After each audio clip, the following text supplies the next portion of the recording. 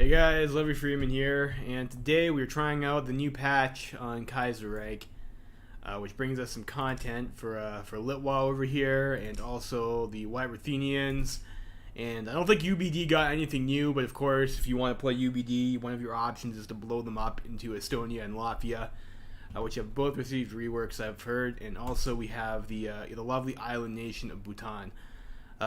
So I was looking over these. Like, I've already played Litwa on the channel. I know they're a fun country to play. White Ruthenia, I have never played before, actually, as the White Ruthenians.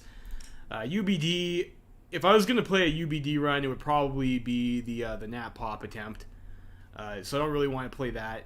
And Bhutan, I think, is more of like an observer country, although I've heard some people post on the Reddit that it's got kind of like a Crusader King sort of choose-your-own-adventure lifestyle management. It's more of an event reader tag, which I hate. So we're going to not play Bhutan, and we're going to go with White Ruthenia. White Ruthenia it is. And I've noticed also in the new patch, it says, please disable the historical AI. Supposedly it says that there's issues with the AI scripts that they have if you enable historical. And, standard game rules. White Ruthenia game. So we'll see how this goes. Like I said, I've never tried this tag before. We'll do it live.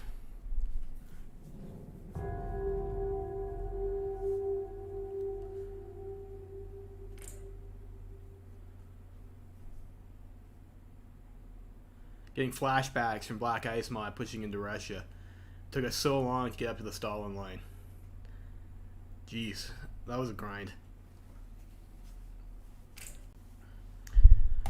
Alright.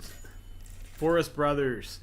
Kaiserreich team proudly present the built-in state transfer player lead. Yeah, you know what? I'm not going to turn that on. Like, those are cheats, in my opinion. Straight up cheats. Like, I don't ever play with those. Kaiserreich Beta 0.18 Forest Brothers. The Kaiserreich team proudly presents Kaiserreich Beta version 0.18 Forest Brothers for Hearts of Iron 4. The team is working hard from every corner of the world to bring this new version to you, and we couldn't be more honored that you are choosing to play it. Mod is designed with the assumption that the player will always annex all possible states and peace treaties, so make sure to do that. Yeah, we know. You can change the frequency of news events by toggling the icon at the top of the Decisions tab. I know that used to be an option that you could click at the start, but I guess they have that up there. That might have been old. That might have been there for a while, actually. I just didn't know. You can select which naming system states and victory points used by toggling the icon. I think that's this thing up here, which I did know. Let's do the weird names. If you encounter any problems, reporting them on GitHub. Yeah, I'm not going to do that. I'll just bitch about it on Reddit. Alright, let's play the fucking game. So we are White Ruthenia. We are a puppet. Is an Oststat, I guess. So I guess Germany's got like a new puppet thing that they're called now. So we're Oststats. That's their puppet level. We are Suck Dem, which is like the worst ideology, but we do have 38% party popularity, which ain't bad. Yeah, I think Conquering History Games played them this update. That was like a Middle Africa game or something like that. But yeah, we'll see how things go. What else do we have over here? We have Limited Conscription, which is normal, Export Focus, and we of course have Toaster Economy. We have Simon Rack Michael Joluski over here. Political power gain. It's not awful. More political power gain. Infrastructure factor, construction speed, that's not the worst. And stability and resistance growth speed. It's like all of our guys are green. We're not taking any negatives, so we can't really complain too much about that. We have Commando, Fire Support, and Defense. We do not get the tank ones, which is like a little bit not great. Of course, as a minor country, a lot of the times you are just making special forces, or you're contributing to holding a front lines. I mean, these aren't terrible picks. It's just I would usually play with tanks. We have Guns and Butters, Static Defense, Commando Doctrine, Armored Spearheads. So you get that one, and we have Elastic Defense. I think we were also missing Psychology too, which is like another one that tends to be generally useful. We do have, surprisingly, a Navy guy, even though we do not have a port. But this guy is the Special Force guy, so it gives you Special Force capacity modifier and amphibious invasion speed. So I guess if someone wanted to lend you lease you some convoys or something, you could build Marines and make use of that theoretically. We have... What else we got here? With air superiority and vertical envelopment. So you get the Special Force guys. So I'm thinking maybe they're trying to lean to have a Special Force country. Yeah, Lithuania thick. Huh? Yeah, Lithuania looks like they where did they get that from? Is it like a strip off Poland? Like, I don't think they used to have these two tiles here.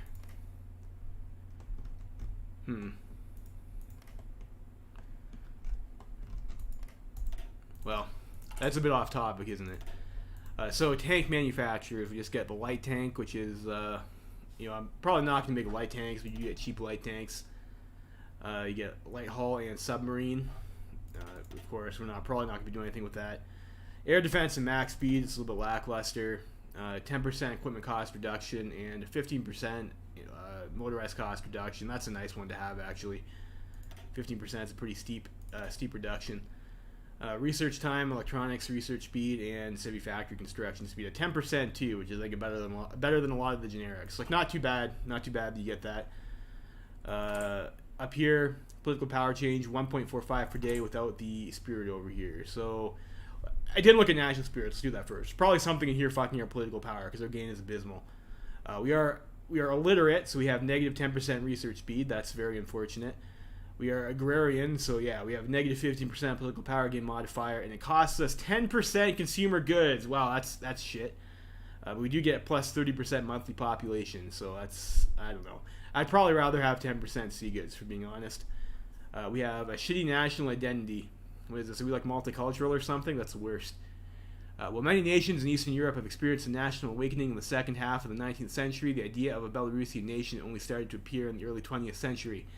By the time Russia fell to the Bolsheviks, very few Belarusians could even comprehend the idea of nationalism, let alone embrace it, and many even considered Belarusians to be nothing but peasants unworthy of the title of a nation. Since 1917, Belarusian intellectuals have been fighting an uphill battle to bring education and through it national identity to the poor, illiterate peasants of the region. Even now, the majority of the population is apathetic at best or hostile at worst to the idea of Belarusian nationhood. But I thought nationalism was bad. How come not being nationalist gives us all these penalties? It's awful. Negative 30% stability. Well, fuck me.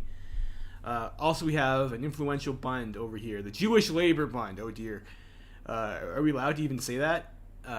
Or simply, the Bund is a Jewish labor movement prevalent throughout Europe. Belarus is no exception to that, where the Bund has proved itself a valuable ally to BSDP, who both exist in a kind of symbiotic relationship, though cracks are beginning to form within the ambitions of the BSDP growing larger and larger. The BSDP's plan to completely overhaul the Belarusian economy concerns the Bund leadership, but the issue must be addressed soon. So this costs us even more political power, but at least we get some stability off it. So, national spirit's pretty bad. It looks like Belarus has a lot of problems. Decisions. I think we just have the usual fixers. Nothing too exciting over here. Researches. We do get 3 slots, which is very nice, and we are a member of the Kaiser Wilhelm Society, so we do get faction tax sharing at 7% per member. Diplomacy. We are a member of the Reichspakt, and we are ourselves a puppet of Germany, so we have lots of people who like us and some people who don't, based off of that. Trade. We have basically no resources, so pretty trash. That's going to be an issue, especially because our economy is 6 factories. Gross. Alright, so construction, we have barely any consumer goods. We only have 2 factories to work with. So our economy is like pretty awful. And division templates, we have 18 width with I hate when they do this, guys. Like, I absolutely hate this. And they give you a support company that forces you to make support equipment when you only have 2 military factories. So like, what are you supposed to do? Either your guys are going to be under strength, or you're going to have to waste literally half of your production on support equipment. It's like, this is rubbish. I don't know why the developers do this. They did that with South Africa too. It's a real piss off. You have 12 width cavalry, and we have a 12 width tank and infantry division. And logistics, we have 2K rifles in storage and 0 support equipment. Fair enough. Let's take a look at what we get for our army. Alright, so we have 1 unit of cav, and we have 5 units of the infantry with a recon template. Fair enough, I guess. Other stuff up here. 38% party popularity. We have 30% stability, which is pretty low. And we have pretty terrible war support too. 65.16k isn't a huge amount of manpower, but of course we have very little industry to back it up anyways. We have a very pathetic 6 factory count. But, and we are playing in miners. I guess that's to be expected. We have no domestic oil and a relatively puny stockpile. We have no convoys, obviously, because we're landlocked. And we have, like, the usual zeros for this shit. Agency, we don't have one. Can't even afford to get one. Feels bad. Let's take a look at this focus tree. So we have something over here. What's this? We get some event. Doesn't tell us what it does, of course. Wonderful. Great design. Another event. And we get some 2% popularity. We add motorized infantry and a civilian factory. Great, guys. We'll be able to have trucks. We have to build trucks, support equipment, and rifles with only 2 military factories. It's wonderful. Congress of the Belarusian Peasants and Workers Union. Great. Another event. Doesn't tell us what it does. Oh, another event that doesn't tell us what it does. Black Mondays, I guess, spoiler alert, we will have Black Monday. This will presumably help us out with our reducing of the debuff. We get a stack of infrastructure. We can help out the Jews, and that's going to help out Black Monday again. We can nationalize key industries. So it looks like production efficiency cap and factory output are going to be primarily what's rooting us from Black Monday. And this will get a shot of stability and fix Black Monday. These are all 49-day focuses too, so like they're pretty quick. This one's 7, 14, and 14. So quite quick. This gives us some political power. We have to have a non-socialist authoritarian government. Does not have a non-socialist authoritarian government. Okay, so I guess there's a potential for an ideology shift. Maybe that's what these events will do. I don't know. It'd be nice if they told us. We get guaranteed liberties. So political power gain, stability, and war support. What else do we have over here? We have consumer goods factories. Costs you 5% for expanding welfare. Wow, that's awful, but you get political power for it. Over here, what's this give us? Another 10% consumer goods for 200 days. So, wow, these are pretty hefty hits, and it costs some political power. These ones do clear away eventually after 200 days, and you do get additional political power off of that. Fair enough. We get a research slot. You get solidifying your identity, I guess. So we'll have some more events. It doesn't tell us what it does. We get civic nationalism. Like, this is pretty obviously our political tree. Belarusian People's Republic. And I'm not seeing another tree. So what I'm guessing is that the developers have decided to have a bunch of content that they probably hid from us. So we have no fucking clue what else there is. Because this here implies that you can switch your ideology, but we do not have the corresponding tree to show what we would get for that. So, surprise, surprise. I hate that game design, but I mean, I guess developers think it's fun to not know what you get. So, it is what it is. We have expanding the People's Army. So we cannot do this until we have focus on Plan Sierrata or aftermath of the coup. So again, hinting at hidden content. And resume Plan Sierrata is over here too. So we have to do these focuses first. We don't have a choice. And we'll have an option of either the Home Guard or the Military Central Council.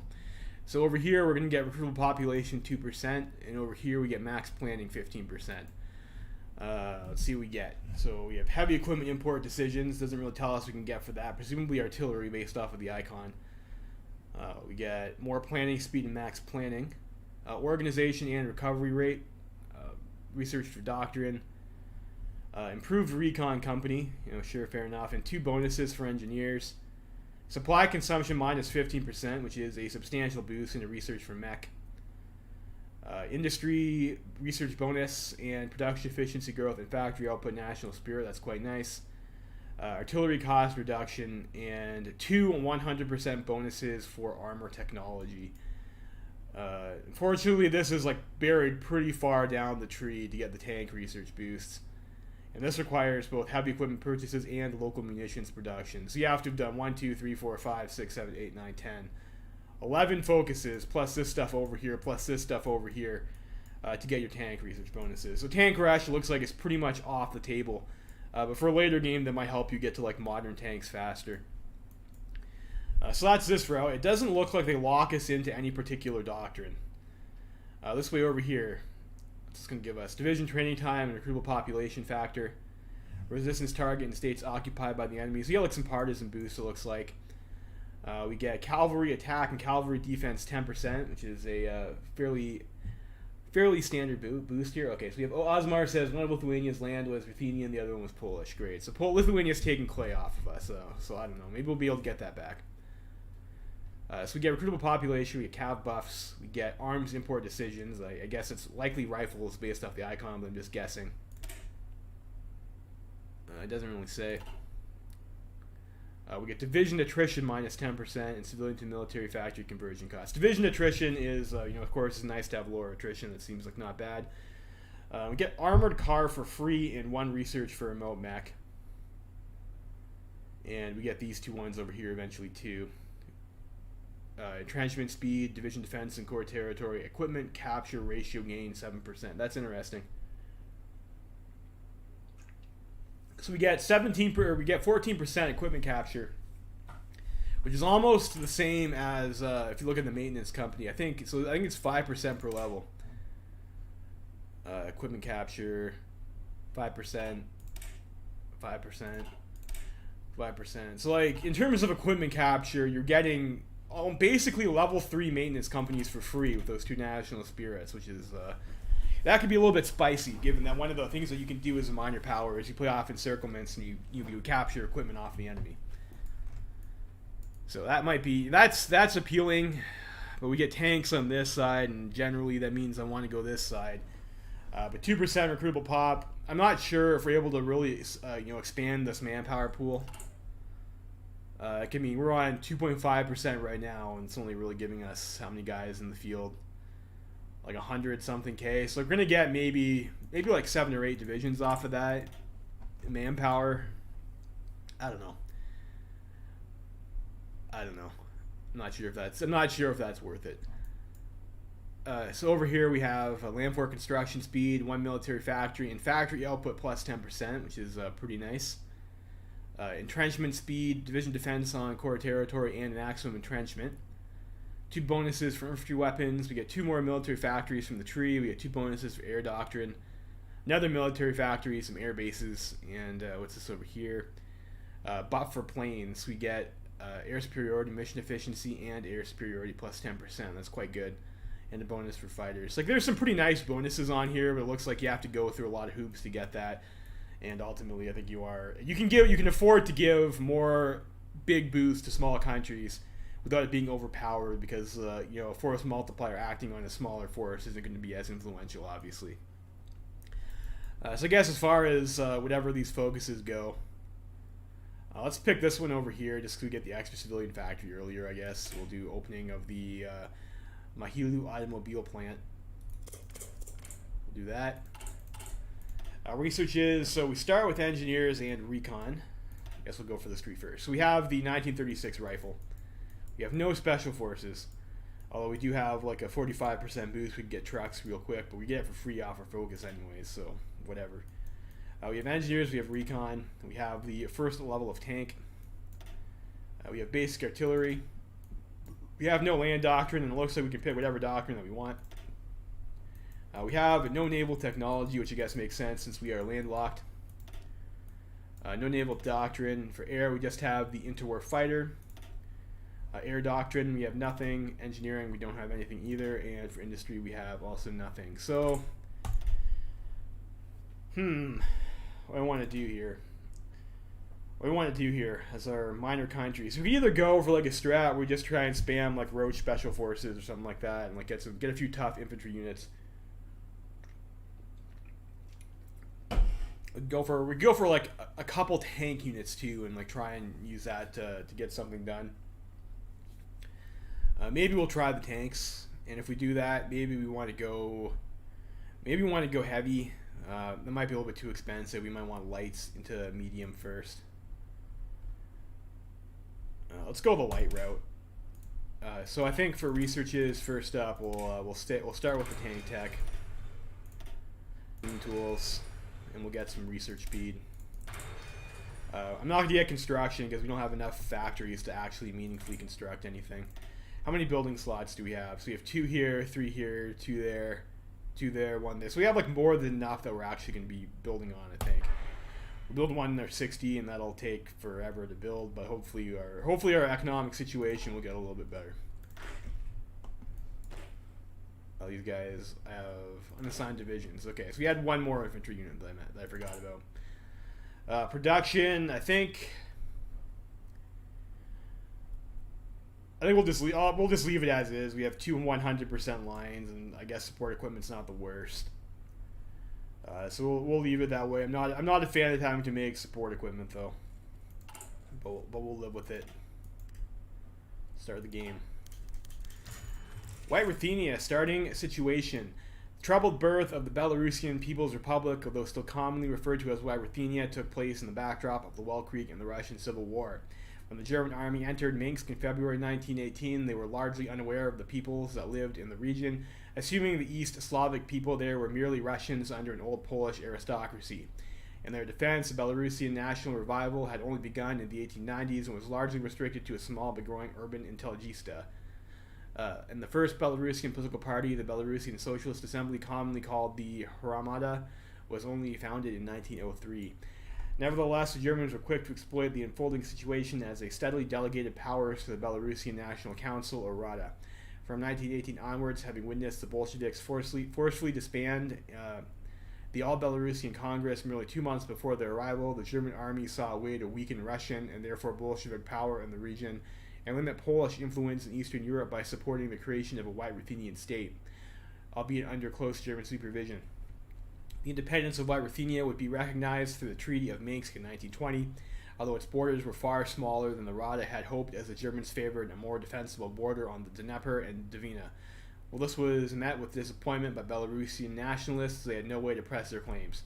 Nevertheless, it curbed the BNR's ambitions to be a more manageable area, for it was clear to even the staunchest nationalists that Belarusian national identity was weak and the Republic had limited popular support.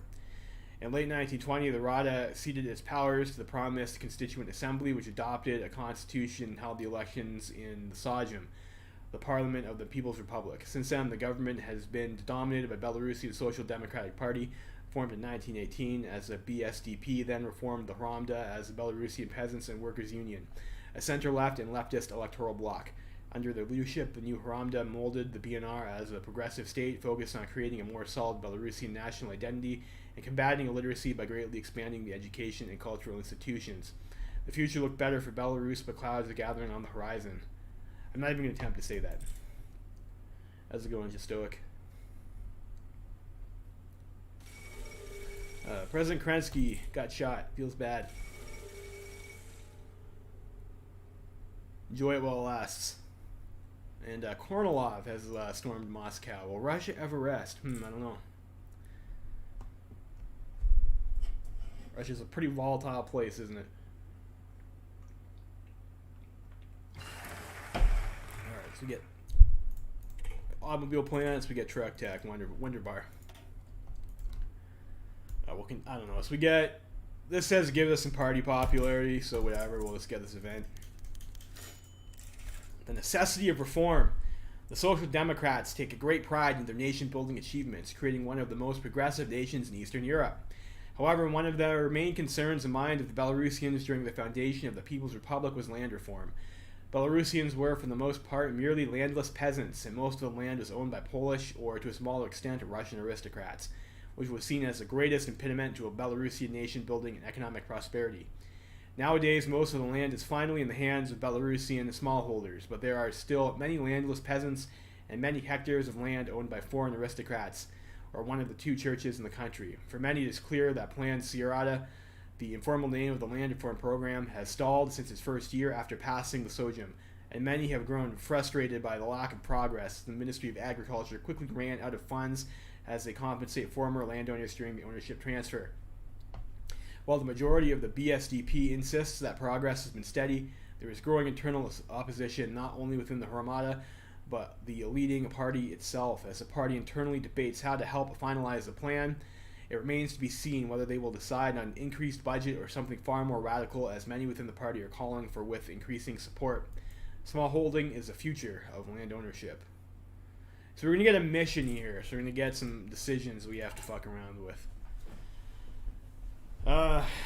Since its foundation, the Bieloruskaja, with the Social fucking Democrats, have been struggling to move the White Ruthenians forwards due to infighting between the more radical left wing and the moderate right wing of the party over the direction of the proposed land reform plan, Project Sierrata.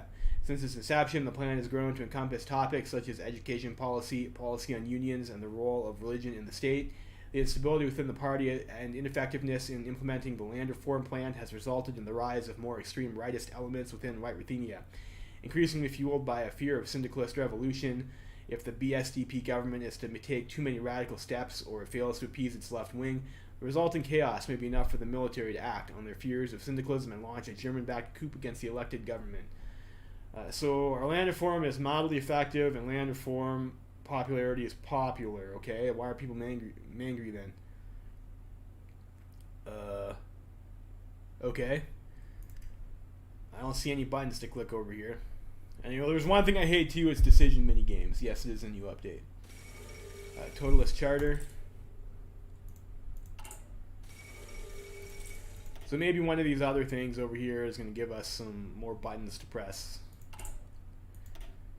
Does our leader have a trait? No, but he's got like a fucking 100-page biography, which I'm not going to read.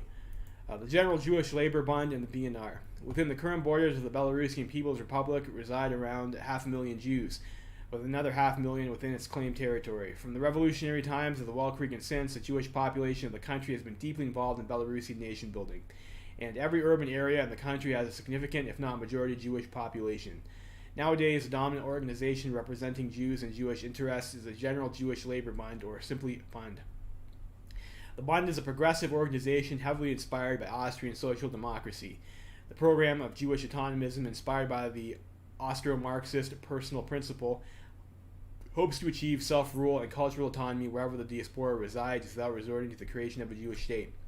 They have been successful in making the personal principle enshrined into the Constitution and the adoption of Yiddish as an official language alongside Belarusian, and have been longtime partners of the Social Democratic Party as part of the Peasants and Workers Union. Their opposition within the Jewish community, labor Zionists and Focus, have been significantly marginalized since the 1920s. The allegiance between BSDP and the Bund has proven to be a powerful force in Belarusian politics. However, despite their best efforts, anti-Semitism remains rampant in the country, and the rapid growth of the far-right Krivians has made the Bund uneasy. Together against reaction and anti-Semitism. We're going to get a hit of political power for that, which is nice. Ooh, it's a bit worse stuttering than I remember. Sirada's report. We'll see what this report says. It probably says our land reform sucks, I bet. But we'll see. Oh, what's this over here? Looks like that was actually nothing. Who cares about Afghanistan? Oh, France has got the Travailleurs. Okay, here comes Black Monday. Oh no. Black Monday hits Belarus. The shockwaves of the collapse of the Berlin Stock Exchange and the ensuing economic turbulence have reached all corners of Middle Europa. Its impact on us, however, has been much more subdued than other members of Middle Europa, as our country is much less industrially developed. We have emerged out of Black Monday relatively unscathed, though we still need to minimize damages before the situation escalates. A blessing in disguise. So we get factory output, which, I mean, this isn't that bad compared to other things. Every day is Black Monday with your Belarusia. Negative 20% for our 2 military factories, so I don't know. That's frustrating, but it's not as crippling as it is for like Middle Africa. Shanking, okay. We've got Dr. Zhang, the man with the plan in charge, and Shanking Tianquo over here. The Sirada report. The need for land reform in Belarus has been recognized for decades. The landowning class in the country has been overwhelmingly Polish or Russian, with the former having by far the biggest share, while the majority of ethnic Belarusians were peasants, a few of them owning the land they worked. This led to considerable class tensions up to the Well Creek, especially as the national consciousness of the Belarusian people began to grow in the lead up to the Well Creek. As such, as a way to cement the creation of Belarusian national identity, uplift the peasantry from crippling poverty, and weaken the power of landed gentry, land reform has been part of the political programs of most political parties. However, it would prove easier said than done. While the radical left and increasingly the radical right as well has long preached for the seizure and redistribution of land by the government, the Social Democratic Party has not been willing to do so without the consent or compensating the previous owners, believing it would destabilize the young country and bring the ire of our German allies. As such, after roughly a decade since it was launched, Plan Sirada, named after the People's Minister for Agriculture behind it, has been of mixed success and remains incomplete. In his report, People's Minister Jan Sirada has highlighted the land reform successes, especially in the first year, and has pointed to limited funding for compensations as a major hindrance. especially as an increasing amount of the government's budget moved towards its industrialization plan. Nonetheless, Sirata concludes that the land reform program will be completed before 1939, earlier with extra funding, while emphasizing that compensation to landowners have had a net positive effect as they invested in different economic sectors. Peasants are the backbone of our nation. Fair enough. It's kind of weird that we're a left-wing party, but we're not advocating for outright seizures of land, and we're blaming foreigners and also pursuing nationalism. These seems like not typical left-wing things to me. Congress of the Armada. Okay. So we'll do this. Do we have any more fun buttons to click? No, we still have this timer ticking down.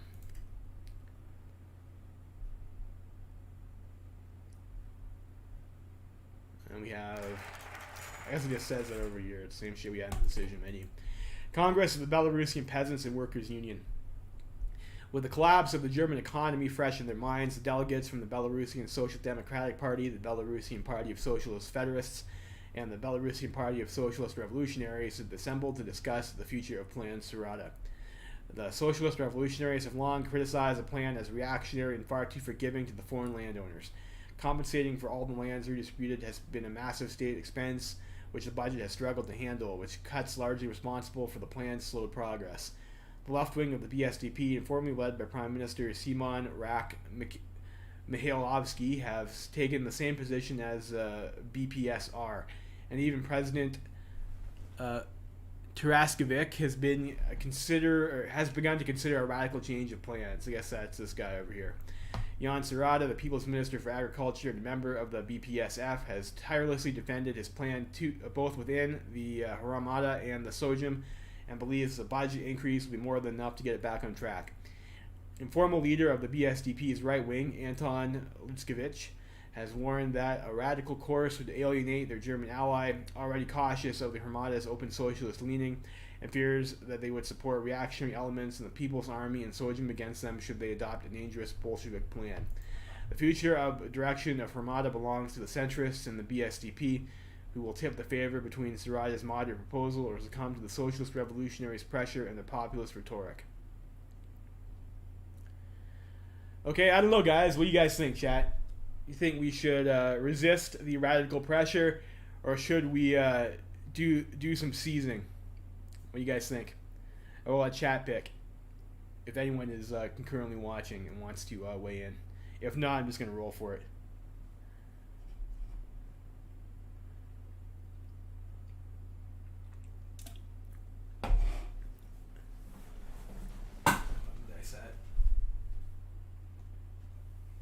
We got one vote for C's.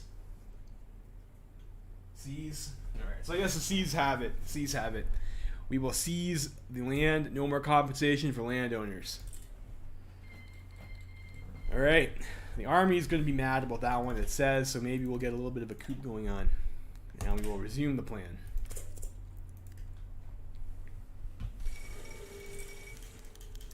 Oh, the coup. Okay. Many of Minsk residents woke up this morning to soldiers patrolling the streets, ordering people to stay home. In front of Government House, where Sojm sessions are held, an armored car and a platoon of soldiers watch over Independence Square. Well, the capital's radio stations were also occupied and interrupted regular transmission.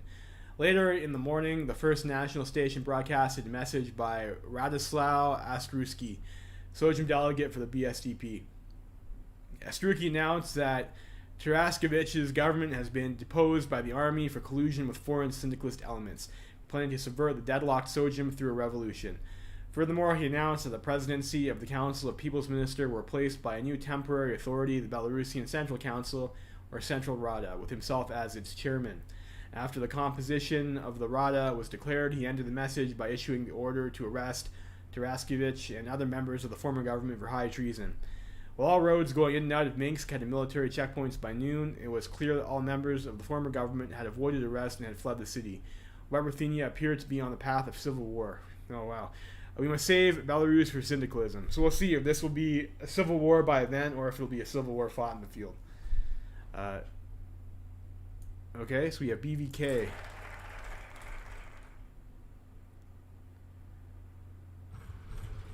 Alright, so we got Radoslaw Astruski over here, okay? We have aftermath of the coup. Or I'm just uprising. Stability minus 30%. Oh, yikes. Wow, okay. That's a bit of a negative stability hit. Harsh. We do have 152 PP.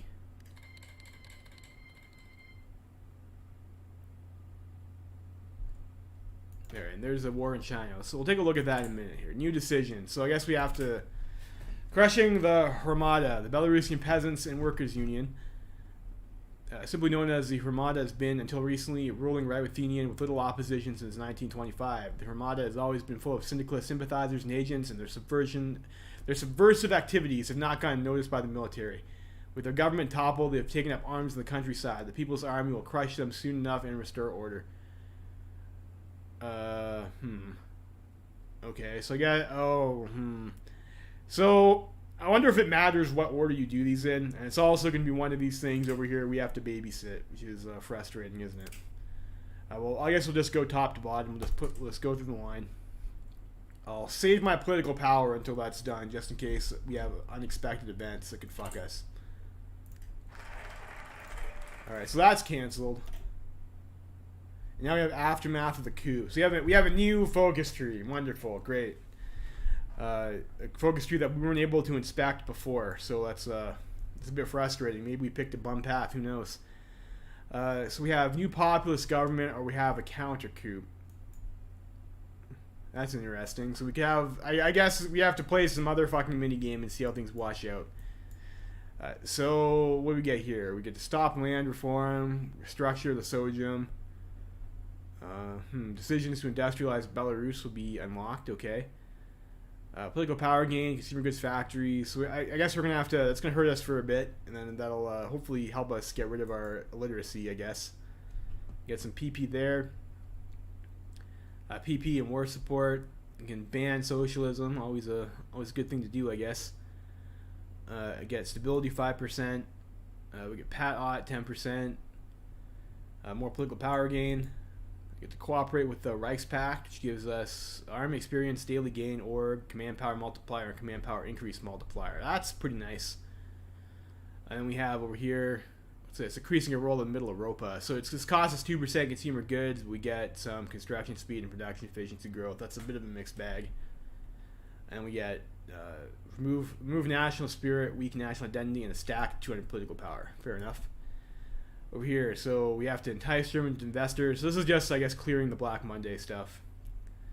I guess we're gonna, kowtow to Germany, maybe suck a little Kaiser D there, and he's gonna bail us out. Or we can counter coup. So get some political power, getting the cost of stability, shot at political power. 15 war support. 3 building slots. Expropriate the landlords. Control the state. Political power gain stability.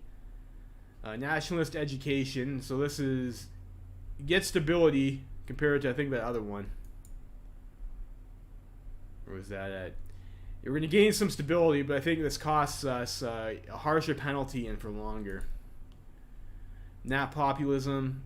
We get the same Reichspakt military mission, I think. Nationalized churches. I'm not really seeing that much difference between the trees, practically speaking, really. And this is the same.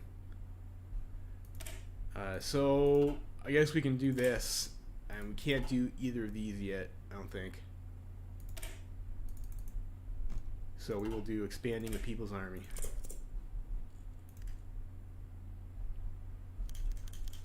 Battle of Borisov. 74 kilometers north of Minsk. Let's see, where's Minsk? So that's like somewhere like over here or something like that.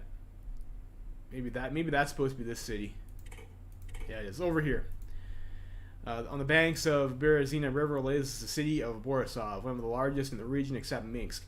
In order to secure the region around the capital, Borisov had to be secured, and the People's Army marched in for that purpose. There was little resistance from the syndicalist rebels, and the city was secured within a day.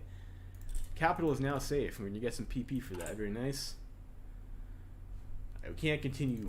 And like I said, I think I'm going to hold on to our political power just in case we get negative, because it looks like we probably do want to hit all these soon. Konstantin Jezevitau defects.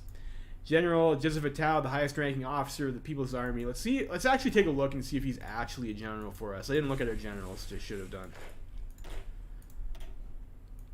So we have Trickster and Swamp Fox. This guy can get Improv Expert right away. Unfortunately, he's a defender.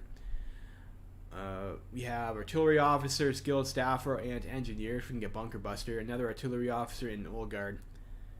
They're really pushing the artillery divisions on these guys, I think. We got Cautious and Organizer. We got Infantry Officer, Engineer. Infantry Officer, politically connected. And I guess this guy is the guy who's defecting. He's their only Field Marshal. He's got Infantry Officer, Organizer, and Skilled Staffer. Harsh. He's defected the Haramadist rebels. He was a longtime member of the Belarusian Party of Socialist Federacists, the moderates of the Hranda. This doesn't come as a surprise, but our inability to arrest him or convince him to stay loyal has deeply hurt the credibility of the newly founded Central Rada. This event was not ignored by the German military mission, whose leader, Werner Kempf, has openly threatened Astruski that if he doesn't restore control of the situation soon, then the German army would do it instead and take direct control of all military affairs in the country. Fucking socialists. We get our boy Werner Kempf though. Let's check out Werner Kempf. Who's Werner Kempf? Oh, okay. We get a Panzer leader. Okay, you know what? I can live with that. I like having Panzer leader.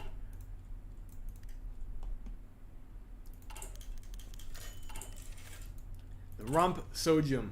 Chairman Astruski has found himself in an uncomfortable position. Practically no fellow members of the BSDP have accepted his call for support and national unity against a syndicalist threat, despite having assured his army backers that he would rally at least the right wing of the party behind him. At this point, the Central Rada is proving to be an embarrassing failure. Oh dear.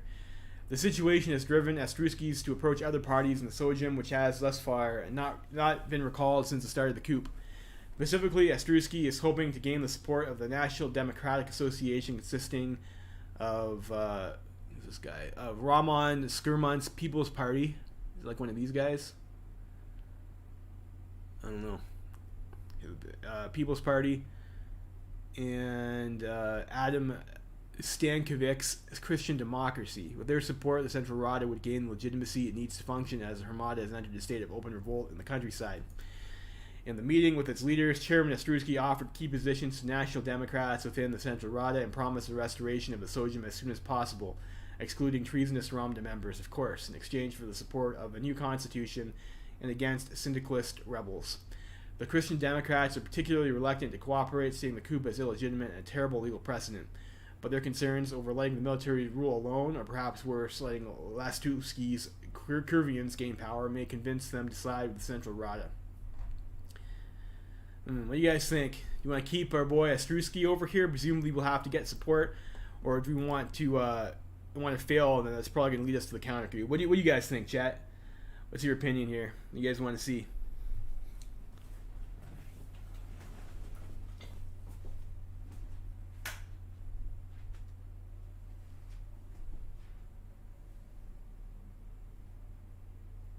See if anyone has an opinion. If not, I'm just going to see if I can find a dice and roll for it. Support.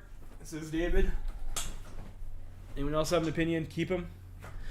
I don't know specifically what path leads to which because I've never played this before, but we will say we will keep the support.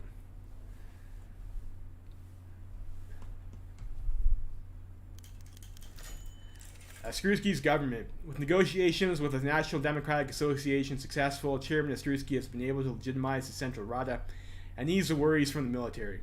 A new government has been formed, with support from both the army and the German military mission. It appears it will only be a matter of time before the remnants of the former government will be silenced and resistance in the countryside suppressed. White Ruthenia will be free of syndicalism.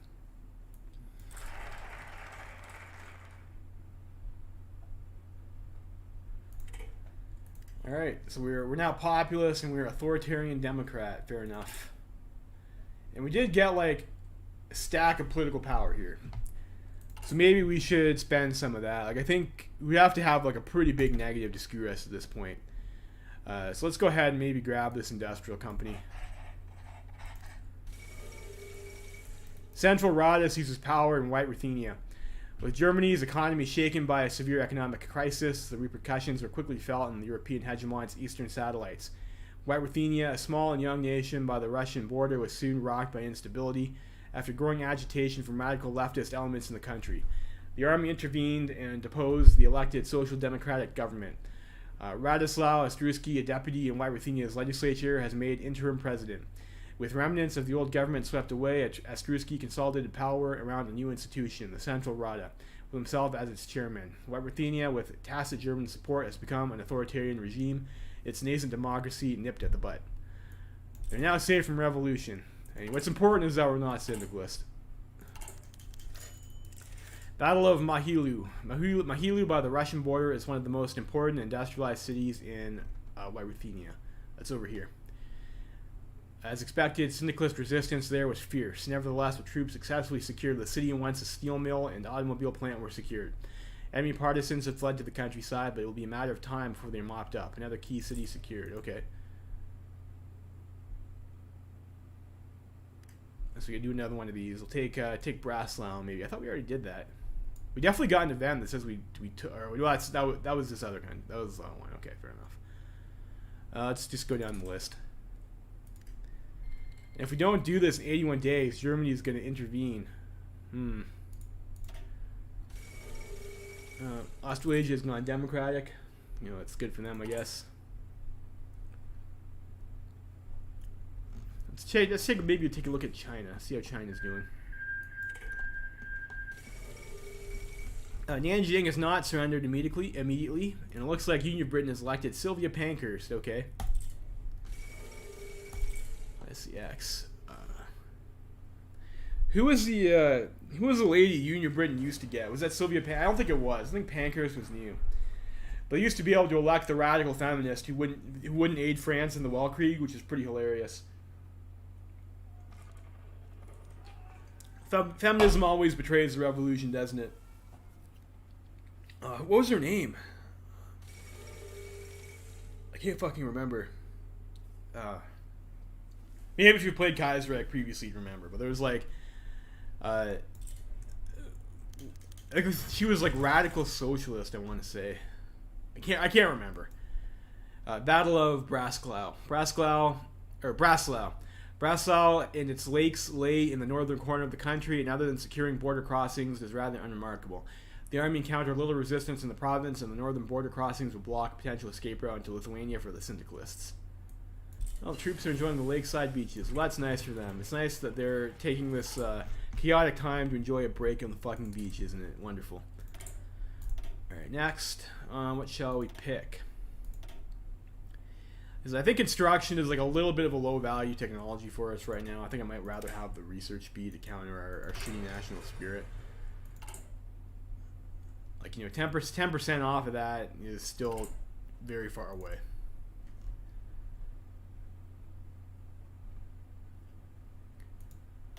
And I guess after this, we can come down this tree again. Maybe I should have just not picked a focus and held it.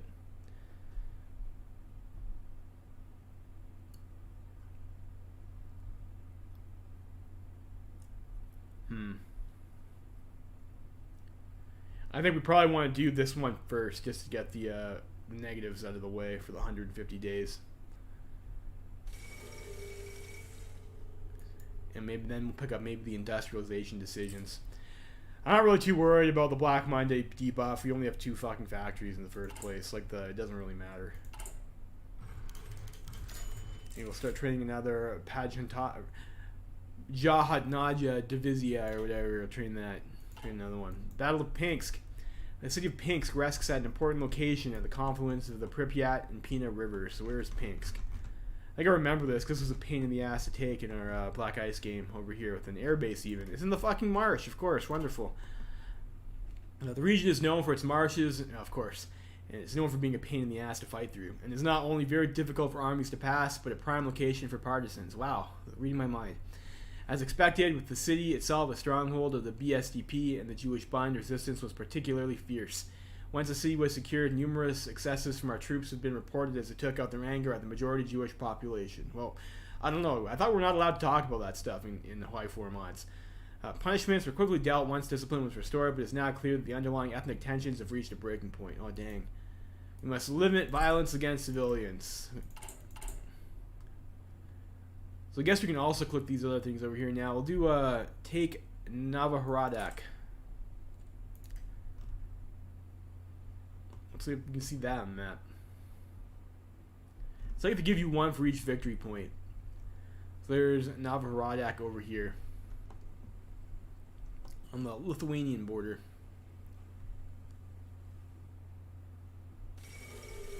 Socialist revolution in Iran. Ooh, okay, that's spicy. Maybe help the, okay, we'll do education in the churches. Make sure our people have a good Christian education. You can learn about how not to covet shit and stuff like that. Be happy with what they have. Did that say Nanjing won? Nanjing beat An King over here. Okay, that's interesting. It's not like a complete unicorn, but it's not usually what happens. Battle of Novhorodak. The region around Novhorodak contains more of the few industries in the country. As expected, the syndicalists put up fierce resistance around factories and public buildings. Nevertheless, their troops eventually overpowered them and the rebels fled west, presumably into the countryside or Lithuania. Now, however, many important border crossings are in our hands, which should limit the ability for rebels to flee the country. Okay, get more political power. And we can up our economy law, which I think I will do. Like, it looks like I don't think we're gonna have any event punishment for political power spend, so we'll click that, and we'll take Mazir. I'll scrape together some stability for our country. Like, I don't know what do you guys think? Like, do you really need to click these decisions? I guess supposedly you could automatically get a German intervention by not clicking them, but it seems like I shouldn't need to interact with this event chain.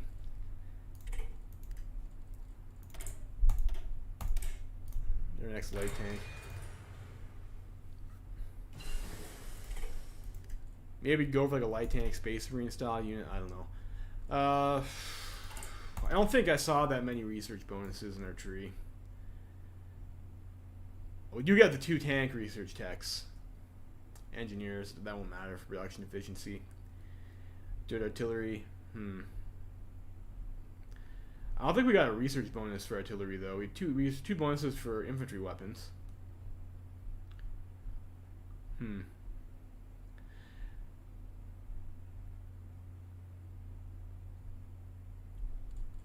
I think we go concentrated. We'll go concentrated. Like, I think our manpower is gonna be more limiting than our industry. Maybe. Battle of Mazir again. I don't know. I've never played the country before. And Mazir again. Mazir is. Oh no, I didn't read that. Oh well, I misclicked. Over here, so we did something over here, and some stuff happened. Oops. And we round up remaining agitators. Give them a stern talking to after we've caught them.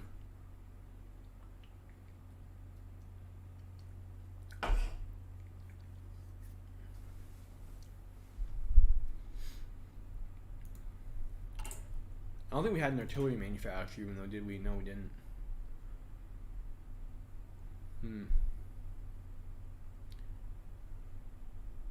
We get cheaper mech. Maybe we could try and make mech units. That's a bit of a meme. It's also really expensive compared to tanks. I don't know. It's something different anyways. I don't think that would be effective, but maybe we could get like, I don't know. I think we just get one bonus though. Alright, so we do that. So that'll take a while, and hopefully that'll clear up our or whatever. Let's do the industrialization. Stop land reform. And we'll also take the opportunity to go to Parthenope. UBD has collapsed, so we'll actually get to see. You can look at Latvia. So this is a Latvia tree. I don't know if you guys want me to take a look at this. We can do that. Otherwise, I don't think I'm going to bother. But I guess if you decide you want to throw as UBD, you can get both Latvia and Estonia now. And they have updated content.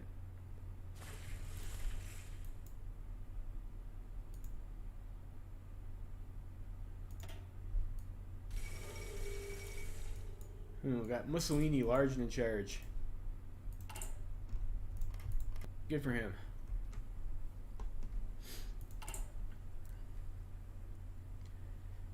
And that looks like that'll unlock some more decision mini games for us to play.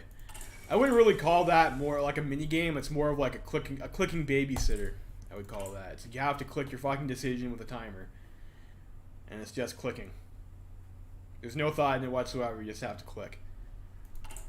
Which I also don't like.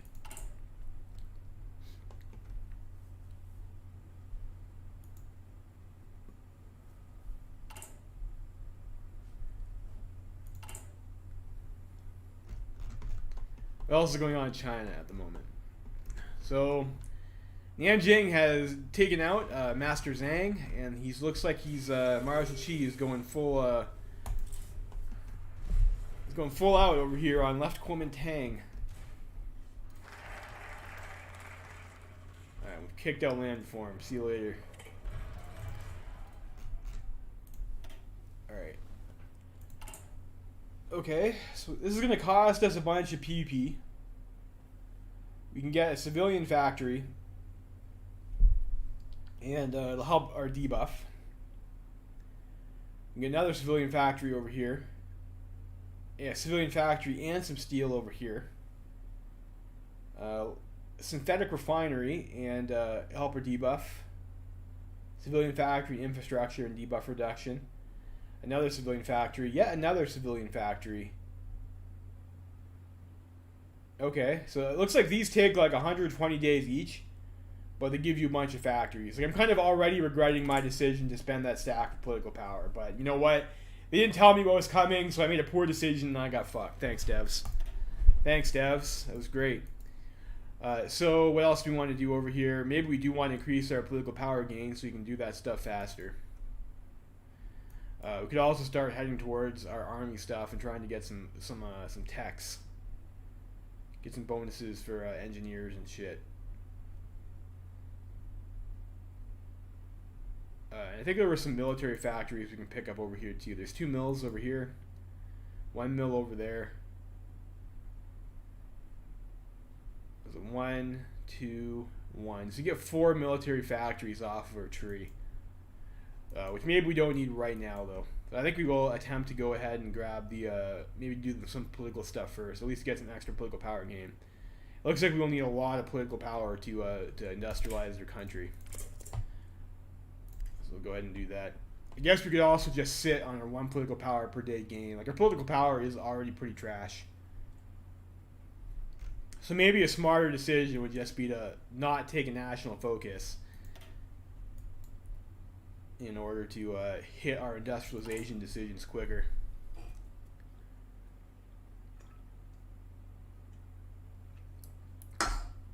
We'll see.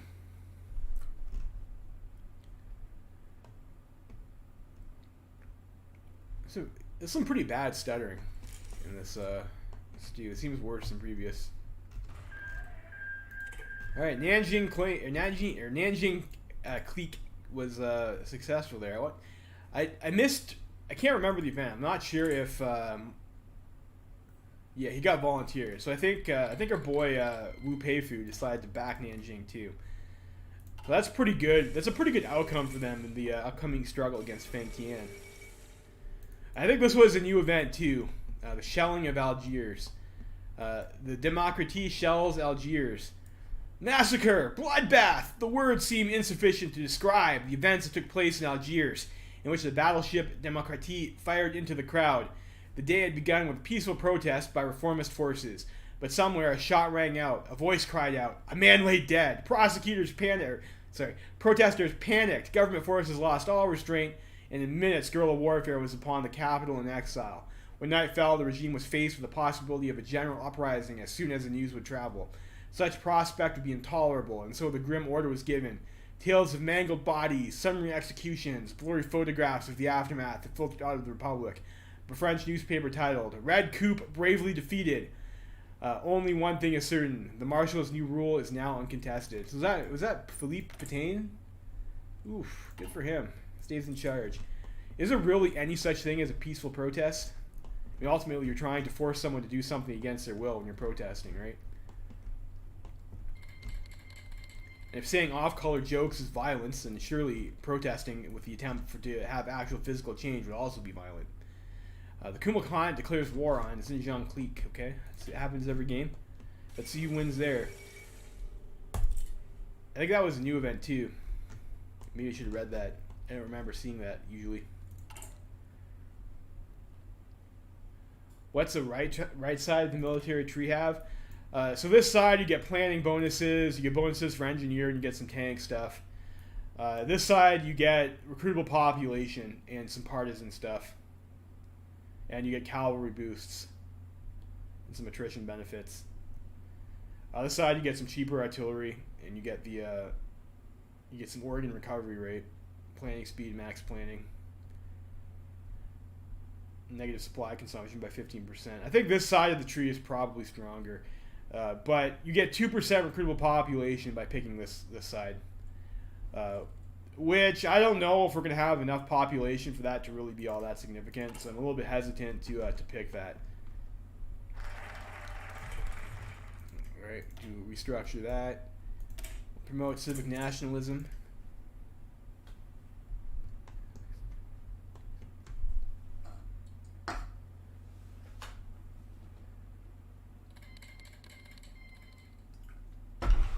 Jabal Shamar.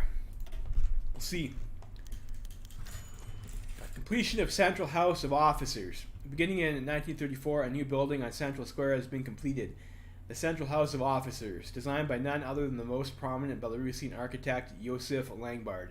The building includes many different amenities for soldiers, officers, and locals to enjoy, from a restaurant to a cinema, along with offices for the People's Army and the German military mission.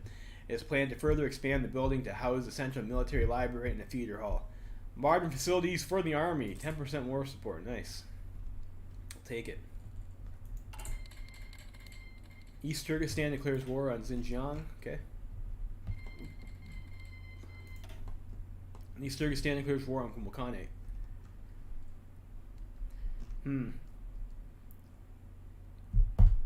Yeah, we're going to need a lot of political power. Because I'd also like to send an attaché to the USA too, so you can actually get some army experience.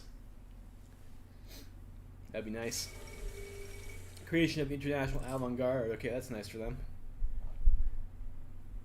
Their socialist art show. Let's see. I always like to, Kumulkane is kind of the underdog, but I do like to see them win. So I like to put my chips on Kumulkane. I also usually like to bet on Nanjing. And over here, we'll see if our boy over there can pull that out. This is Al Rashidi. See if he can do her.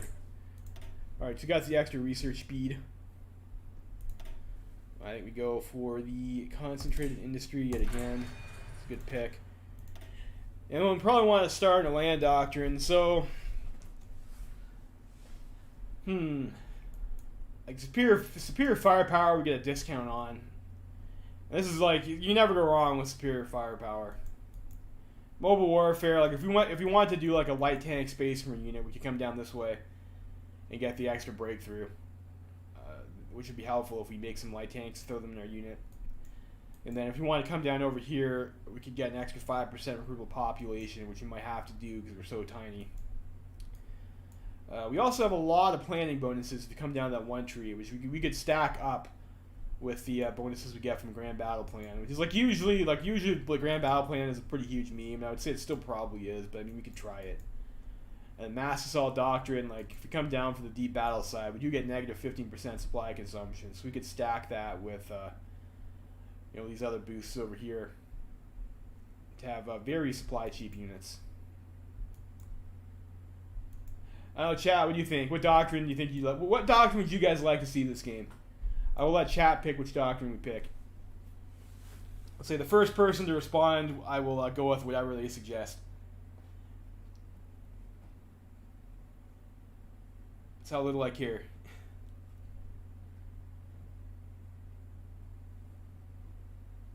Or if no one has an opinion, I guess I could just roll for it. Light tanks. With what doctrine though, David? What doctrine? That was the question.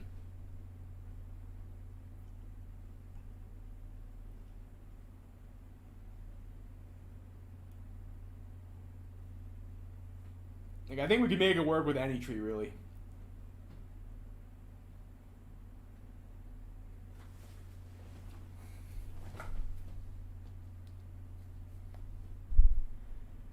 Alright, I'm gonna go with Let's go with the mobile warfare then.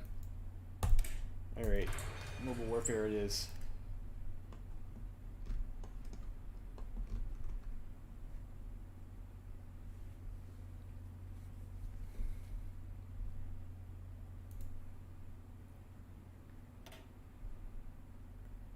So we could do that, and we could get ourselves, like, I don't know, we could do the template I did in the Total Noob Russia video with the 2 light tanks and the 6 artillery pieces.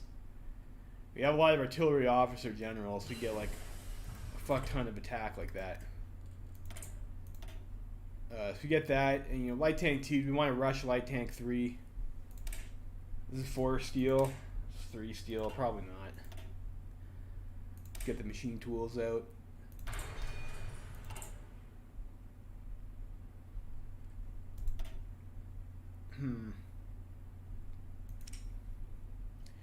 You know, we could go the cavalry side too and do like a cavalry plus a light tank. If we're gonna do that, so we do have the like we could do the same templates we did for the Mongolia run we did. Although 10% isn't as great as you get with the Mongolians. Division attrition. Give yourself some improved population factor. You can make cavalry. Now that is an option. Maybe we'll do the home guard. Go for the cavalry buff. We'll do a cavalry plus like a light tank unit.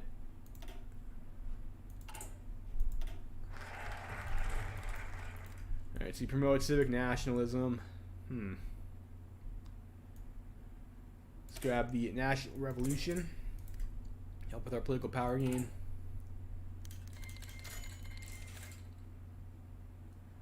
No, literacy rate improves. Ruthenia has always struggled. So 100 and 150 days or something like that, and our people already know how to read. Lord Vader, you're way too slow on the mass assault recommendation, Lord Vader. Ruthenia has always struggled with abysmal literacy rates. During the census of 1897, the rate was as low as 10% in some regions, with great investment during the first years of Belarusian independence.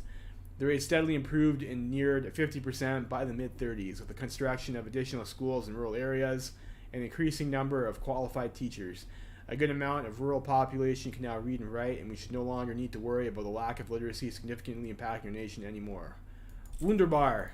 Damn. 120 days? That's all it takes to get a literate populace. If only our own modern politicians were so competent. Let's swap this over to light tank 2 then. No, your light tank 2. I guess I can't swap.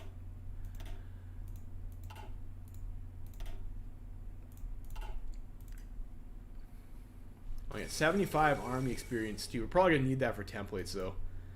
Alright, so we get our first decision. French integralists restore monarchy. Okay. I thought the Marshal had it, but I guess I was wrong. Alright, so what do we want to pick here? We get some steel and a civilian factory, which I think is better than this. I think that's just strictly better than this one. So we will expand the metallurgical plant. We have to have excavation and synthetic oil experiments. We need excavation 3 for this shit.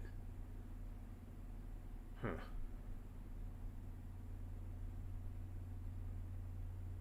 This gives us party popularity at the cost of 3 stability. 5% though. Let's go for this actually, so we get the extra political power from the party popularity faster.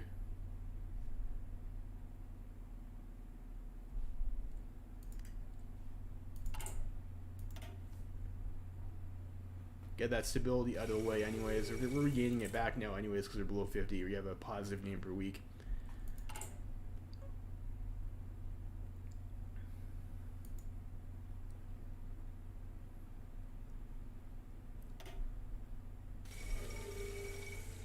Some stability.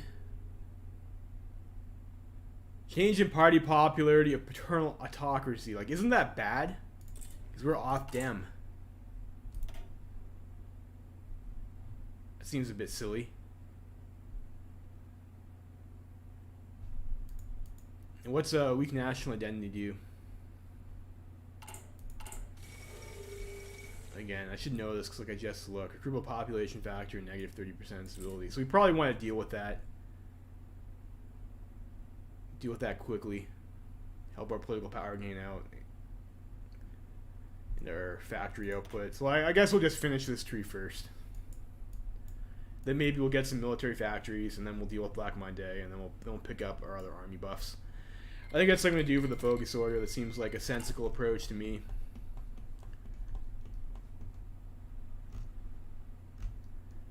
Let's see what else is going wrong in the world.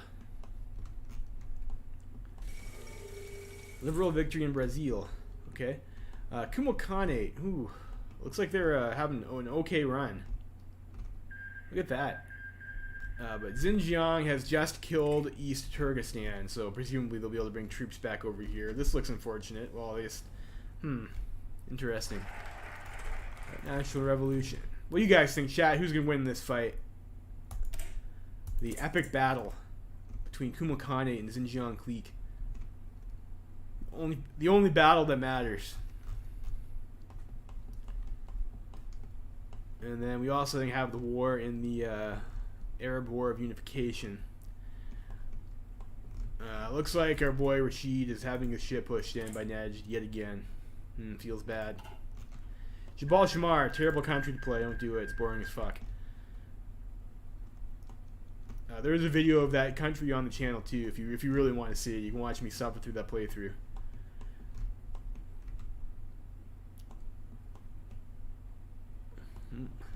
Uh-oh. Uh-oh. Kamul, what have you done? You're so close. You're so close to Devois.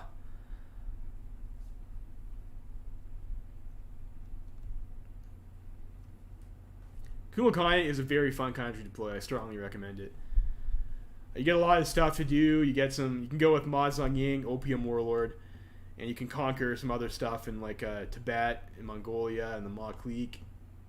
And then you get some pretty crazy buffs in this tree too to your command power and your recruitable population. Ooh, did Kumo just take Xinjiang's capital? They did. Yeah, and the Socialistas are in charge in Norway. Damn socialists. And they have joined the Third International. I think Kumo might actually pull it off this one. They're looking pretty good. And of course, I say that without being able to see where the troops are. That's a pretty tough fight. You have to micro pretty hard to win. But I have seen AI Kumo Khanate win before. It's ban socialism.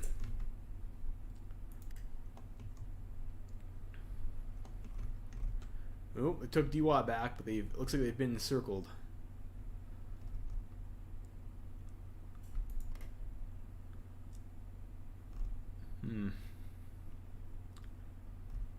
Well, nothing lasts forever, I guess. How else is going on? That hasn't kicked off yet. Civil War 2 Electric Boogaloo should be any minute now.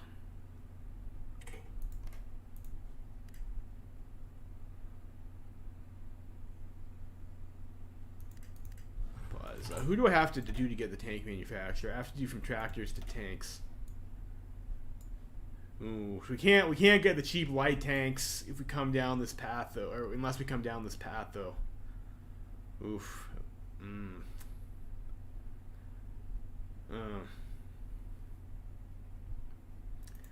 I don't know. I think we're gonna go with the Home Guard though. Okay, so we got the AUS. The AUS has popped up. So are we gonna see a two-way? No, we're not.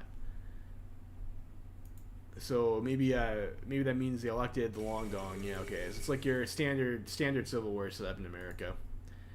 We'll see how she goes. And we have a research slot to pick, and also another 75 political power, which is like another thing. Like, you're looking at stuff and you missed your fucking decision click. What should we do? I think we go for the steel next. Yeah, let's grab the steel.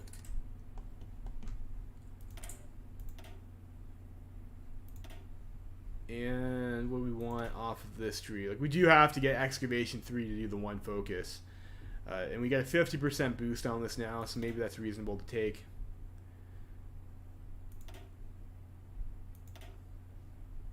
We could also hard rush light tank 3. That's I think that might be a little bit greedy though.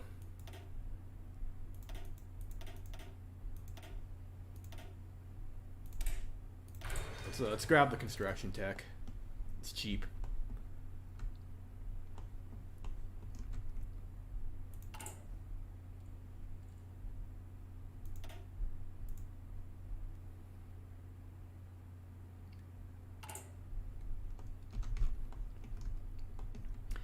Yeah, it looks like Kamul's getting pushed back now. I don't think we're going to see the upset. That's unfortunate. That hurts. It looks like I'm getting a little bit of a lag issue there too. So Savinkov is in charge now. I mean, we expect to see that. All right, Finland has joined the Reichspakt.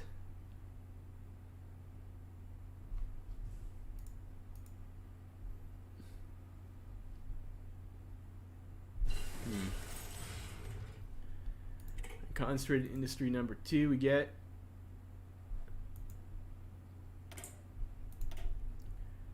And what do we pick now?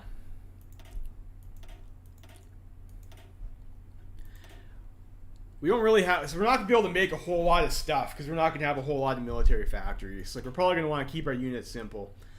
So I'm thinking support equipment, a light tank, and then like a gun or something like that. It seems like that's probably what we want to do. So I don't want to research too much extra peripherals that we're not going to be able to afford to produce anyways. We do need synthetic refining for one of our civilian factory techs, so like, which sucks because this is like a pretty brutal tech to have to get, but I think we'll work towards getting that. It's just we can pay the 75 pp to get the extra civ. We have 0.8 political power gain per day now, which is quite nice. We have Civil War II Electric Boogaloo. We'll see how that goes.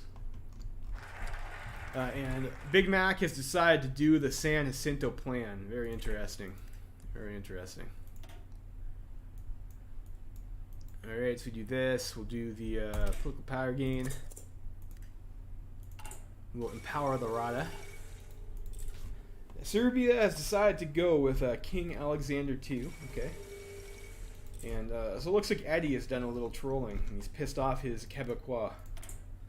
Also note we have the red ensign in Canada now, which I don't know. I like the red ensign as a flag. I think the blue was kind of iconic though. Alright, this is March 1937. I think we build maybe one more civilian factory and then we start switching to militaries. Belarusi Ardenano Snadge by Yanka Kupala. Yanka Kupala, the far more famous pen name for Ivan Dominkovic Lucevic, has published a voluminous collection of his many poems entitled Orderly Belarus. Kupala is already known as one of the greatest writers in the Belarusian language and as a patriot and enthusiastic supporter of Belarusian nationhood. His earlier poems had earned the ire of Tsarist authorities, while his work during the Weltkrieg was full of anti-war sentiments. After the February Revolution, he became far more optimistic, and he notably translated the Internationale into Belarusian. This new volume is the biggest compilation of his works and will hopefully continue to inspire other Belarusian writers and expand the body of works in the language, helping it to cement itself as more than just a peasant's tongue. O young Belarus, come forth, take thy place of honor and fame among nations. We can all appreciate the work of the people's poet. We get like a small boost to stability and political power. It's actually helpful given the situation that we're in, isn't it, boys? Let's keep on researching our doctrine.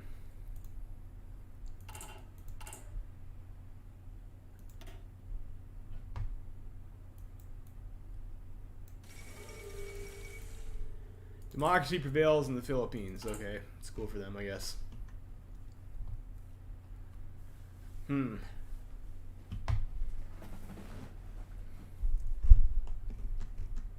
Yeah, so far the event spam hasn't been too bad for Belarus. We're not getting like a pop-up every few days about some sort of author or whatever. Argentina wasn't that bad either, but then even then they had like a whole event chain with their authors killing themselves. It's kind of weird. But whatever, I guess. I like playing Argentina. Argentina is a pretty fun country to play. We'll see about the Belarus. Alright, decisions available, so you can do another one of these things over here. The power plant gives us infrastructure as well.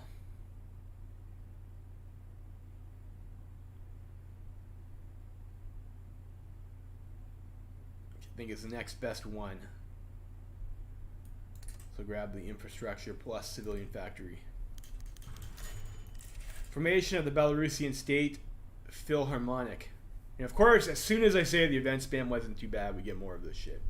The world of the arts in Ruthenia is ever changing, and music is no exception. In order to pool the resources together, the State Symphony Orchestra, State Choir, National Folk Orchestra, and Dance Ensemble have formed the State Philharmonic. The demand for live musical performances has sharply increased since independence, and many people are willing to attend them despite the lack of modern facilities, accepting the uncomfortable seating and makeshift sets to satisfy their craving for beautiful classical and folk songs. The current main goal of the Philharmonic is to secure the state's support to build a proper modern concert hall and the facilities needed for practice. For despite the symbolic importance of the National Theater building, it has proven to be too small and uncomfortable and with very poor acoustics for orchestral and choir music. For the time being, however, the Philharmonic displays the growth of performance arts in Ruthenia. The State Symphony Orchestra has been touring neighboring states, and their performances in Ukraine gain particular acclaim. The future is bright for the increasing number of talented Belarusian musicians. People deserve beautiful music. We get 15 political power off that, so whatever. That's cool. I'll take it. Hawaii in the Reichspakt. Is that true? I might have just auto-clicked, click past that. But, yes, Hawaii is in fact in the Reichspakt, which means we might be going to war with America.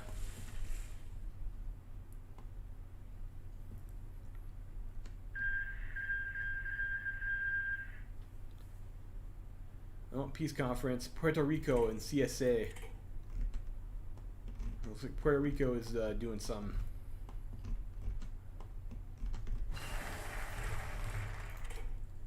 And we've empowered the RADA. We've got some fuel storage. We'll do military representatives. And what do we want here? I guess we just get this because we need that for our, I don't think we're going to build synthetic refineries, but we need it. We need the tech. So we'll get it. Greece joins Belgrade Pact. Okay, nice for them. Yeah, they fell back west. I saw someone in the Kaiserreich weekly multiplayer do it, pick that as a player in America, which I thought maybe a little bit questionable, but I mean they still had a decent Civil War finish time. It was like 38. I think in a multiplayer game, if the opposing country send volunteers to stymie you, it's a lot harder to speedrun. So I think like a mid-38 finish in multiplayer isn't too bad. Of course, you also have your own allies helping you out.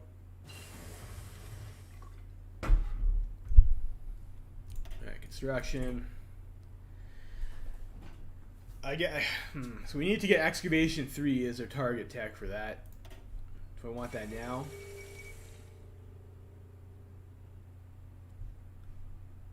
Dutch elections. I think we also get some researches for like infantry equipment. So I'm going to actually pick this, and we can use a research bonus to get the PKB 55.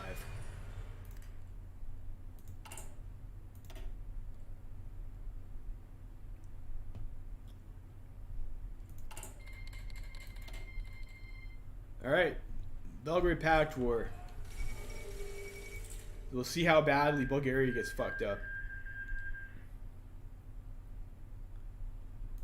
Sweden is doing the Reichspakt, okay. Kuma Khanate is still hanging on. And there's a civil war in Spain. Okay.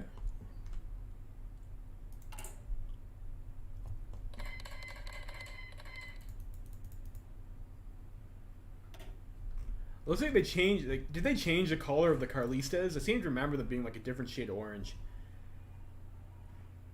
I think that was actually changed.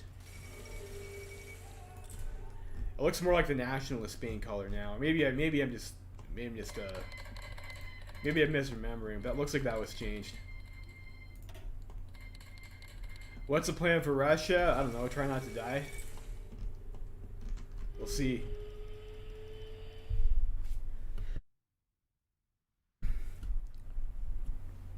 Oh, what's this? What's this? This Commie France? Yeah, they're doing probably Savoyard Crisis.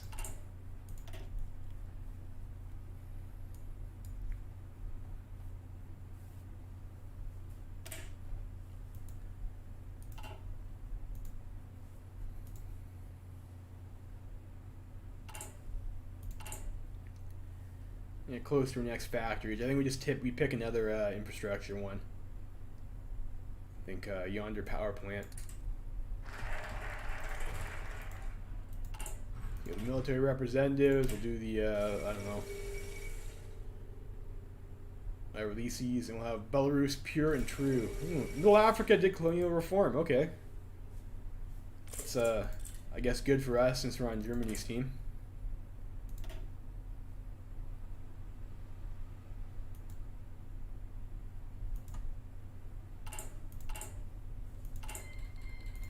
Peru declares war on Ecuador.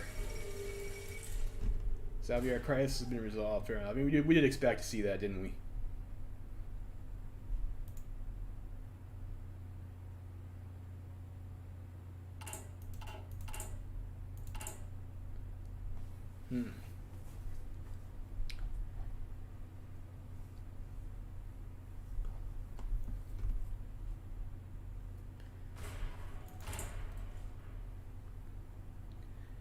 For Von Malk in German East Asia.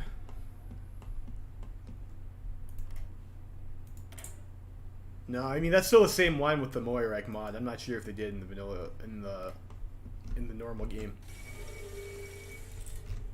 Uh-oh. Uh-oh, we got Syndicalist Ukraine. That's bad.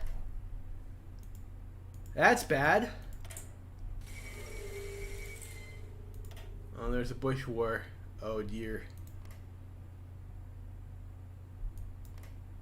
Oh no. Is Germany going to do something about that?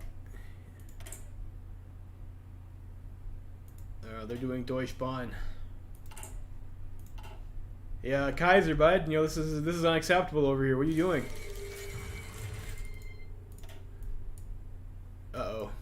The Russian threat. Russia's decade-long slump has ended. Now the Russians are rebuilding.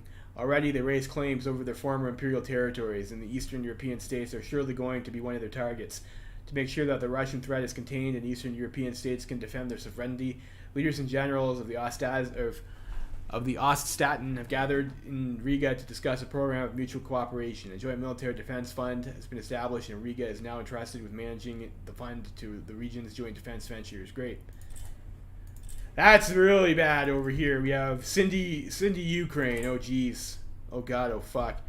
What do we have here? Refuse equipment shipments. I don't think I'd like to do that. What's this here? We invest 500 infantry equipment, and we can invest support equipment, and we can invest artillery equipment. Okay, so let's read this. Seems like another needlessly complicated mechanic that doesn't matter, but we'll check.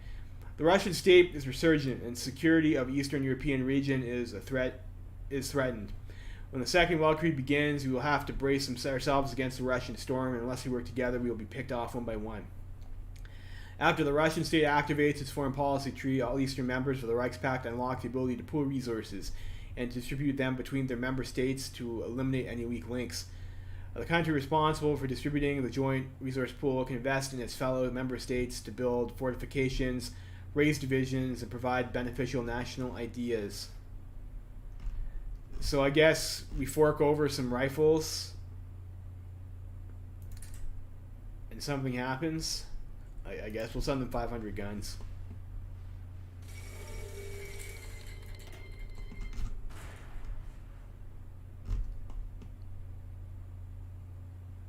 What's reassert southern claims?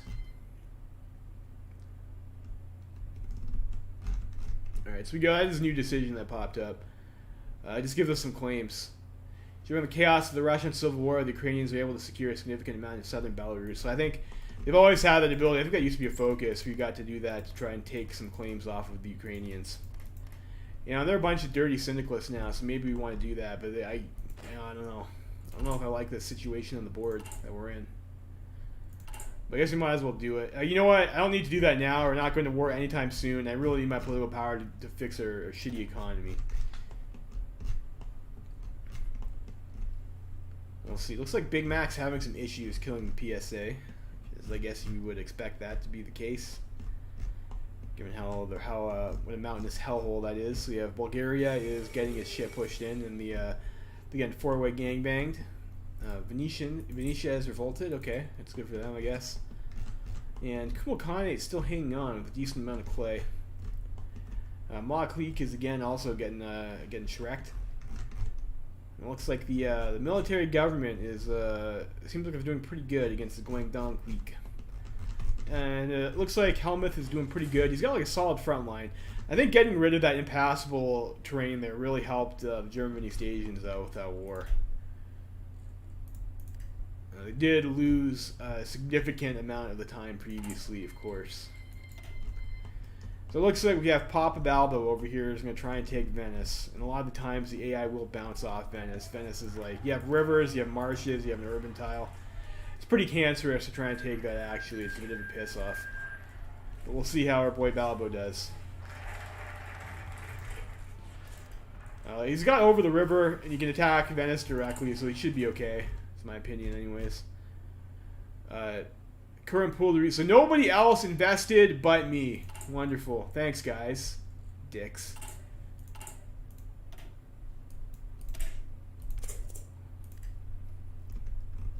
Increased ties with Middle Europa.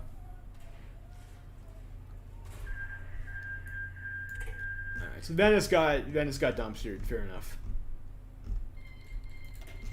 Nicaragua. There's war in Honduras.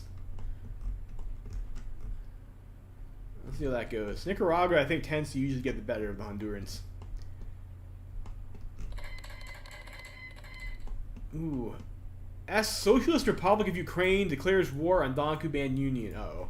They joined Moscow Accord, didn't they? No. That's also pretty weird. I don't think I've seen that before.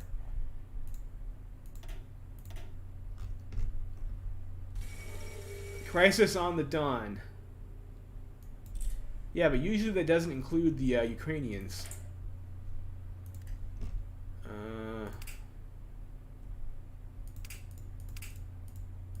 So I don't know. If no one else is going to put stuff in this, it seems like a waste of fucking time, doesn't it?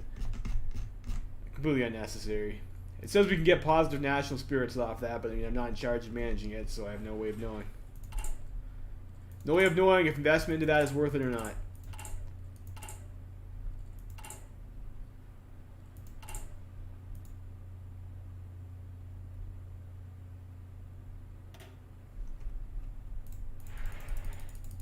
A 70 infrastructure province, though, that's nice.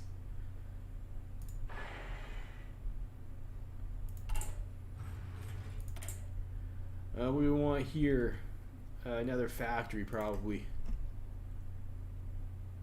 I think these are all just straight civilian factories, so it doesn't really matter which one we pick.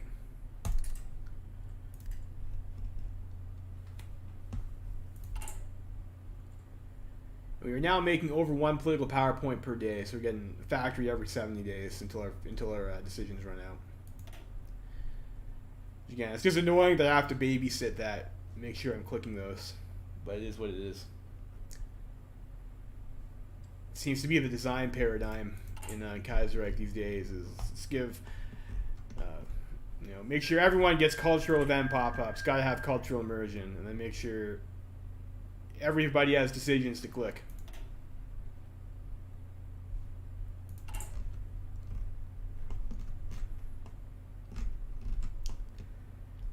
So I guess these guys wouldn't join the Moscow Accord. They're probably going to join the International, which I don't know if that's going to help or hinder us.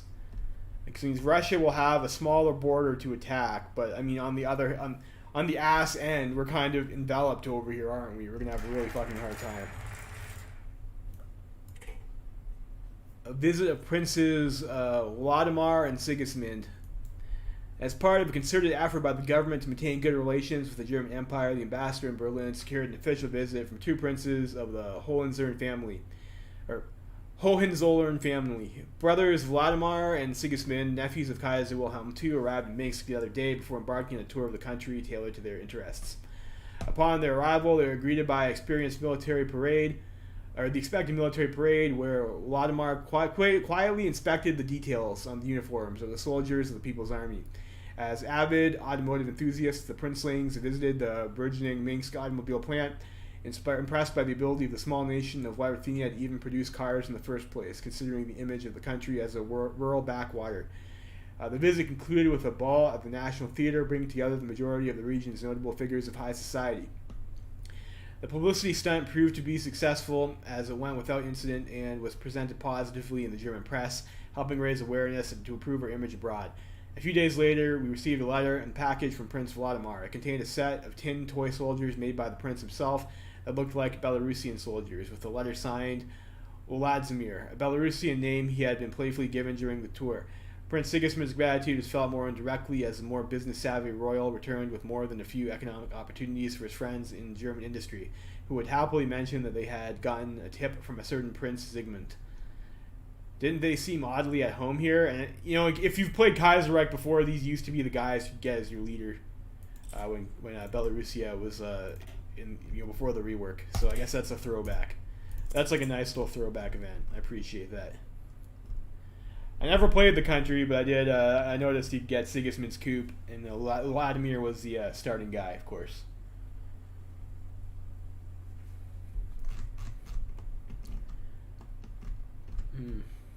Yeah, this is it. Kumel's falling apart now. Looks like Xinjiang's going to win. That's not that exciting. But, it's fun to go for the underdog. Mockleek is getting their teeth kicked in like normal. Nepal's probably about to get fucked up there. Now, these colors look different. For even CNTFAI looks a bit deeper red to me. Yeah, my eyes are going. It's possible, I guess. And it looks like Big Mac is not having the greatest time here, is he? Jesus Christ.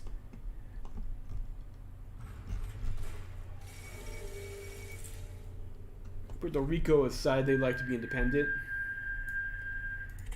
Okay, and we get to click another decision.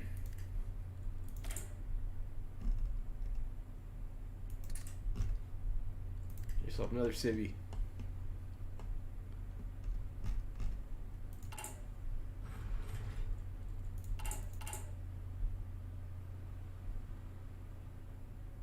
Oh geez, we have basic infantry equipment. That's not good. Alright, so we'll do that, and then we will I'm going to go for the extra recruitable population. And then we're going to come down this tree, I think. At least to get the military factories. We'll get that 2% recruit pop. You think they're definitely killing California? Dude, California starts with this slice over here. Like the PSA has. Like the PSA has like pushed them out like this far. Like they're getting pushed by PSA. They're not pushing them. No, I didn't reassert claims. Like I'd rather get the factories first. Like I'm not gonna I can't even justify a war goal off a claim. And even if I did, well, you know what? Maybe we could do that. I can't justify war goals anyways because I'm a puppet. So there's no point in doing that. We just have to make sure we do that before we get the peace conference so that Germany doesn't take our land. Yeah, like I don't think I can't even justify war goals. Yeah, I cannot justify a war goal personally while subject. So I mean I don't need that right now.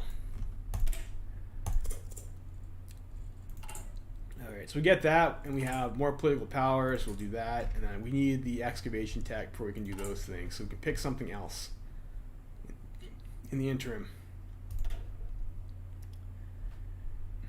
I think we're gonna go for maybe the rifle manufacturers, like our best bet there.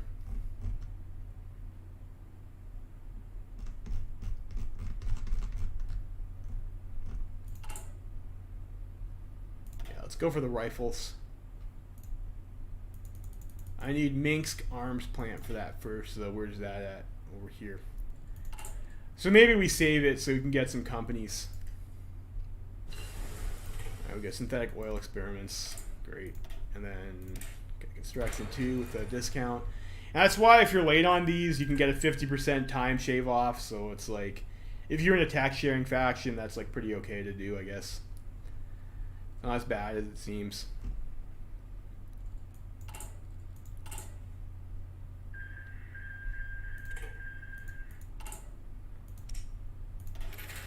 ourselves one of these. Maybe we go for the next infantry equipment upgrade. We don't need any more of this stuff.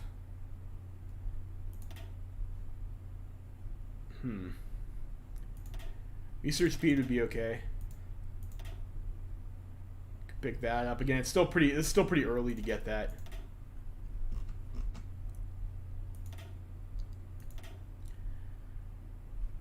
I think I'm gonna go for the industry, even though it's a bit ahead of time.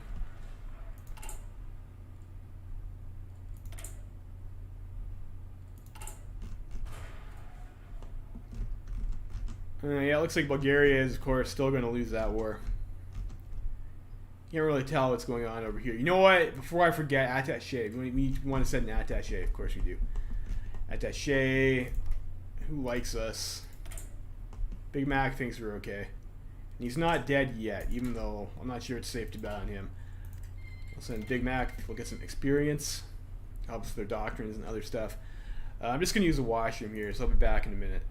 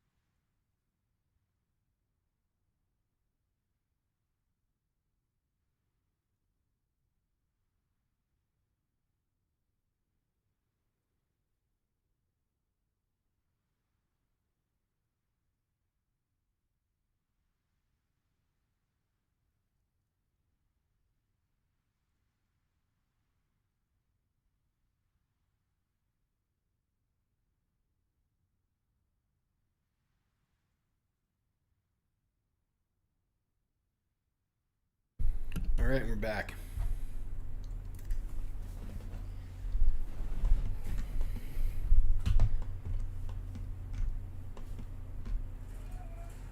Ooh, they took Belgrade though. Jeez, okay. This looks like another new event. So it looks like Michael Collins has been doing some authoritarian things, but you know what? Collins is always right, isn't he, boys? And so he can do whatever he wants. Nepal's holding out for now. This is still, so that's going to be pretty grindy. I mean, of course, all these fights in rough terrain, infantry are always really grindy and last forever, don't they? Especially when it's AI versus AI.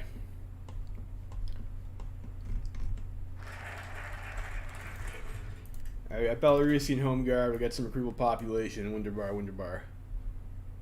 And yes, we do the Dnieper, Divina line. Tell us build all the land forts, which we might need.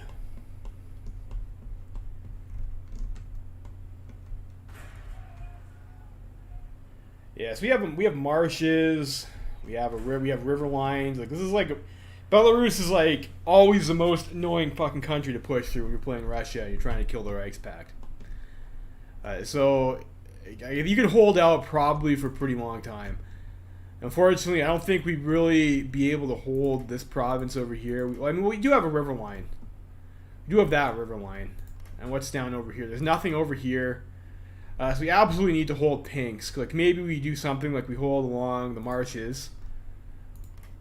Like, maybe, like, along this line over here. And then up. And we build some forts. That might be what we want to do. We'll see. I'm not sure how much the light tanks can help us out in this case, unfortunately.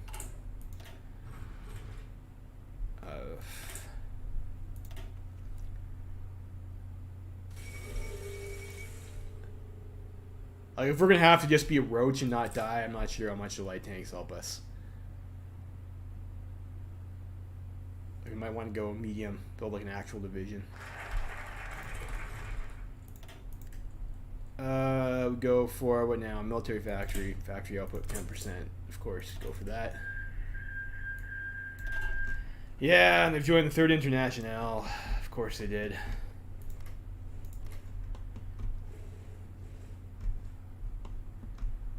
Yeah, this is gonna be a rough time for us.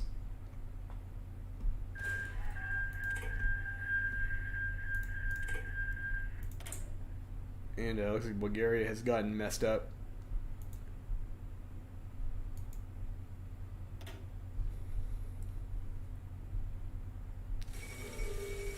Socialist revolution has come to Argentina. Okay, yeah, maybe we should have went this way to get the extra engineers tech.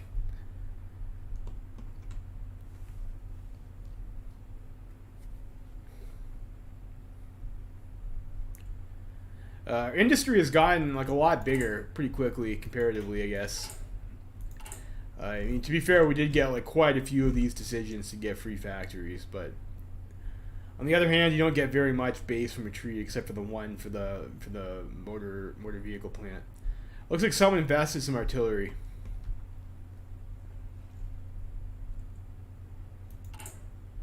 It's nice of them, isn't it?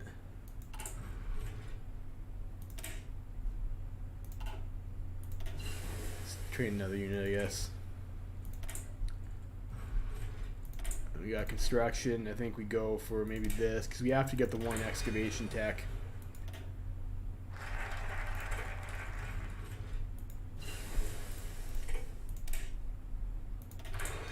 So rush that with some experience there.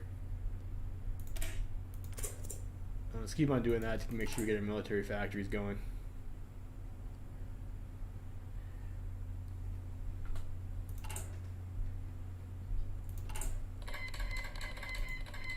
Russian state declares war on Kiva.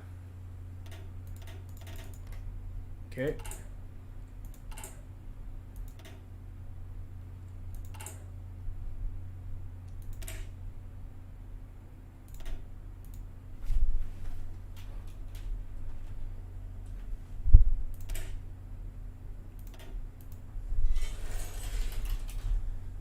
So we'll go with like maybe a 9-1, maybe an 8-2.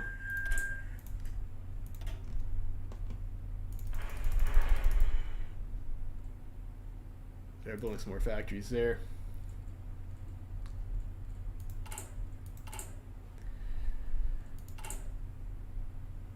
And we probably want to pull recon out of our infantry divisions and maybe swap it out for engineers.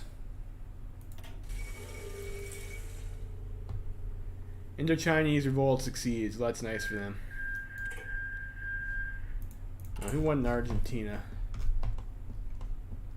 Socialist one. Okay, this is looking pretty rough. Like, socialists seem like they're having a pretty nice time. Getting Ukraine is a huge flip for them.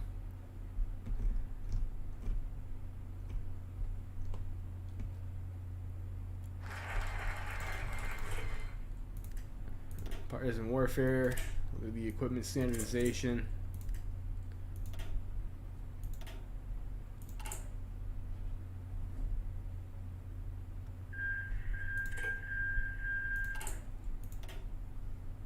Maybe we want to get maintenance company even, because we're going to get the massive equipment capture anyways, right? So maybe having some more maintenance companies will help us steal more equipment, and hopefully we'll get the manpower from our tree here to help us out. Let's go ahead. Like, we probably we're unlimited already. So like our next level is extensive. Like we need 75. So like yeah, I don't know. We'll keep on holding that for now. We don't necessarily need to mobilize immediately. El Salvador has capitulated. Eastern European cooperation. Riga has offered to deepen the cooperation between Eastern European states by implementing a system of defense contributions. If we join the system, we will pay a portion of our budget to a joint Eastern European defense budget with which Riga will be able to purchase equipment for our weapons fund. Oof.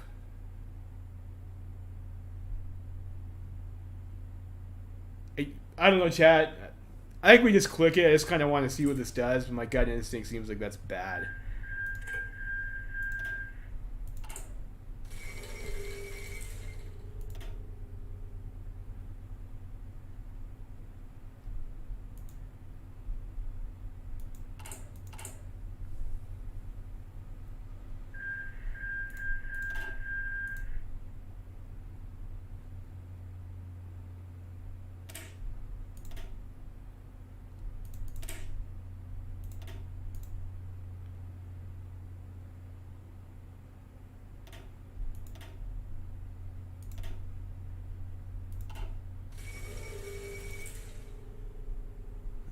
Damocles project. Okay. And we're the light on the sport equipment. So that'll be nice. I'll just get some rifles so we can grab ourselves another 2 military factories. I think we're also going to go on rifles. Trade 1 steel. The German Empire.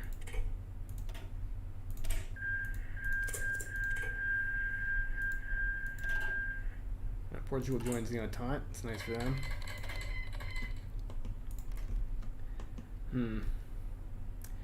Yeah, Ukraine has a lot of stuff, don't they? They're certainly a bigger tier country than Belarusia.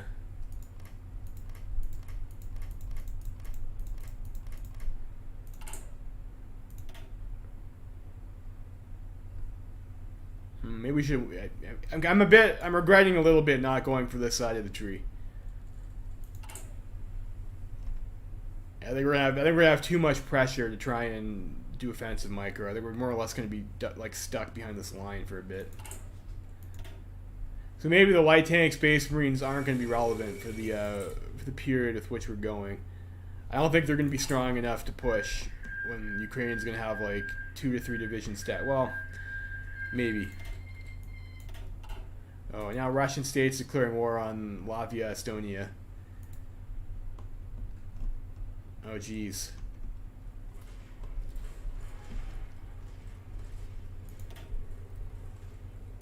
Yeah, I think we might be fucked.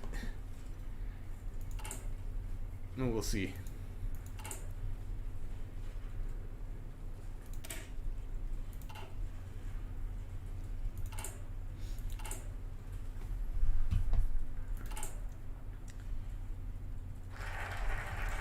Makes arms plant. Let's grab this other factory.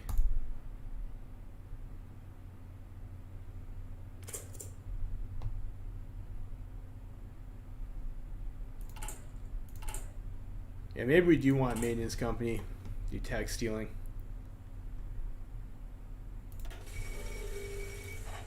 Get the cheap guns.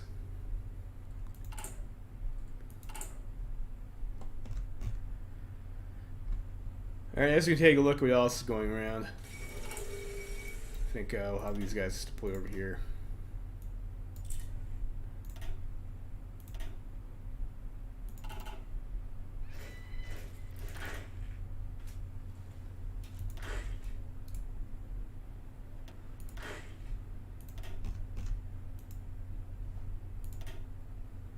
Have to wait for our support equipment deficit to clear there. I think we go for the shovel division with the engineers.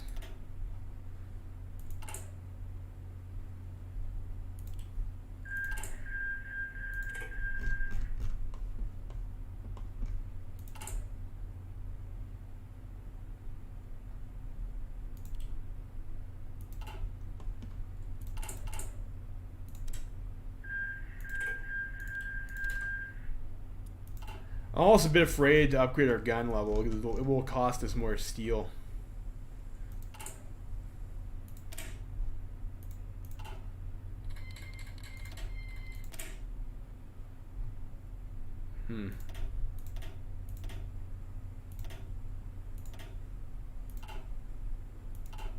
We'll do that. Alright, so we have that. I think then if we're building stuff now it makes sense to deal with the Black Monday. So we'll try and entice German investors. We'll get the extra factory output and efficiency cap.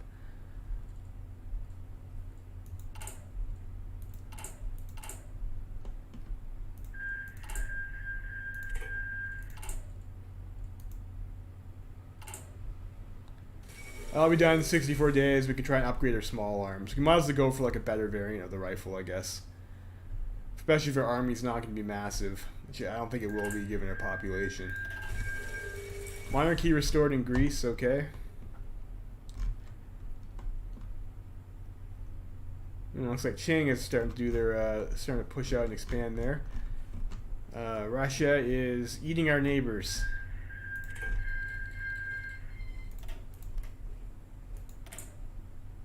Oh, okay, but the Iskolat Republic is in the International. Oh, fuck me. We're so fucked. And Riga's dead. So then who manages this then? So it's basically just us in Lithuania, surrounded by enemies. And these guys are sucked down with military access to Ukraine. Oh no.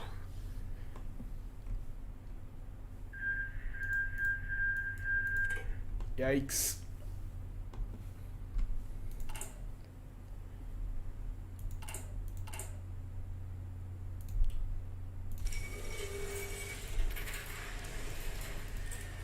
Yeah, I think we're gonna get cut off. We're not gonna be able to import oil. I don't know if Lithuania's gonna hold. So like, if I remember correctly from our Poland game, like we're probably just not gonna have the fuel for like the light tanks. It's just not gonna work.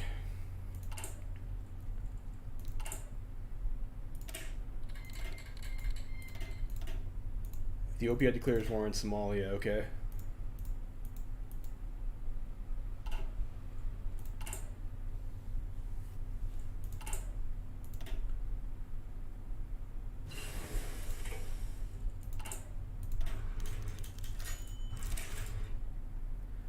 It's like I was going to do a Space Marine style unit, in which case I was going to go for this. To get the extra breakthrough on our tanks. But like I don't know if that's...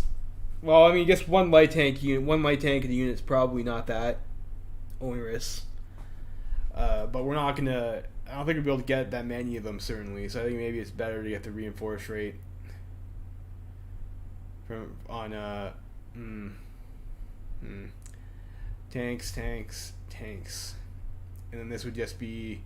It's like this is pretty much a dead tech for us at the moment. All orc plus town would be very good. And then this would also be kind of, I mean, dead except for the tank orc plus 3. Let's go for this side. Okay, we get 250 support equipment. Thanks, guys. I appreciate that.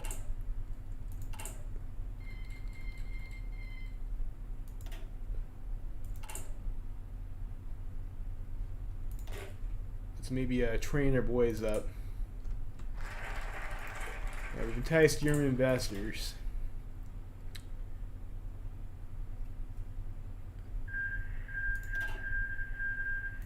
Consolidate state assets. Like, I think all these basically just do the same thing. You get free military factories. I think at this point we just make rifles.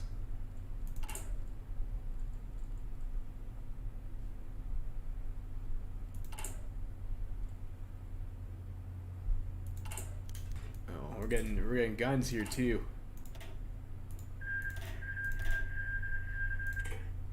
That does help, actually. We'll go to the extensive conscription. Let's see here. Let's go to the School of Defense. A fucking nightmare.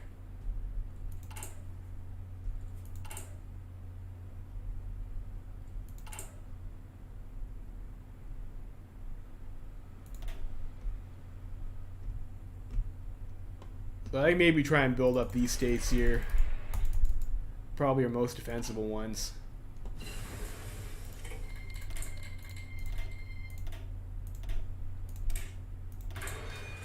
Get the one rifle there. She isn't much of a rush, but it's something. And then maybe we can go for the next boost with our infantry research infantry research bonus.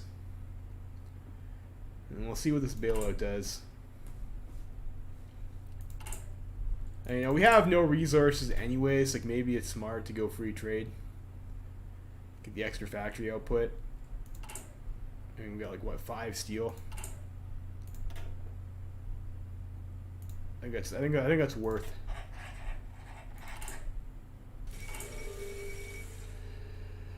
And there goes our attaché. That sucks. Never pick MacArthur for your attaché, boys, unless it is your Yorktown plan. It seems to be the lesson there, doesn't it? It seems to be the lesson there.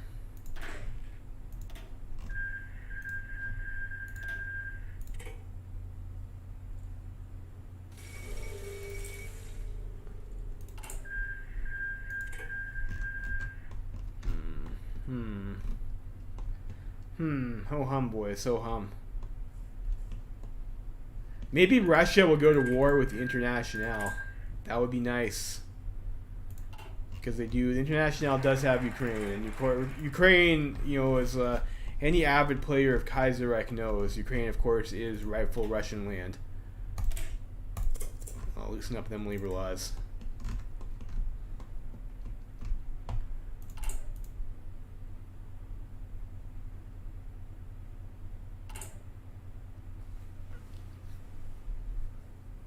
I think even holding this choke point might be a bit ambitious. We're going to have to stretch our line out so far. And then if Lithuania collapses, we're going to be basically encircled. So, like, I don't know if we're going to have enough troops to make even bunkering these 2 tiles up here worthwhile.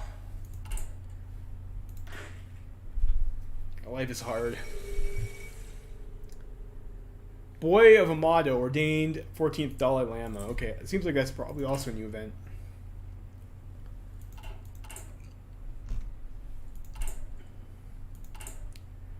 And like once this is done, we can start working on excavation number 3.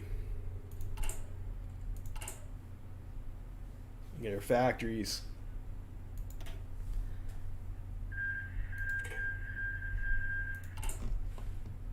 At least the Carlists are winning in Spain, it looks like, which is much better than the alternative of the CNT FAI.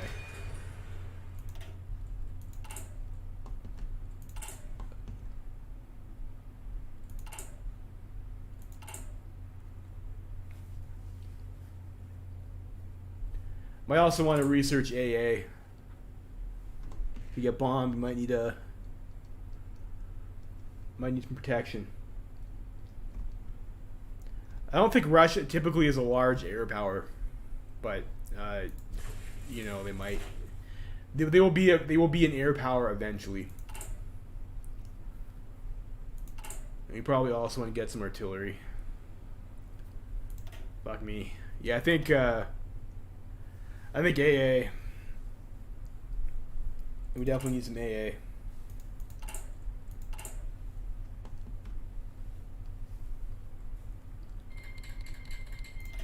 Well, SRI is going after 2 Sicilies. Let's see how that works out.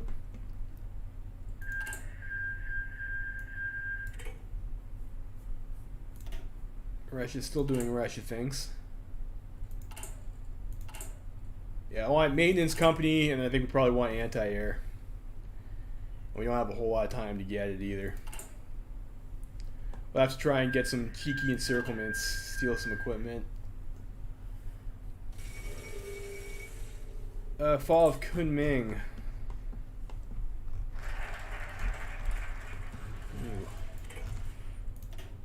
Crust the bailout. Give us a bailout.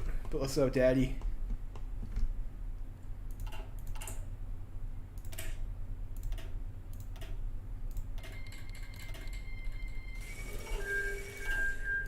War over Shah al Arab. Okay. Makes sense, I guess.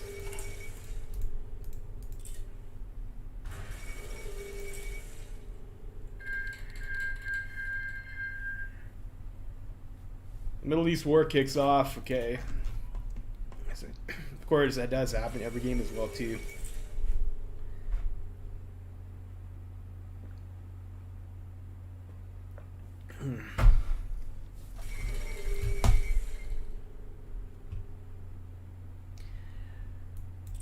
I mean, yeah, it'll be interesting to see what Poland does. I really hope Poland also doesn't go socialist. Oh, and they've sent us some artillery. That's nice. Thanks, boys. It's nice to have the artillery. We actually had a deficit of that.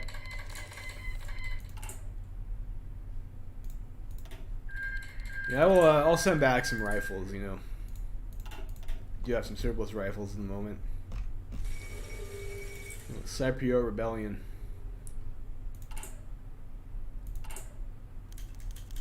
Honest Hour. Cool, let's get the anti-air guns. Expansion of the National Academy of Sciences. The Belarusian National Academy of Sciences was founded in 1929 as the Institute of Belarusian Culture. In Belcult expanded. With this expansion grew the need to house a new institution.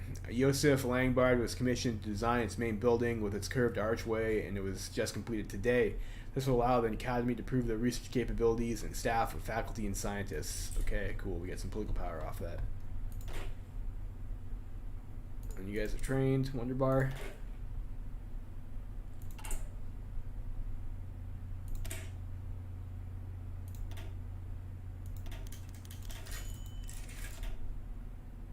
Cool, get some support equipment, nice.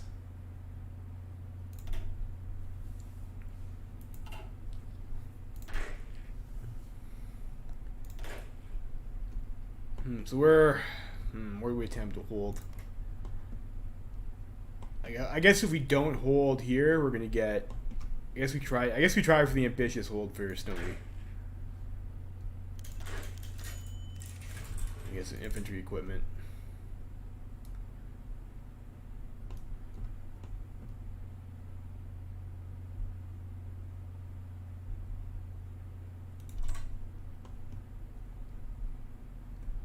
Let's see, this is gonna be a challenge to get enough troops to hold the line here, I think.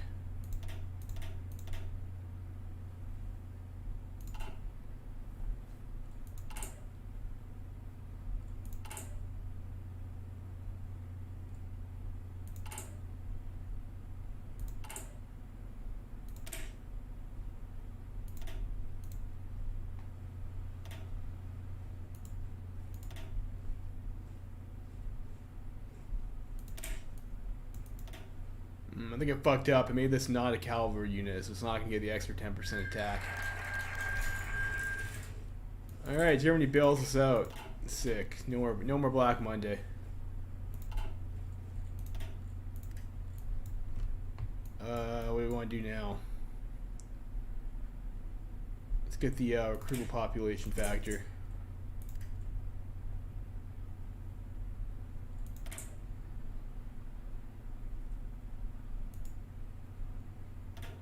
What do we want here?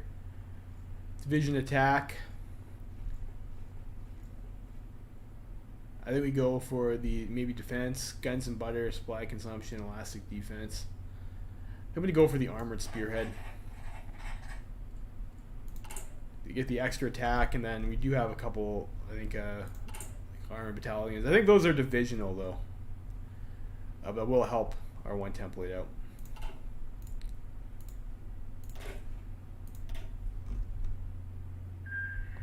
We will need to promote a different guy. So who do we want to promote here? Let's think. Let's do a little thinkies here. Field Marshal with the old guard for the entrenchment might be nice. If you don't have anybody who's like super awesome, we probably want to put an infantry leader, and this guy has engineer. I mean, I guess who's got the highest defense score? This guy, defense 4. He's got the entrenchment speed, and he's also a swamp fox. This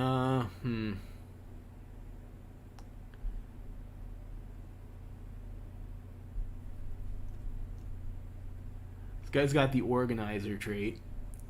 He's nice to have when you're field marshal.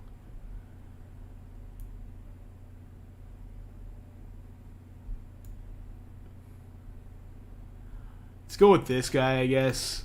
And the field marshal isn't as important, I don't think.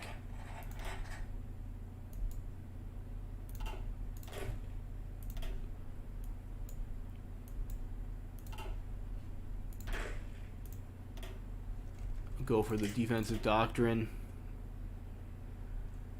Recovery rate or reinforce rate. Like I think we might have to orc cycle, and both of these are good for that. Let's go for the recovery rate.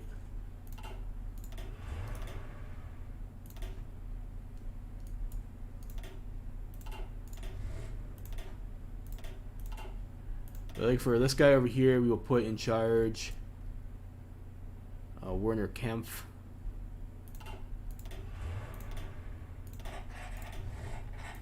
And as a field marshal, we will promote this guy. So we'll get the improv expert.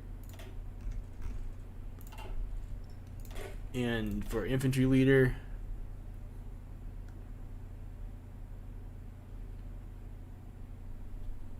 let's go with the old guard. I mean, well, I don't know. Extra entrenchment 1 probably actually isn't that great. Compared, let's go with this guy's also got defense 3 though. Well, this guy is infantry officer, and so the infantry traits are nice to have. So like we'll go with that for now.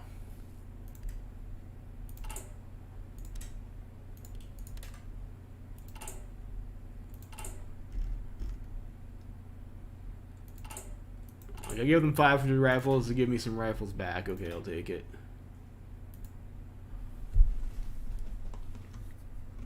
And looks like we have some allies over here. Who is this? Cuba!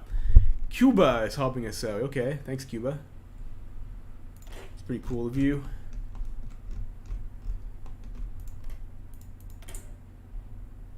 Maybe we send attaché to the. I do want to make sure we get experience. So let's maybe, yeah, I think we send an attaché and it'll give us some time to build up some PP. Our PP gain is pretty good. Australasia first, okay. Should just send the attaché to the PSA in the first place, boys.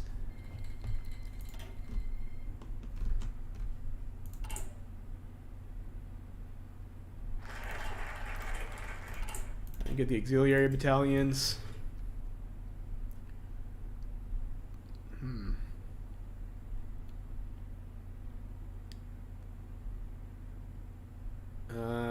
How far away is the war? War is coming pretty quickly. Let's get the equipment stealing stuff.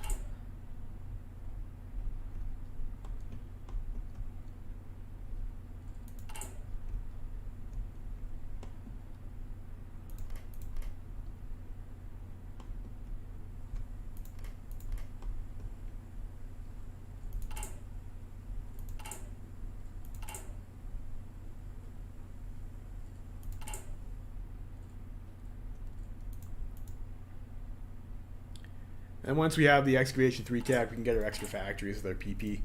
I think after this, I think we go for the maintenance company. We're also going to want to get radio. And then those infantry upgrades.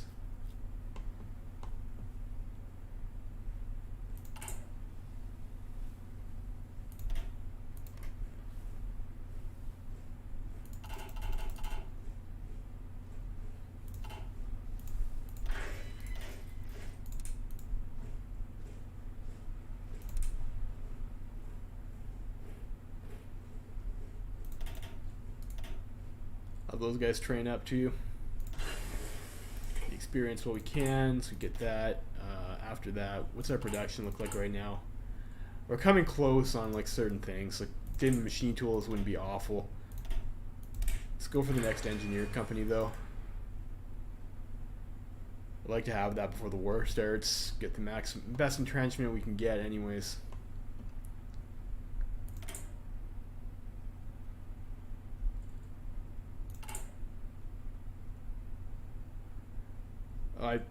I'm making outdated rifles.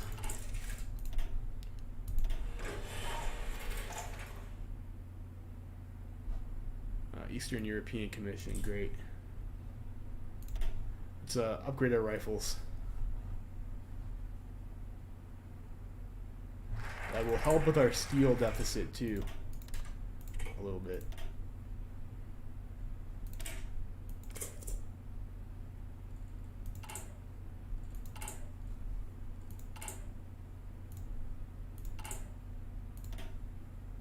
We're not going to have many units. I'd like to get maybe better stats for units. I don't know. We are concentrated though, so that like that tech swap was a little bit dicey.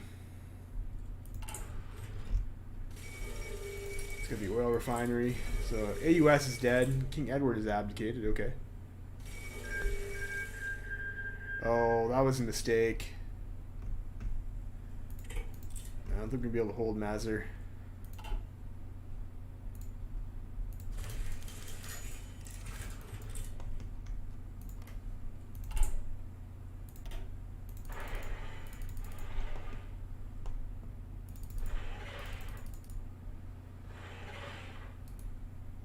You know, they are marsh tiles. So maybe.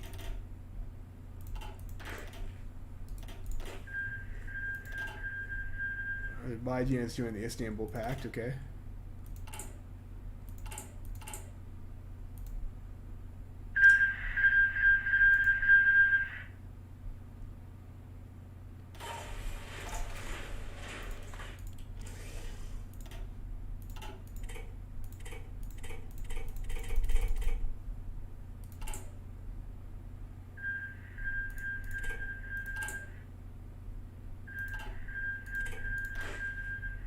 Let's not do that if we're gonna.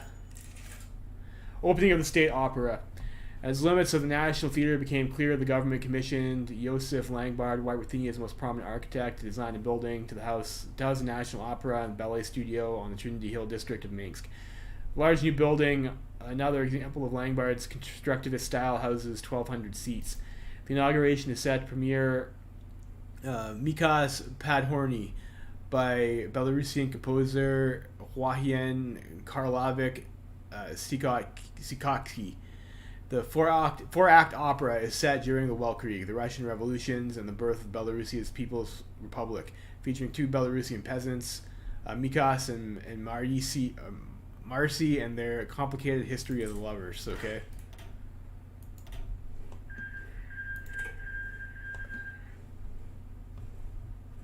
Let's adjust our line a little bit then.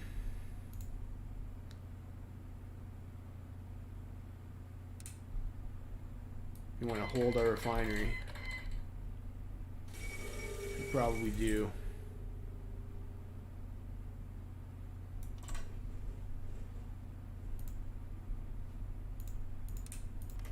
It's a marsh. It's also a marsh.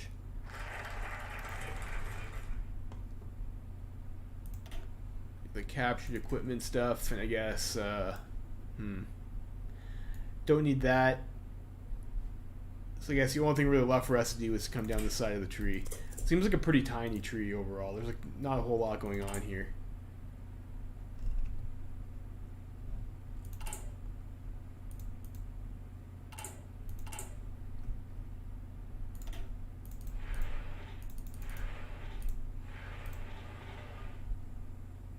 So go level 1 in the swamps, and we'll try and build level 3 in those plains. You should build up pretty fast.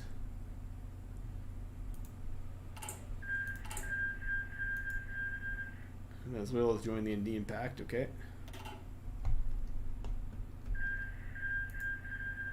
Ecuador has joined the Andean Pact.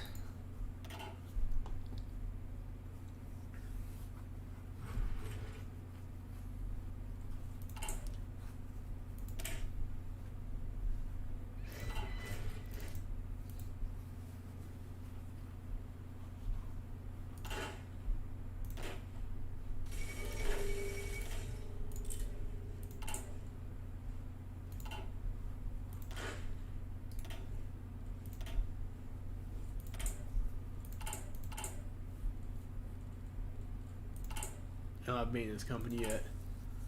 These guys definitely want engineers though. And I think maybe we'll put a maintenance company in there too. As well as a maintenance company in our standard infantry division.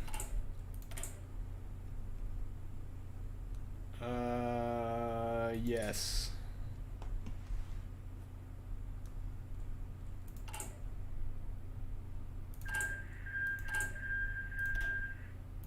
New Zealand is joining the Entente, okay.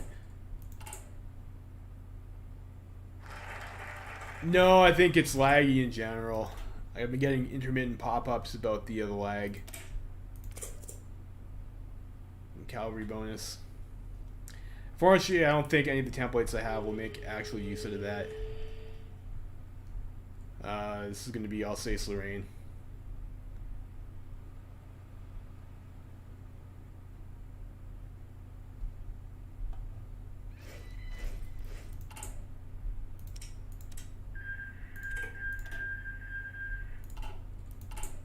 We'll just upgrade these for now.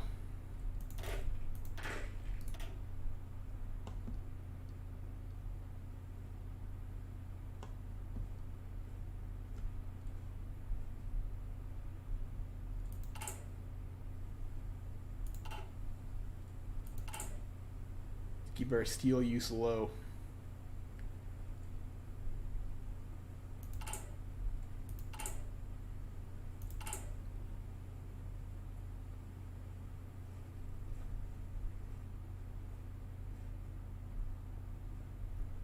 Oh, it does say excellent connection now.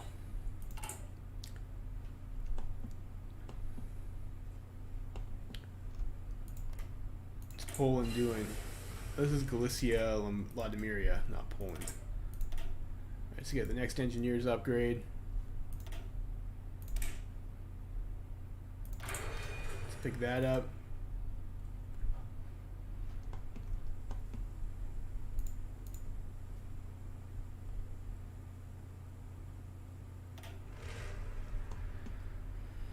Oof. Bulgaria joins, did it say a Belgrade Pact? Okay.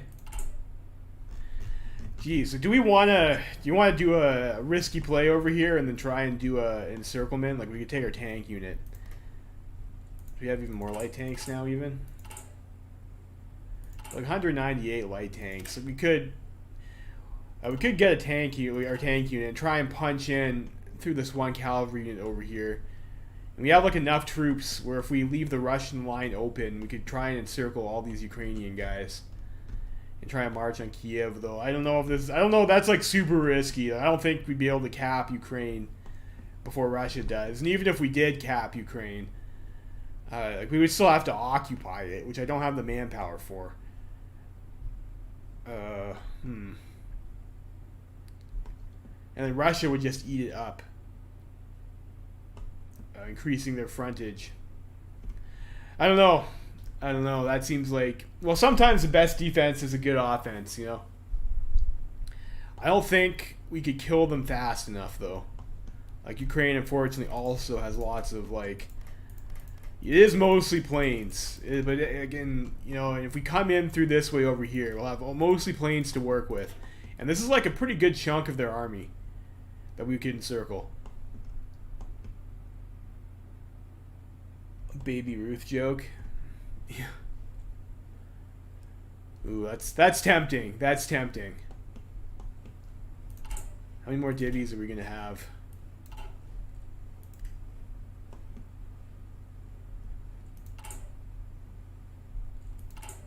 And I could steal all their guns.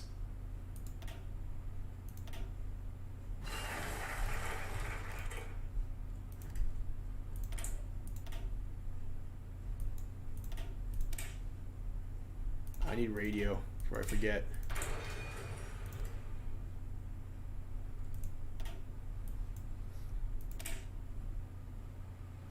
Let's get the women's support service. It gives us field hospitals, which are terrible.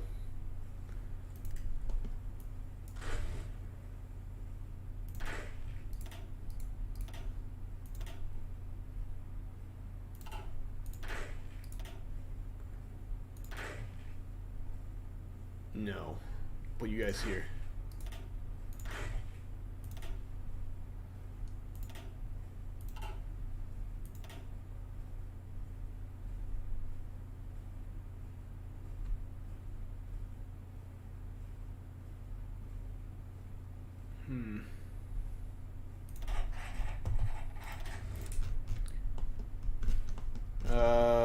Peru.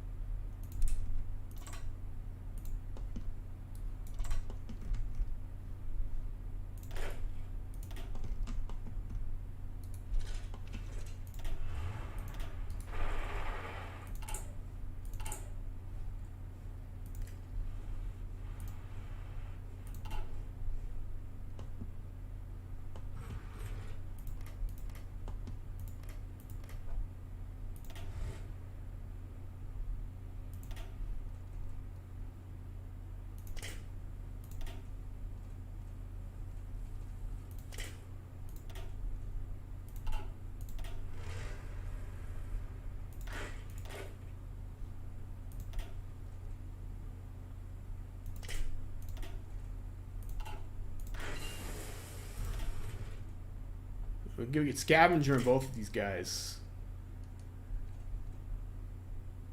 I might actually want a Fortress Buster later though, so I'll save one of those.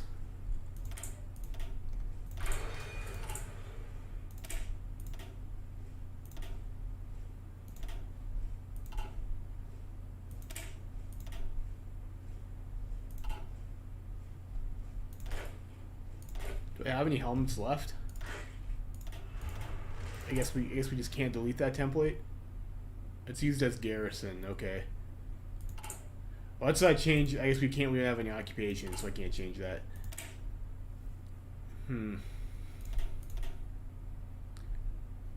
I want to put a maintenance company in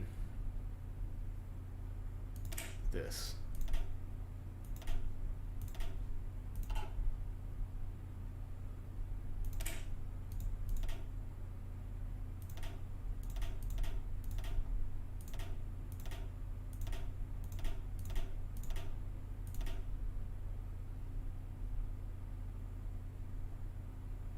Make that maybe a bit of a beefier unit.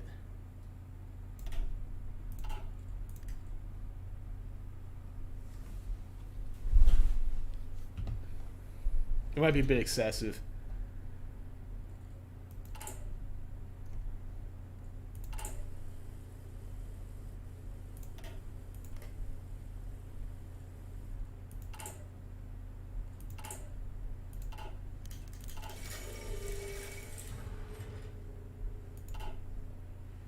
Oh, okay, we got some equipment from our homeboys over here.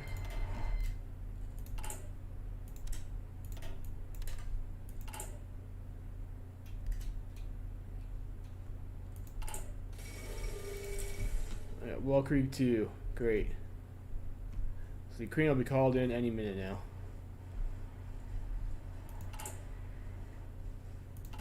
Seems like they're doing a little bit of troop shuffling here.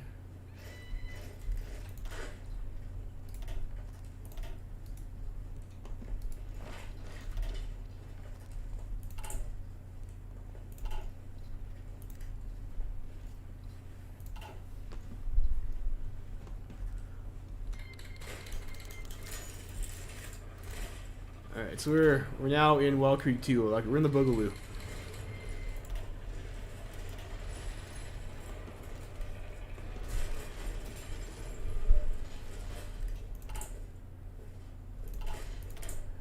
Decisions. Do a reassert our eastern claims. We'll go war economy.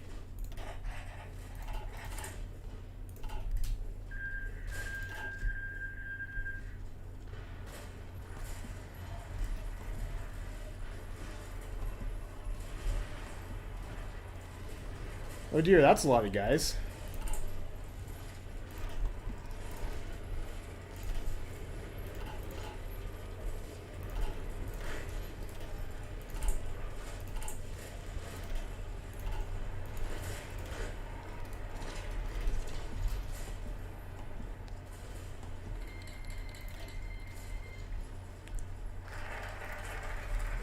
Alright, Women's Support Initiative, that'll be helpful, I guess. I'll get them at...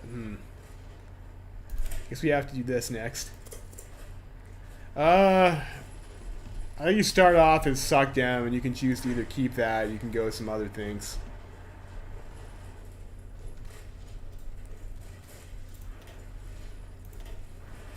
Oh, we captured 37 rifles. It's nice.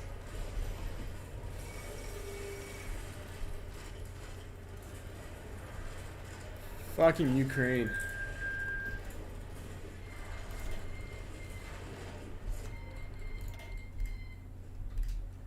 I guess Ukraine decided maybe that wasn't such a great idea.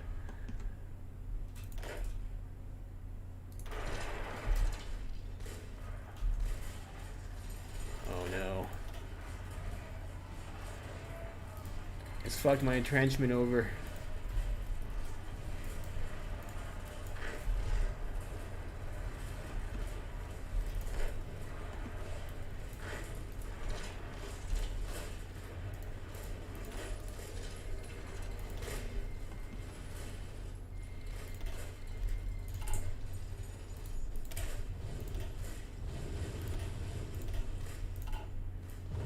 I'm over our divisions cap too. That's actually a major problem.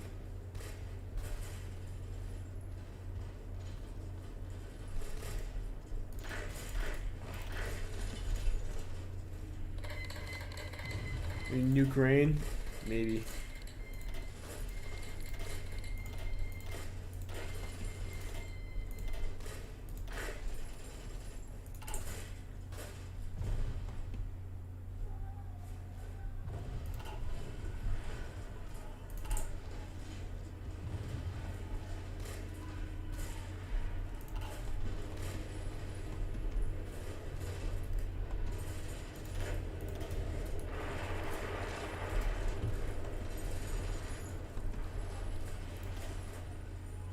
It's going to be possible to push that.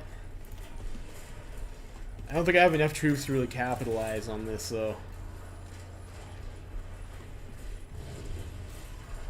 No, it's a silly idea.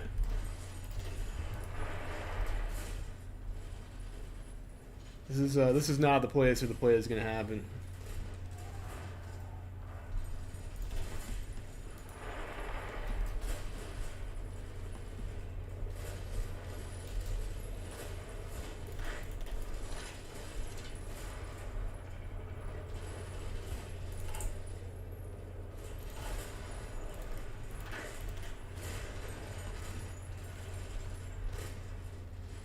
If we're going to go for anything, it's going to be from here into here and try and kill these guys.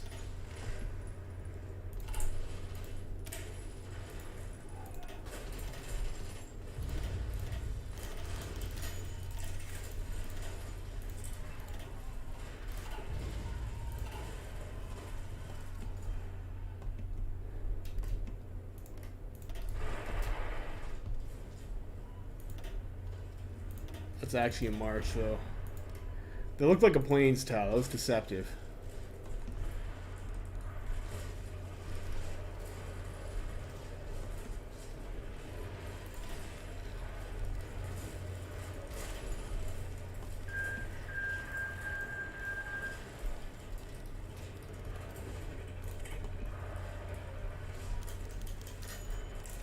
Let's see how the Halifax conference goes this game, boys.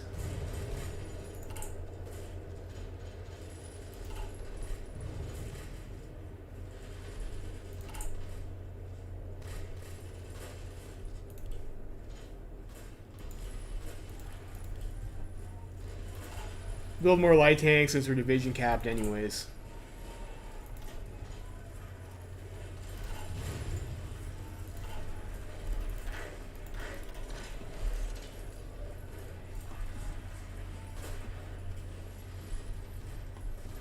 I don't know if we're going to be able to hold this. Like, especially if I'm not allowed to deploy more divisions.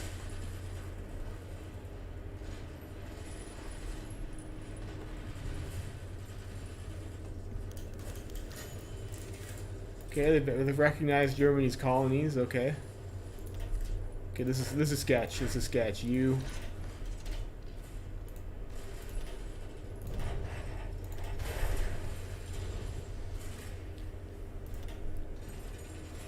Before attack.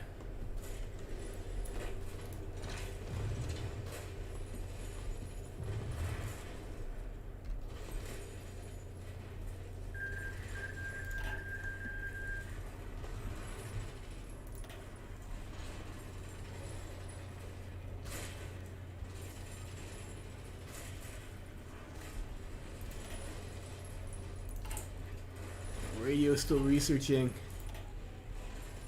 We got in.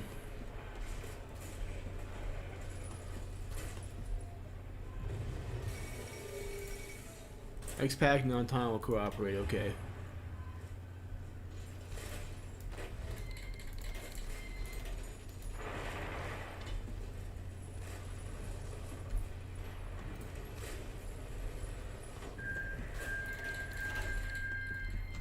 Oh shit. I think we just fucked here. Yeah, like they're like these guys like oh this guy's like already dying.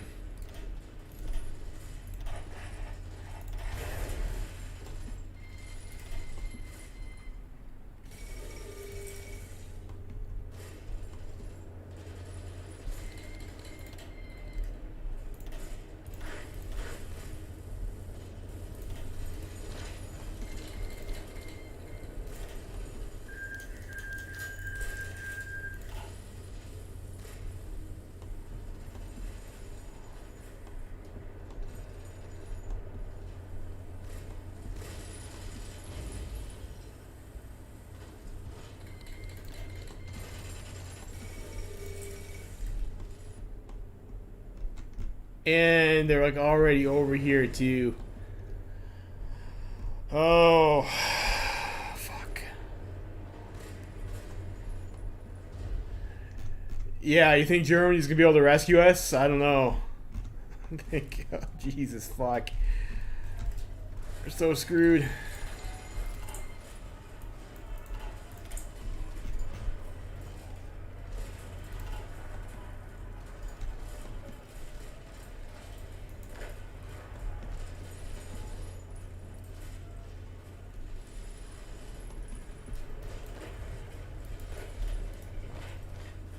You guys hold there.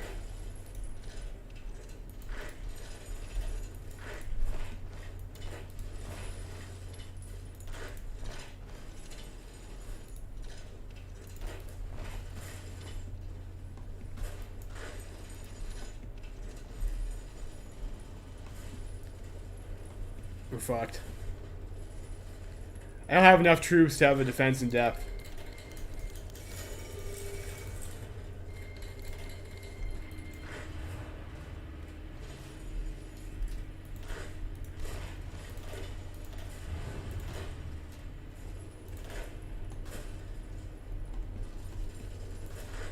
The Russians are going to break through.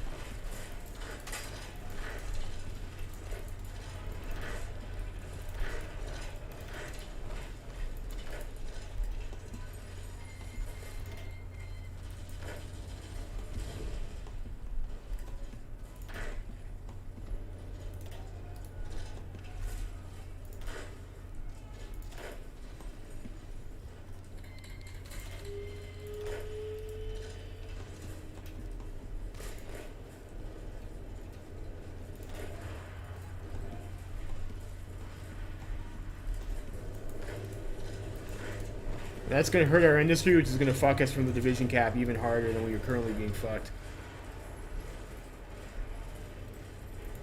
I think this is a disband.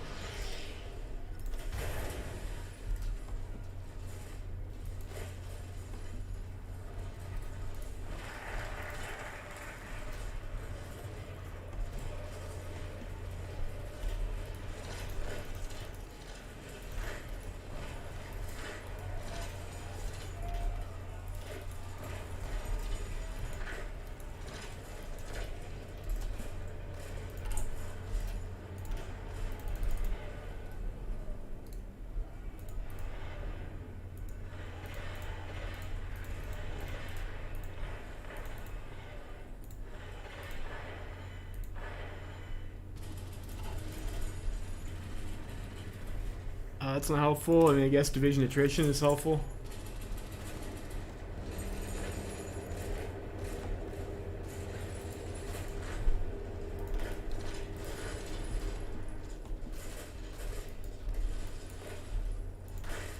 And that's bad. It's like they're over the river there now. They're into the plains. I think we're just fucked. Like there's like nothing I can do. I don't have enough units.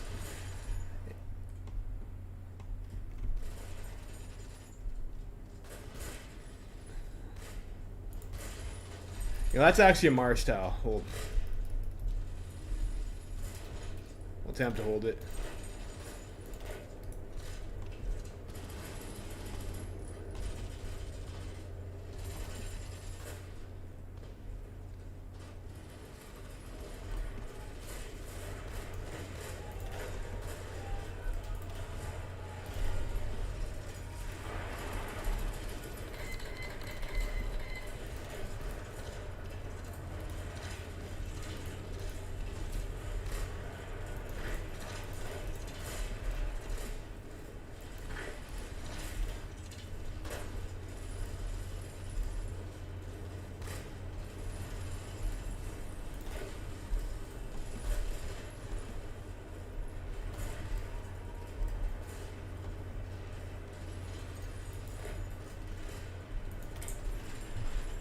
Any of these decisions helpful?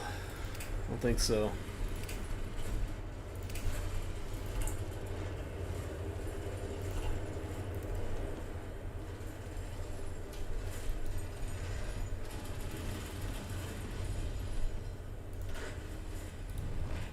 Let's fall back behind the river.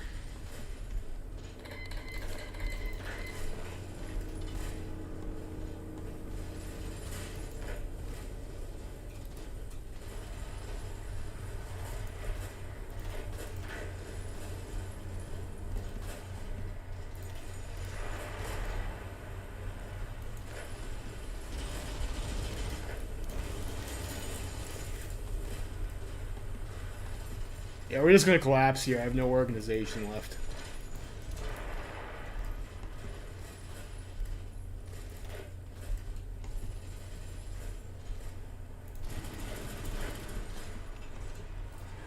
Maybe my initial attempt to hold is a bit too ambitious, but I don't know what the fuck I'm supposed to do when Ukraine decides that they want to leave the Reichspakt.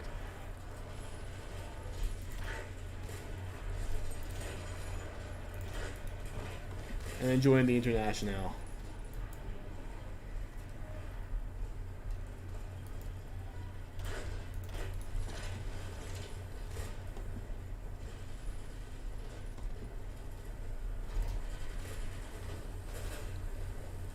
What's going on, Oz, Leo?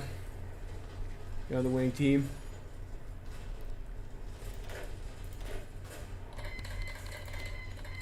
Oh, great. They called in Georgia. Wonderful.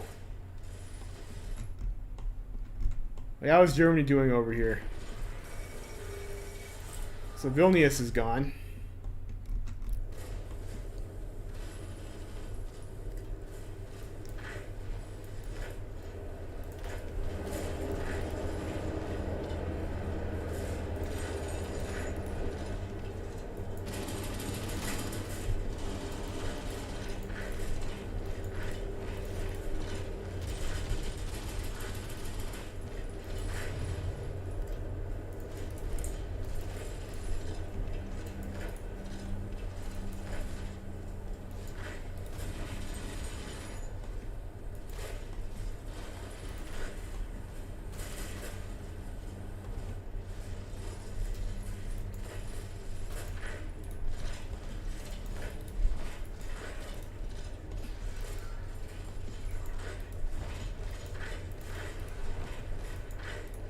We're so fucked. At least we have maintenance companies and we can steal some equipment, I guess.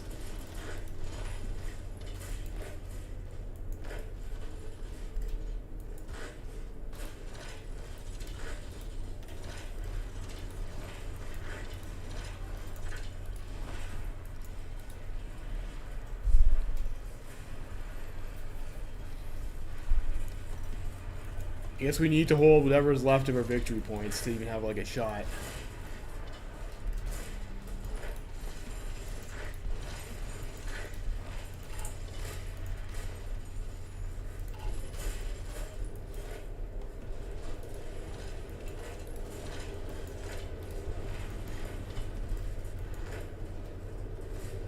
Do you want to attempt to hold Stonium?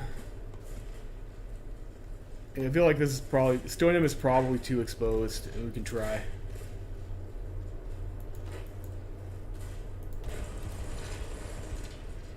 If I fail, is live stream over? I don't know. Maybe. We'll see.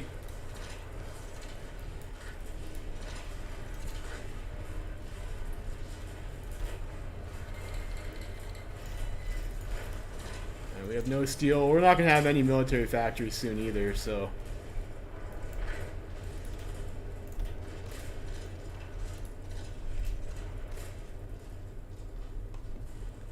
I'm not sure how relevant that is.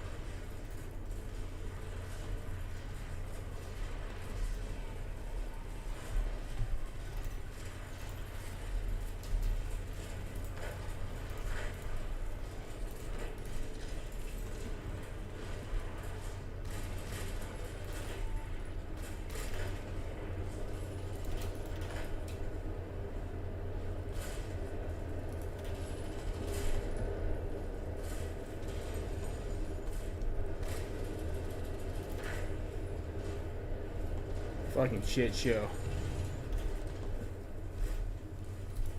Let's go with the third unit there. I guess, you know, we're in the forest, so we're like the Forest Brothers or something, right? That's the name of the update.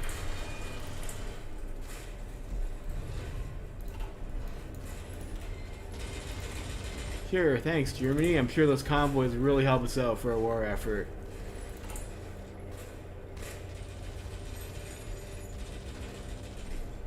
Literally none of that is helpful. And we could maybe swap this over to static defense later.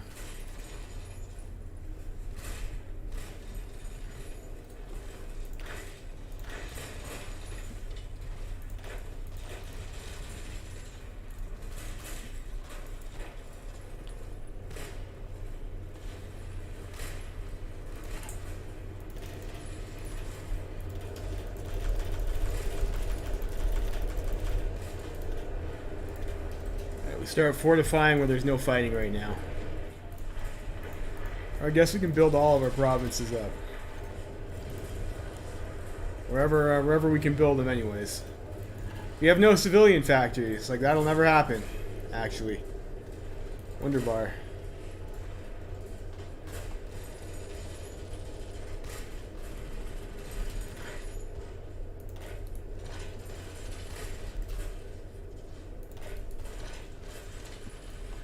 And I'm noticing I don't have a protected tile to work cycle from. Just very bad.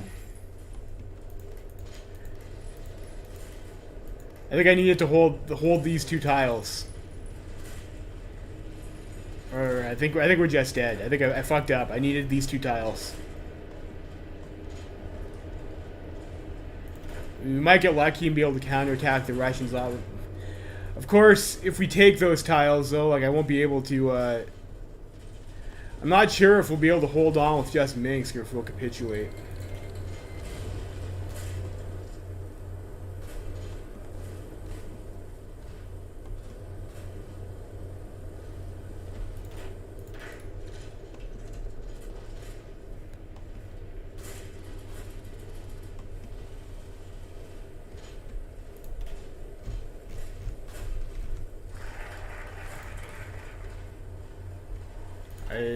I think we're actually okay if we hold just, well, no, because I have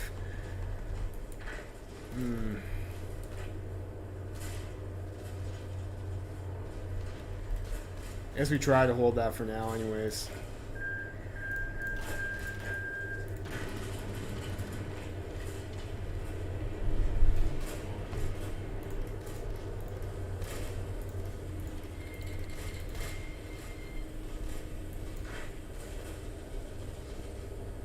Yeah, we're pretty fucked.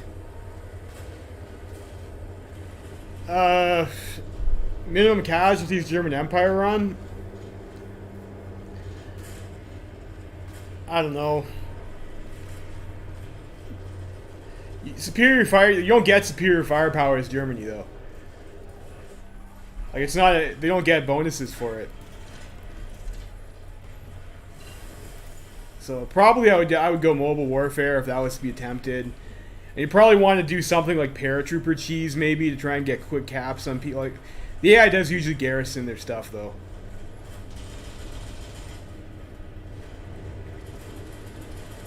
I think it would be difficult to attack early enough to have like a really super quick war.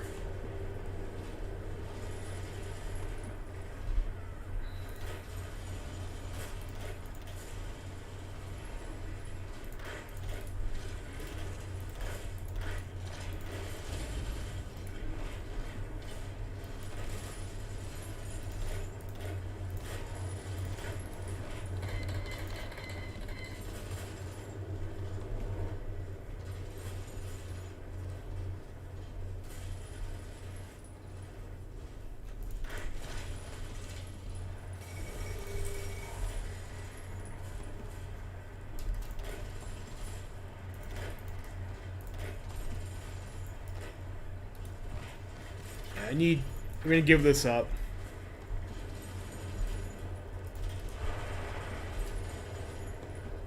I need different tiles to hold so I can actually org cycle properly.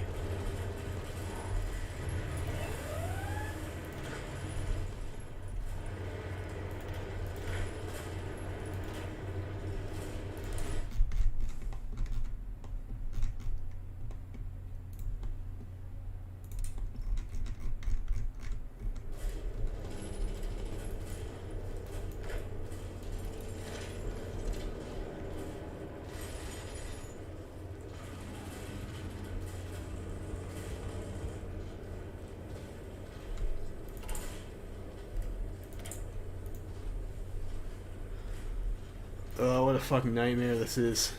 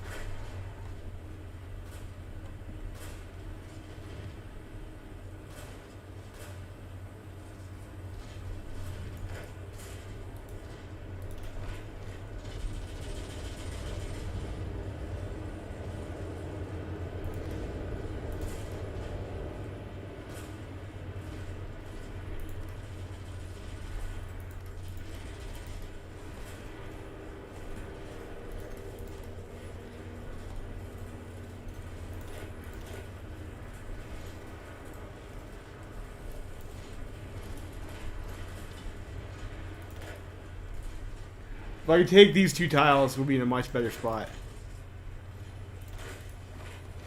It looks like we might be able to.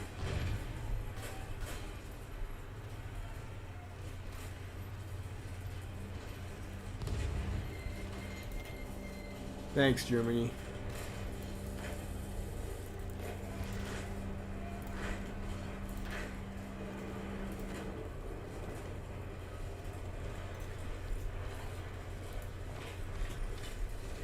Because then we'll have this tile in the middle that's protected, so they can't attack our organization when we're standing on that tile.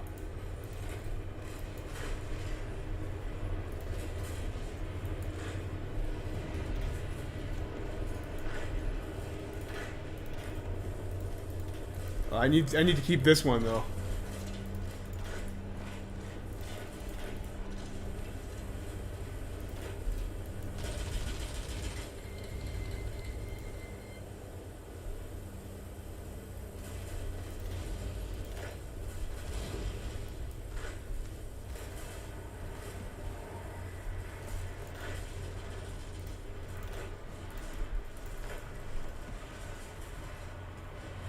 You need to get there. Okay.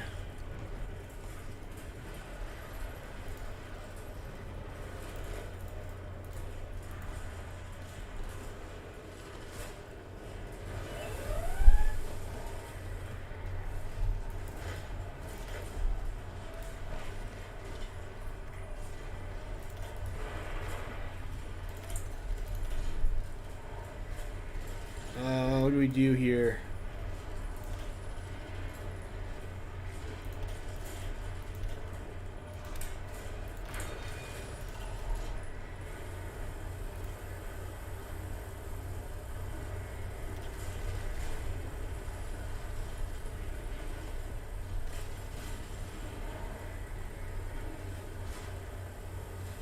Put tanks and stuff, like, you know, I actually still have a surprising number of military factories, but no resources to put them on. I also have no fuel. I do have this unit over here which has light tanks.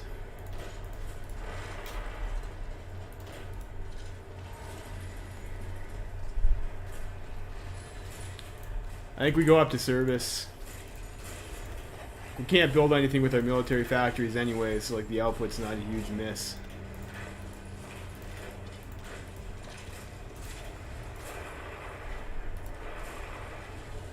I'll leave them there for now, actually.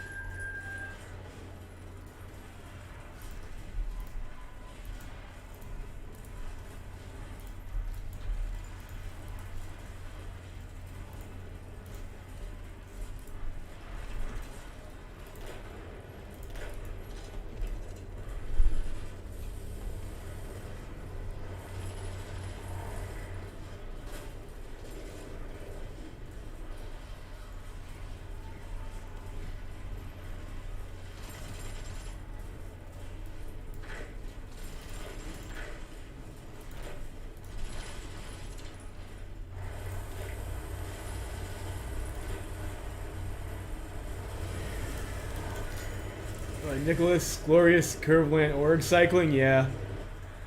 Org Cycle.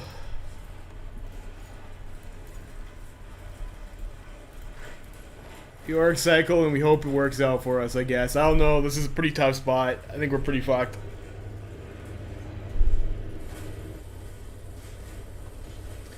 Like, I did not pick a good doctrine path for this either. Great, we're at war with Kikuyu land, that's helpful. Thanks. Fuck. Let me just bank political power for now.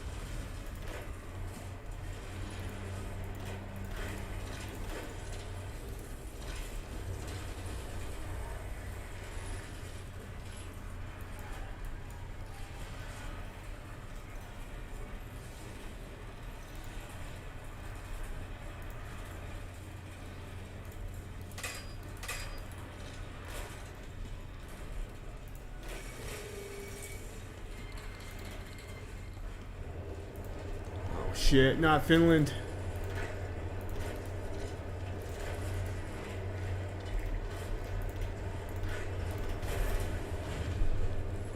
I think we're gonna lose our tanks here.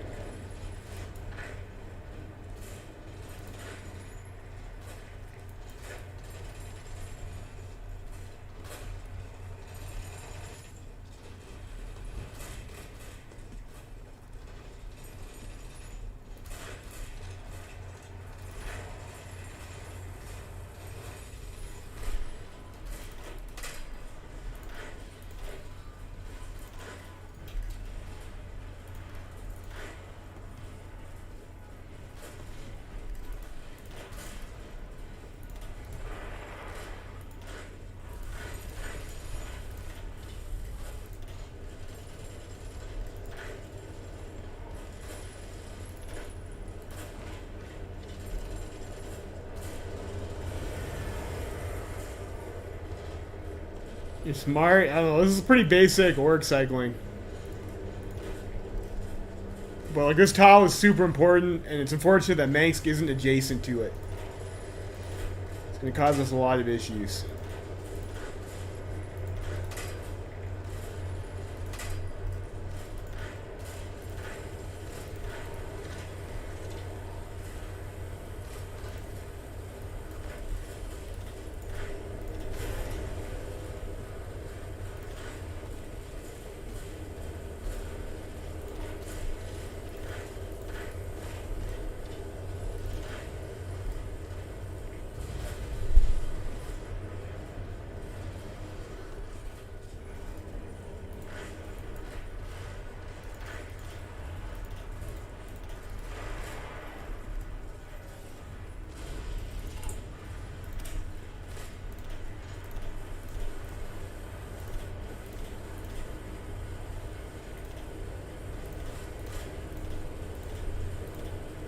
Like, I can't afford to keep these tanks in the field.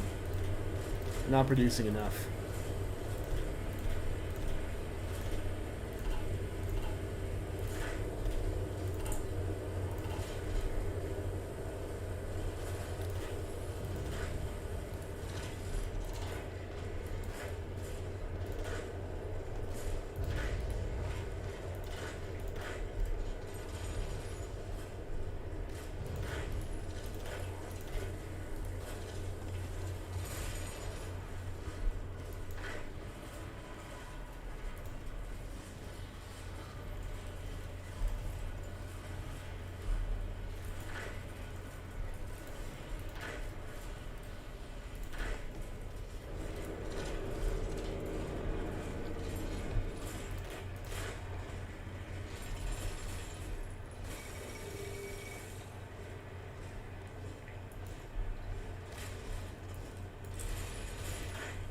Oh yeah, Central American Republic formed. That's nice.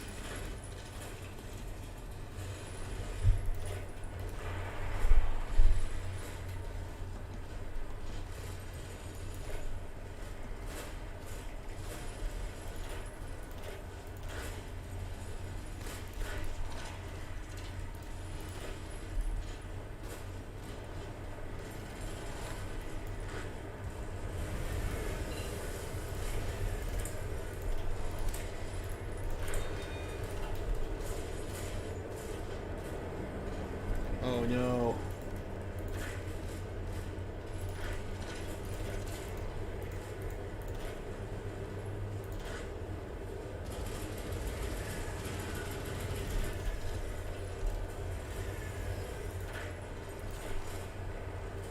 Oh fuck. Yeah, we are seriously fucked now. Now they can attack all of our tiles directly. I don't think there's a, well, I don't know. Let's see if we can get these guys to counterattack.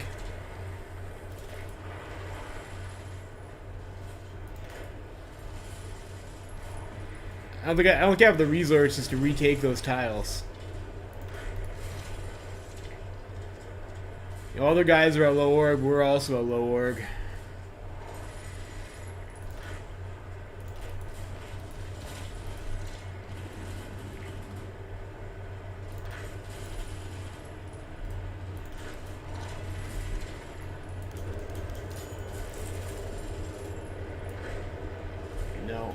It's not going to happen.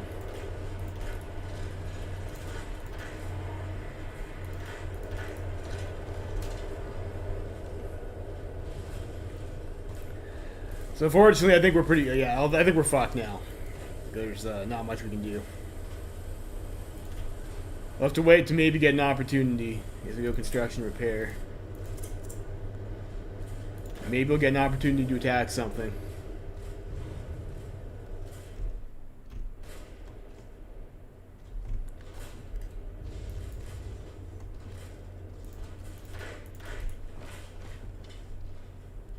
But like at this point, they can just cycle attack us. And they'll beat us eventually.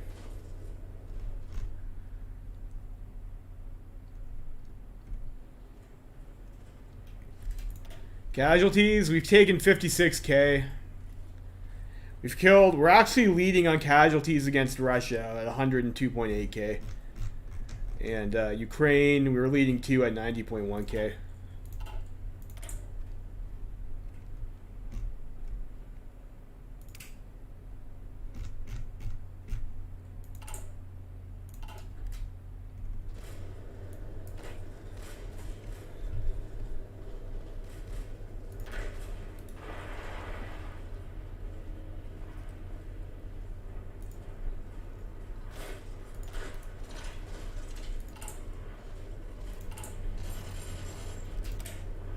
What if we threw light armored recon in there, guys? We can't afford that. It's unfortunate.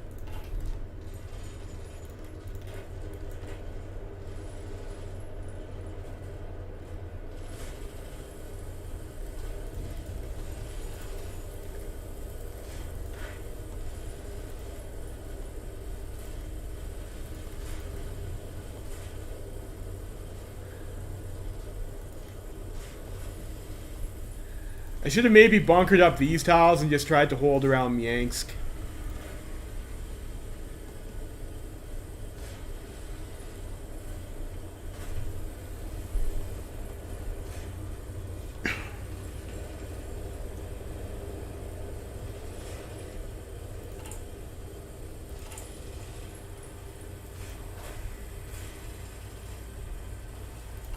How much domestic steel do I have?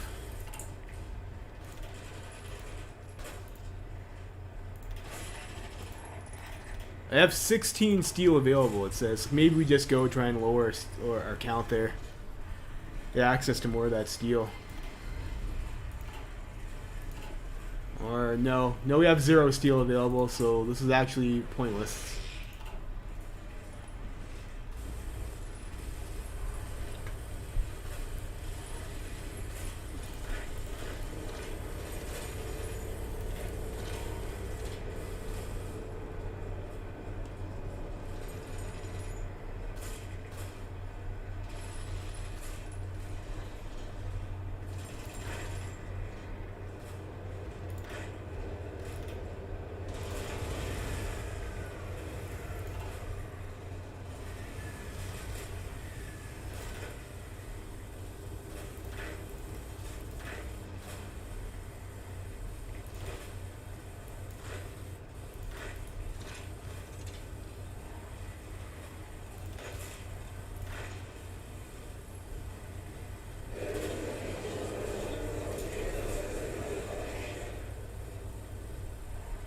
I think Middle Africa just takes that back.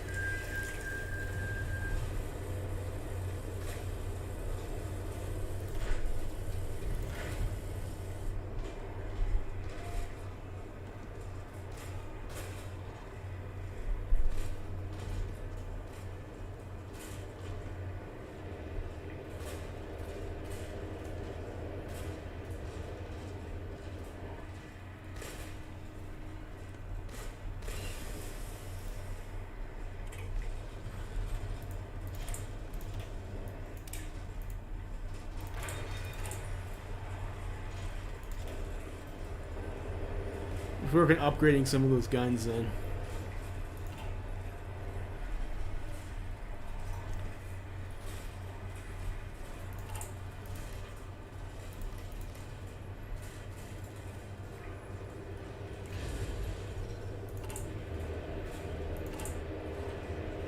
who have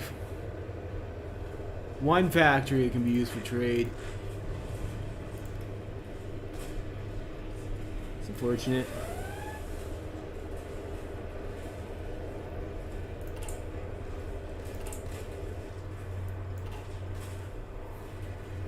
Yeah, what's going on, Osleo? Can we be friends? YouTube doesn't have a friends mechanic, Osleo. I'm not gonna give up Surmount. I'm not gonna just go to speed 5 and just die.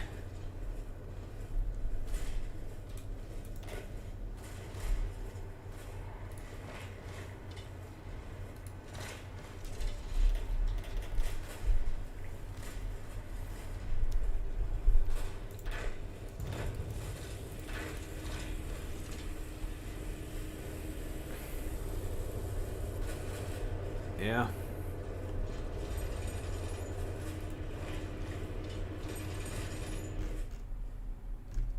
Oh, Lithuania has still got land, at least.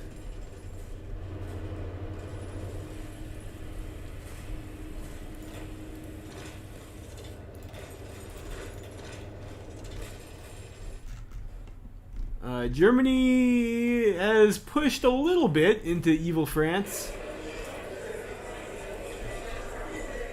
And it looks like Brazil has taken a lob off of.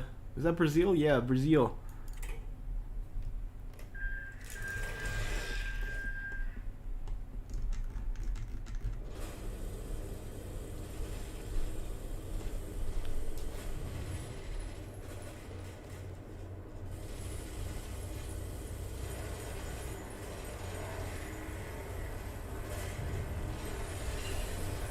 Brazil, yeah. Yeah.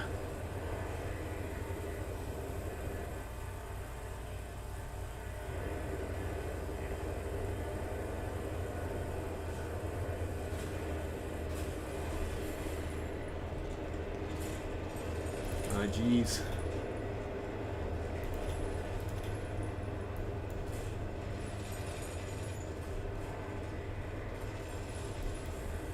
Maybe we need to swap doctrine.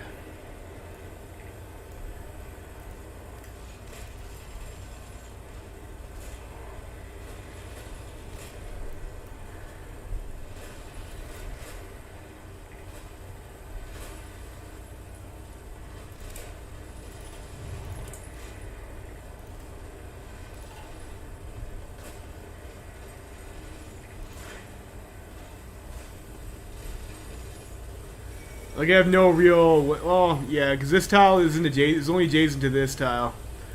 I don't really have any way to cycle.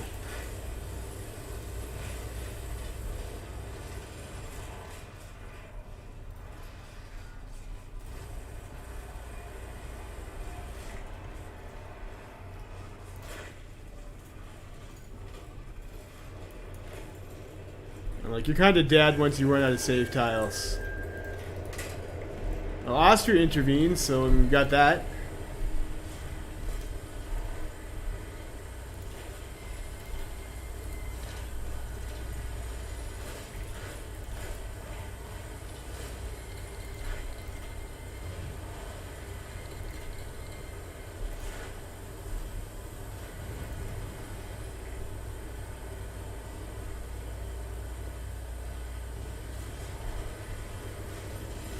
Was this one unwinnable? Like, I don't know.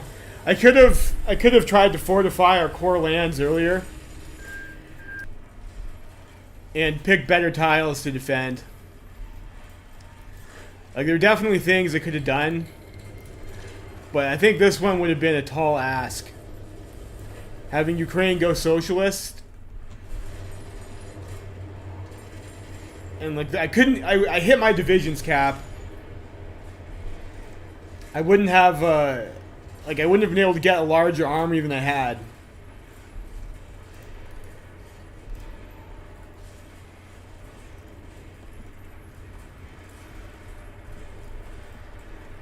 Maybe Austria will help take some pressure off, I don't know.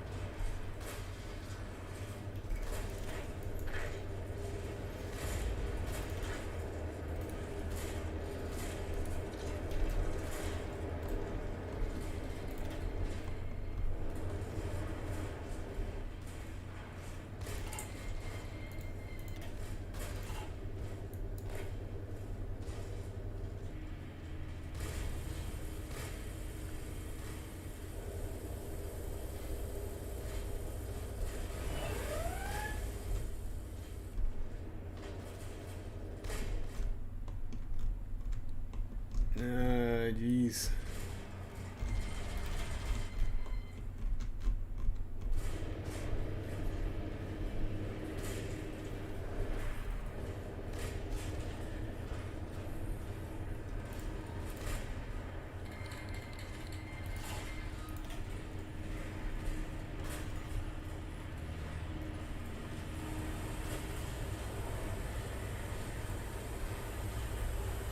Not really much I can do at this point. Like, all of our tiles are just gonna get attacked, so I guess we just wait it out until we die.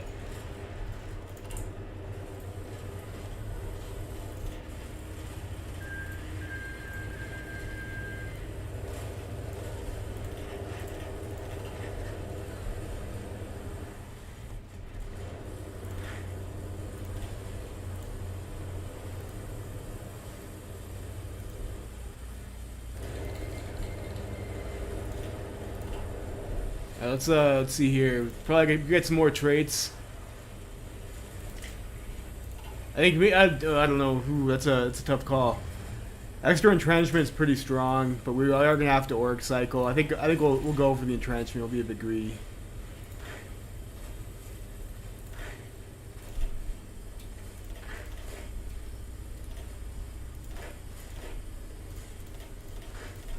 That's probably our best general, so we'll put them under that.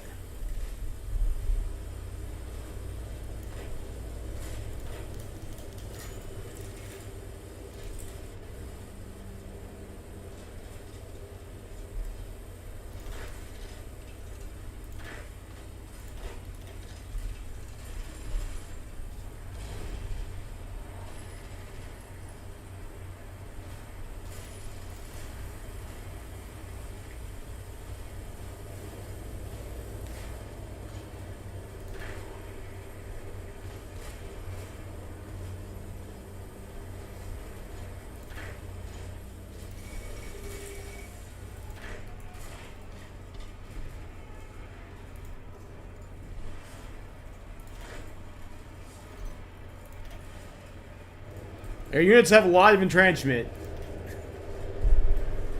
Like, we're definitely not going to make it easy for these Ruskies.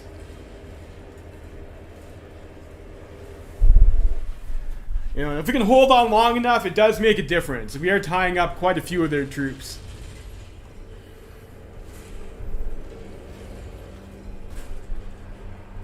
Yeah, let's take a look at our ledger here and see how our equipment stealing has been doing. We've captured 4K guns in the past 12 months. Like, not a huge amount, I guess. And we haven't really been making any big encirclements, but like we have covered, you know, a significant portion of our losses. We actually stole more. Oh no, we didn't. 60 captured by us. Yeah, like I mean, we're stealing back a significant portion of our equipment, anyways. We can probably stay supplied. Like, we're in the green on everything going up, so we can stay supplied for quite a long time.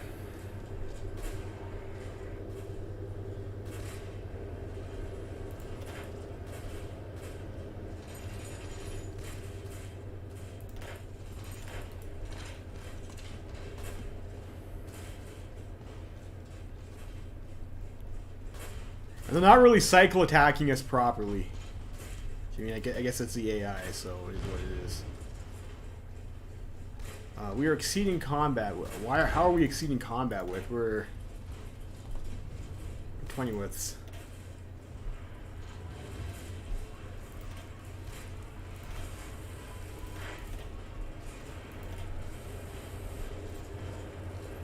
Must have had a tactic or something.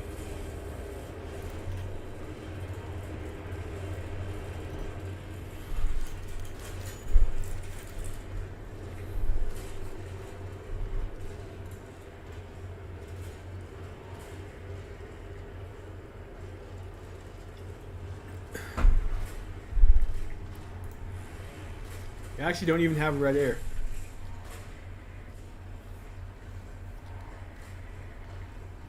Broke Russia's foot. I don't know if I would call Russia's foot broken. Russia seems to be doing pretty good. Although having splitting the front with Ukraine maybe is an advantage for the Reichspakt. Because Russia's troops are it's a lot harder for them to bring their numbers to bear in a shorter front.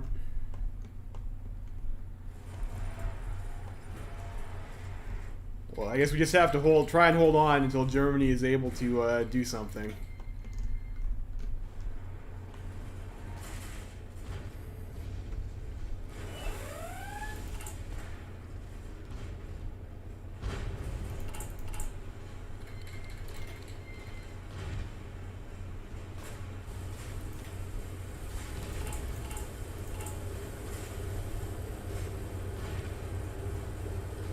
Oh, look at that, we actually stole some Russian light tanks.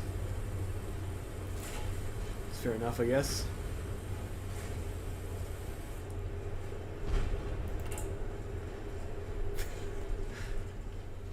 Why Ruthenia is not yet lost, boys.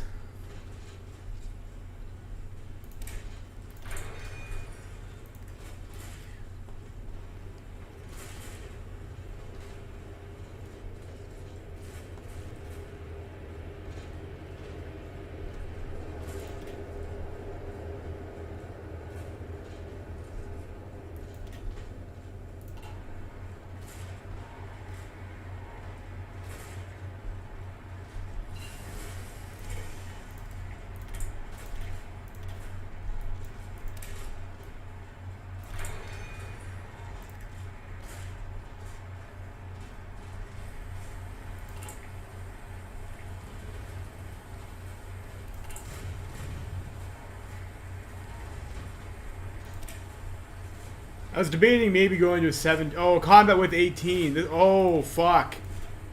Oops.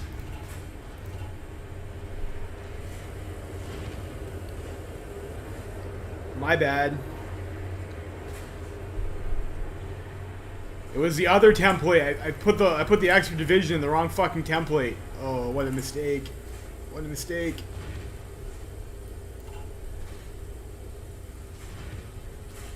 At least that should stop us from getting the combat with exceeds penalty that we were getting.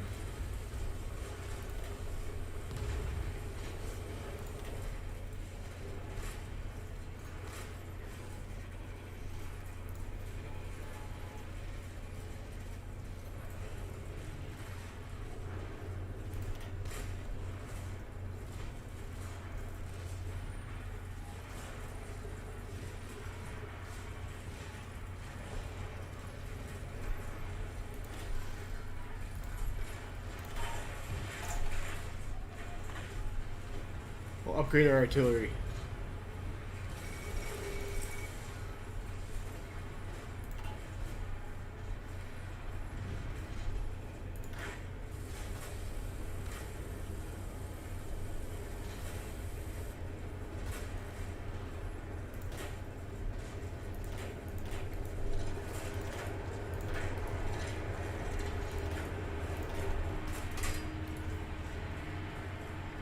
Germany is, I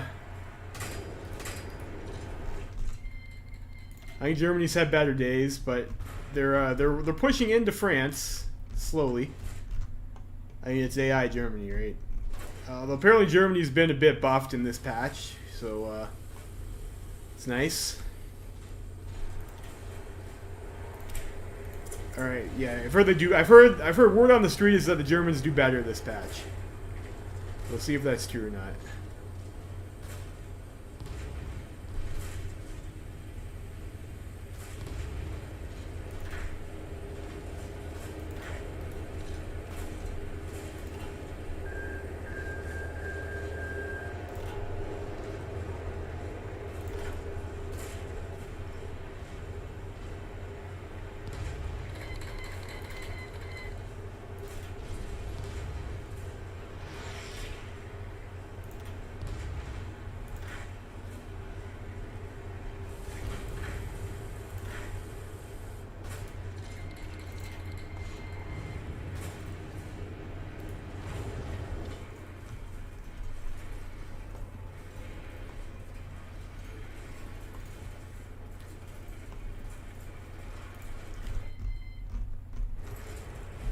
Let's see if maybe after Austria joins in, maybe I don't know.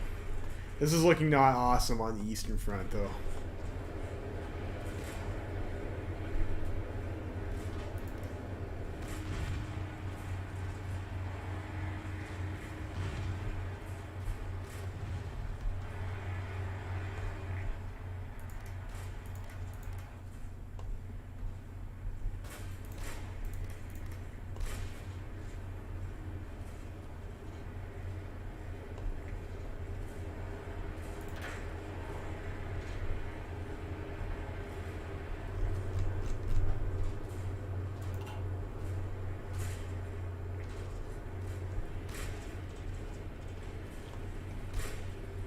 run out of manpower.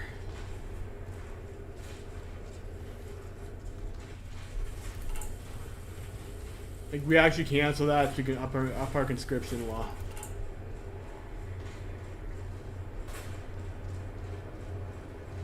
So we might as well convert over some old tanks too, whatever.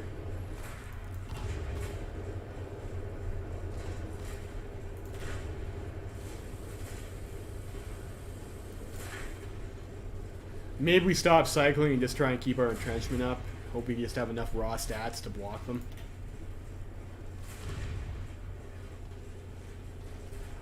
Our attack is a little low.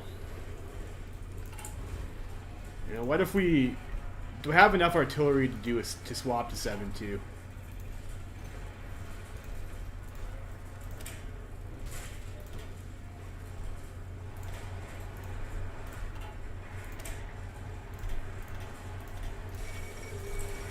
The 7-2, of course, is very good at inflicting lots of casualties on AI infantry.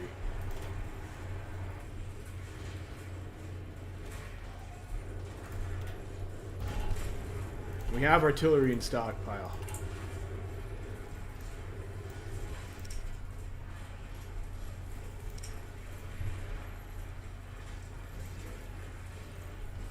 Where's basic artillery at?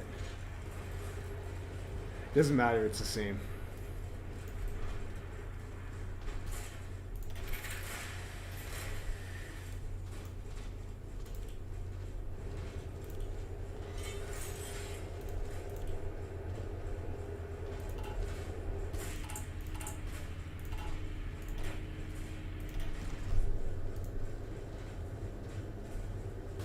You know, we can do that. Let's maybe go ahead and make that swap.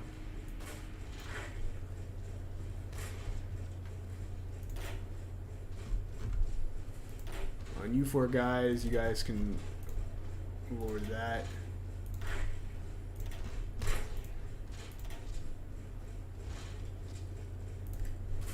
Oh, they'll get us some manpower too.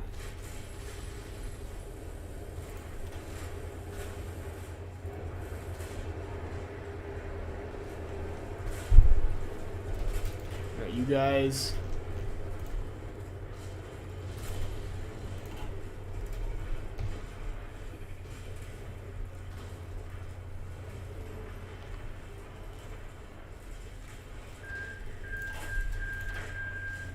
And you guys.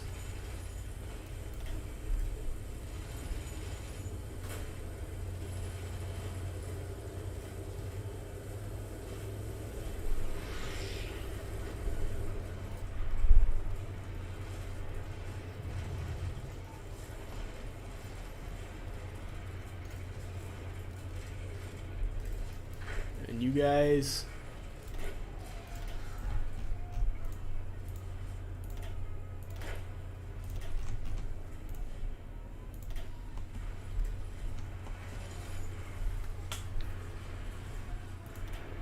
Alright, so there you go. There's some nice stats for us. Your artillery really jack or soft attack up.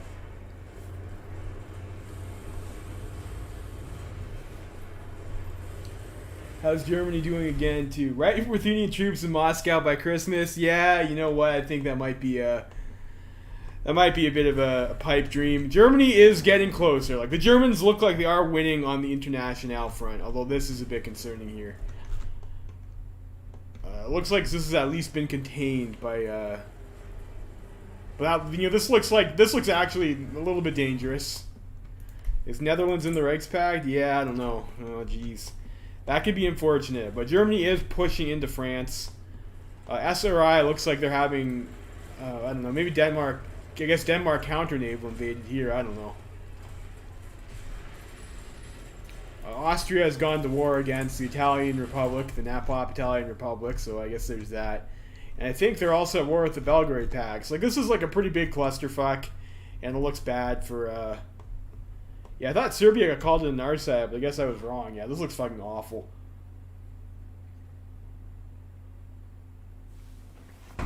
Jesus Christ. I hope, like, Germany's going to have to kill France before Austria dies, or this is going to be very bad.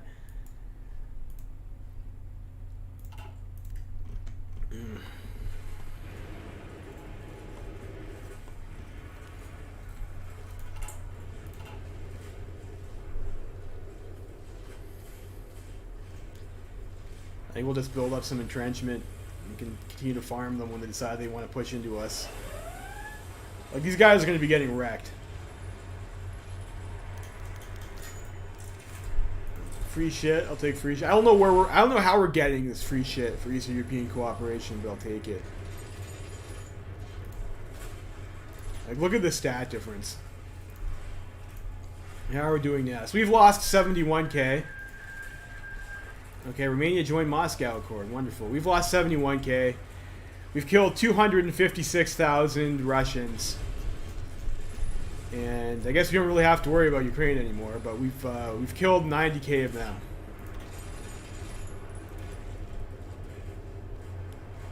No, I have Minsk, which is enough victory points to stop us from collapsing. So we will never surrender.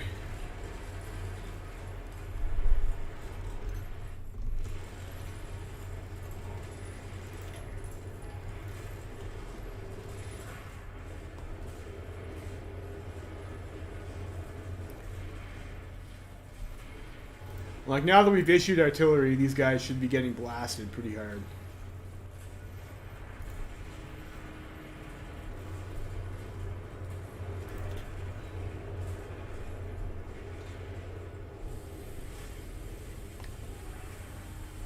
Yeah, Ruthenia is not yet lost, boys.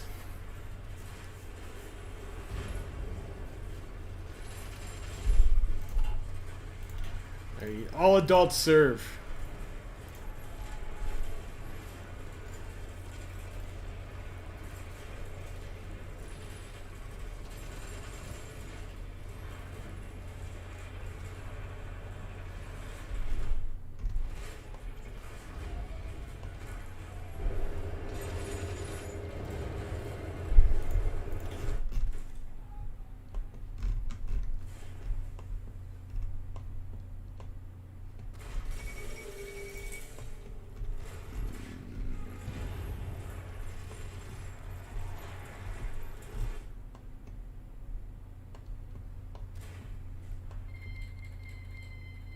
The suspense, indeed, the suspense. Looks like Russia just wants to waste manpower attacking us now. I think it was definitely the right choice to go to the 7-2 template here. How are we doing with our theft? We've stolen more guns than we've lost. Support equipment, we're still losing a bit more of. Artillery, we've stolen more than we've lost. It's like, we're definitely sustainable. I mean, we can stand here, we can, until we run out of manpower. It's true. Although Savinkov's Russia tends to have an easier time of, not doing that. Given that they give all the super tank bonuses, and man, that is loud when I'm zoomed in.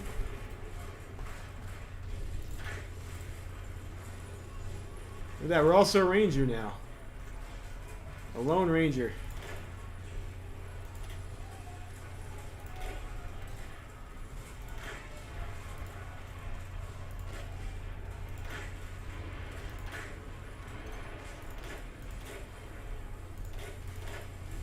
Oh, our field marshal learned infantry leader. That's helpful.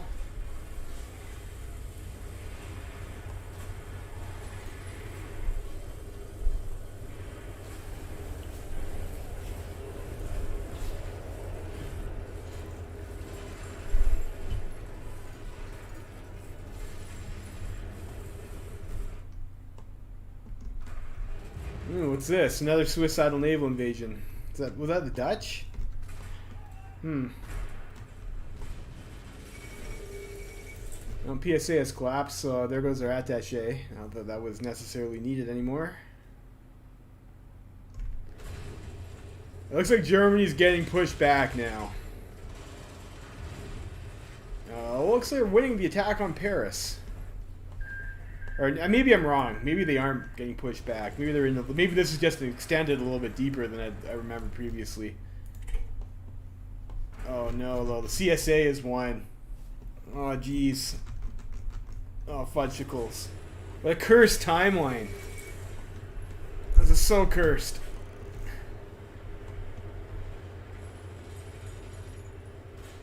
We haven't had to last stand anything in a while. Let's just put all these guys under a better general. I think we have a few extra spares in case we had to do like a clutch maneuver.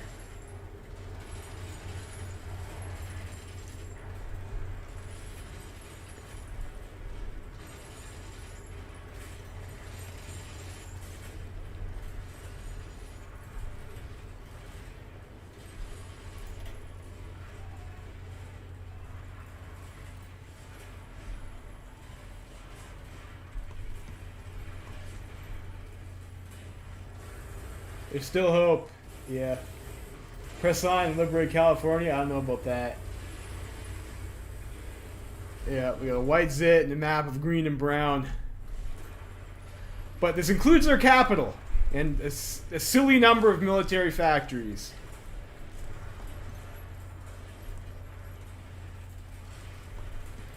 I feel like maybe I should even delete some of our military factories. So I could get a civvy.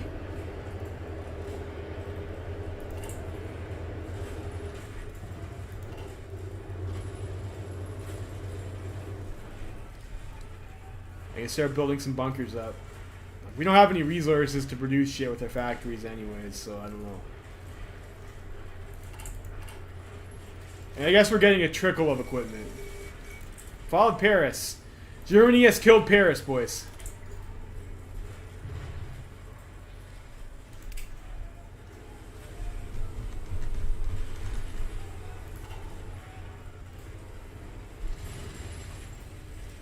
Just watch that strength bar drop when they attack into us. You know, that is the advantage of having 2 pieces of artillery and a stack of entrenchment. Yeah. 72% defensive combat bonus from all the entrenchment we've got. On the downside, it sucks for attacking.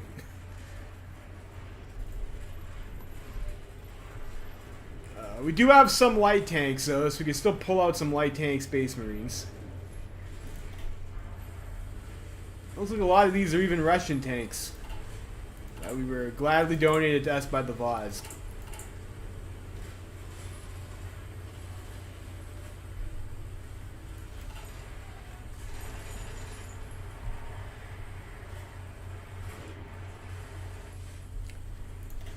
So we haven't really taken that many more casualties.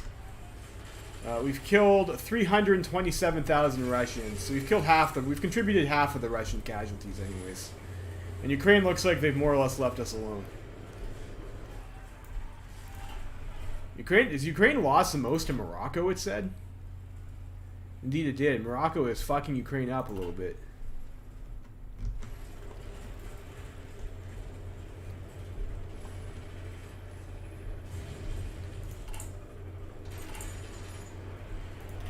Like, maybe we should have just swapped over to Grand Battle Plan. Get the extra entrenchment speed. I feel like the mobile warfare just did not pay off for us the way things went, which is unfortunate. It is what it is.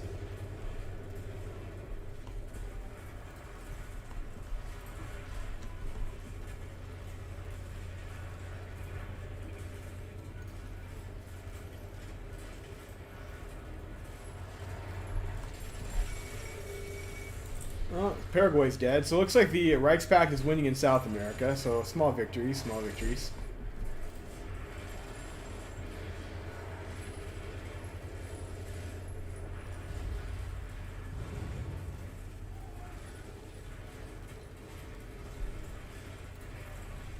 I mean, it's pretty close. I mean, I might want to think about it, but I mean, we'll I think we're going to wait for Germany to kill the Commune of France, hopefully send some troops over this way. Like, I mean, the situation looks pretty bad. And if I start, like, our units are very good at defending because of the entrenchment stacking, but they're pretty awful at attacking. And we don't have that much manpower to begin with. So, like, if we do an offensive and it goes poorly, we could just lose. So we'll see. Maybe we just have to roach on for now.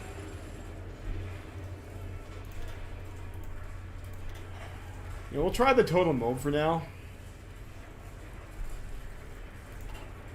which gives us some factories.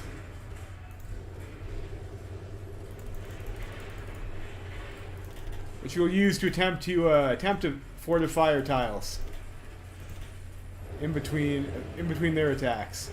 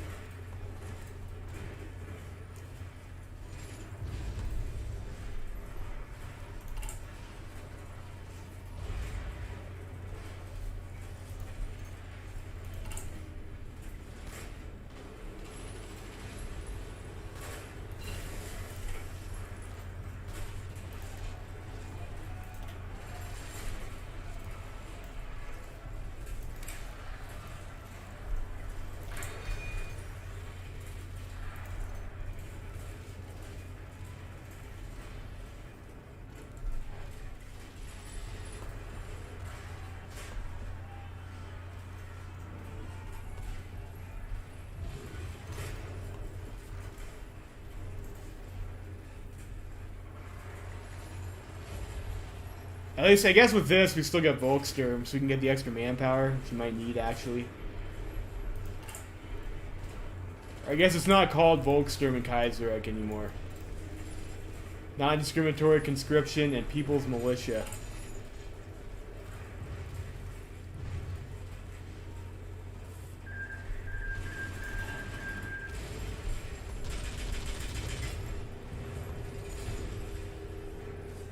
So we might be able to push out and take a better perimeter.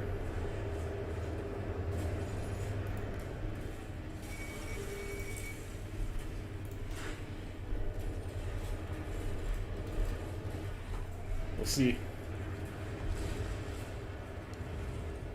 It's like some of the units are getting low strength.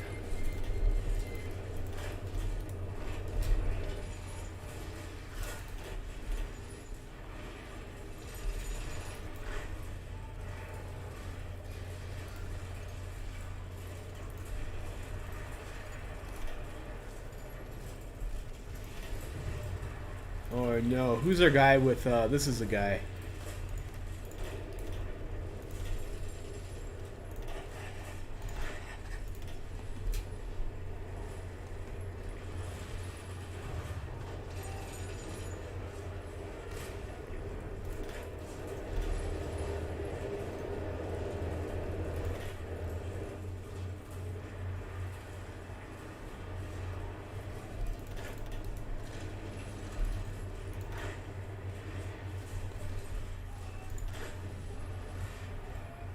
Shit.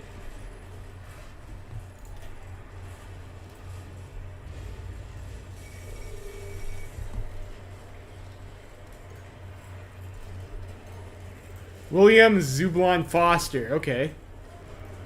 So we got Foster's in charge.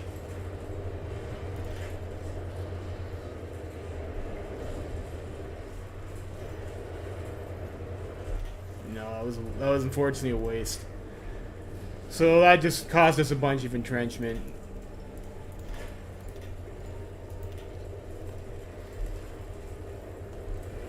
Bad attack.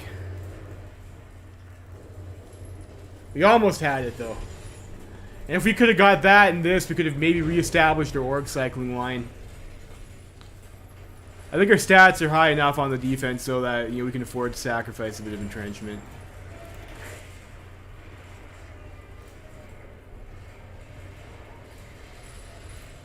Takes 24 days to entrench fully, though. Yeah, it's like we're gonna get punished pretty hard if we don't get. We need to get some actual gains if we decide to make a push. And these tiles really, at the end of the day, they get us nothing. Like if we get these two tiles and then these two tiles, that would be helpful.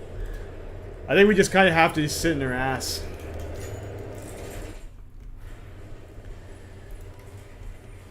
Like the plains tiles we could take pretty easily, but there's like really no point in getting the plains tiles.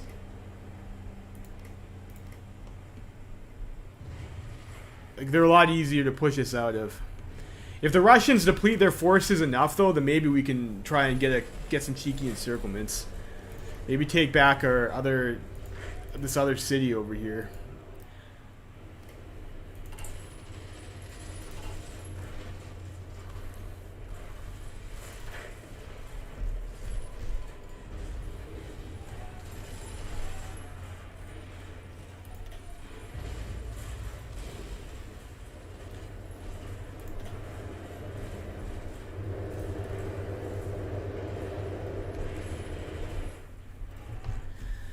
Well, let's check the rest of the front. So it looks like Romania is eating Hungary. It's hungry for Hungary. Just like we're all hungry for Hungry Phogastry. And it looks like Germany is beating the shit out of France. So that's nice. Foster is the worst. Spain is a big help. That's true. Spain is a big help. They're on the Kingdom of Spain. Okay, I guess it was Carlistas. Yeah, of course. So Carlistas is a big help. You are correct, Sir Mount. Having the second front there is nice. You got Foster. Non-core manpower. He's a Prince of Terror. Okay. And negative foreign subversive activities. Maybe we should do a Foster run. Later. I don't know.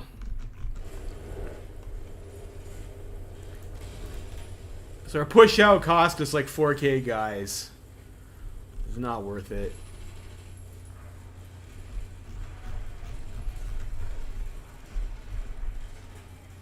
We've killed almost 500,000 Russians, though.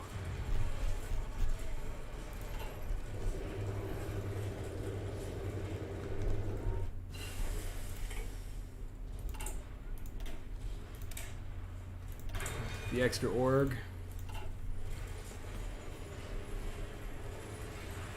Maybe. We'll see. I might want to play some more Black Ice. Black Ice was fun. I enjoyed it. A lot of gamer things, yeah. I'm gaming now. Mr. Foster.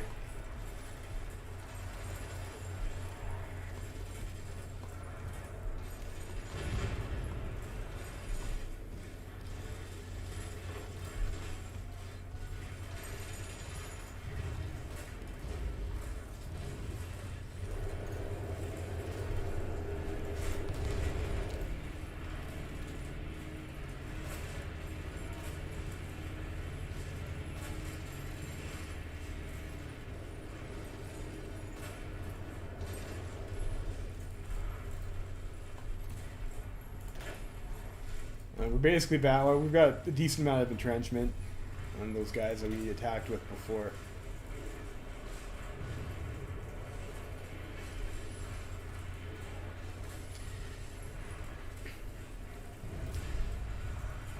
Yeah, going for the arty and the entrenchment was definitely the right strat here for this situation. Normally entrenchment, if you have a tough defensive spot, can be every time you org cycle, you lose your entrenchment, right? So if you have to do a clutch defense, sometimes entrenchment is a bit worthless.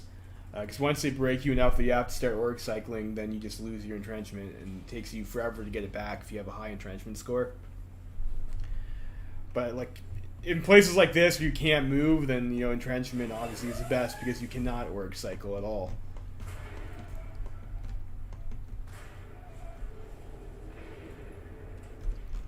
And yeah, for whatever reason, Russia, I guess they can't constantly attack us. Their stats are too high. They don't have enough. But against like double buffed AI, like if you do Wilhelm's Nightmare or something like that, they'll just attack you even though you have high stats. Fuck you. They'll just keep on attacking you, and they have the manpower and equipment to do it. And you'll run out of org eventually.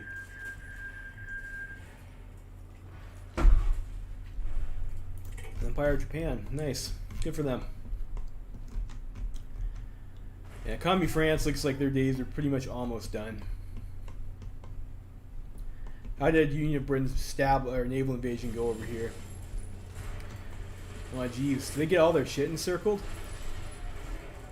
No, it just for whatever reason flipped to Commie France.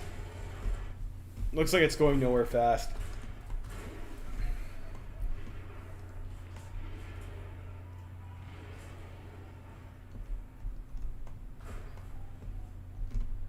This front looks pretty static too. It looks like the Hungary's boys have numerical superiority. It looks like they're able to match Russia and Ukraine too. It's like this looks like it's stabilized for the most part. It looks like they're pulling troops away from us, which might give us some opportunities.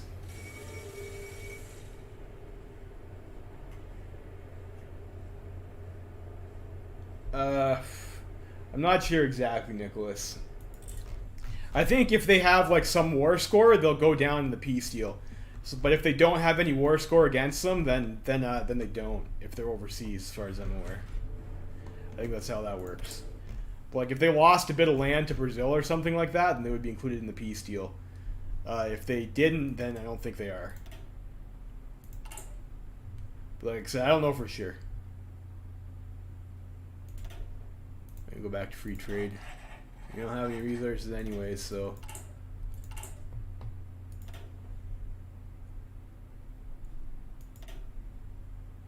Get Chief of Navy. That'd be a pretty big meme, wouldn't it?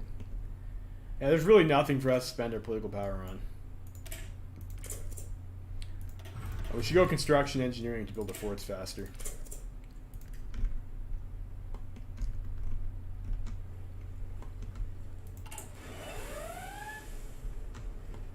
We even got some bunkers up now.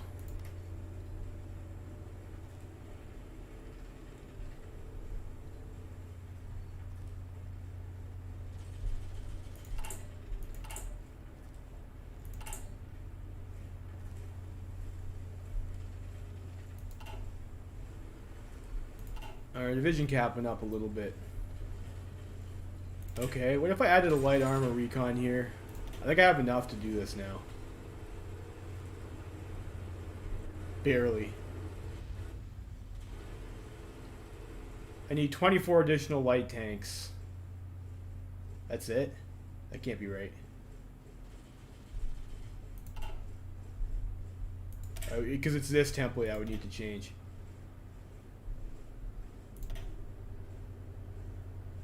Yeah, we don't have enough light tanks.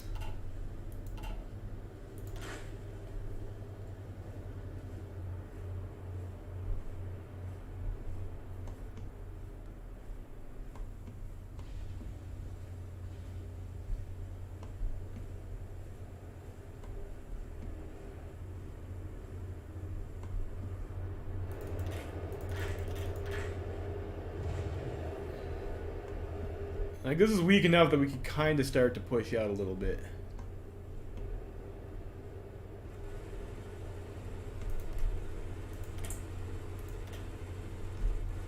Savinkov is on service by requirement, of course, and it looks he's got like more than enough manpower.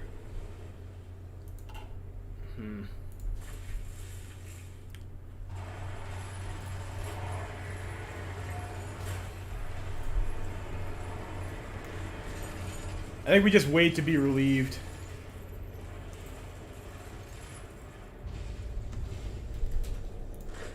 Or you know what?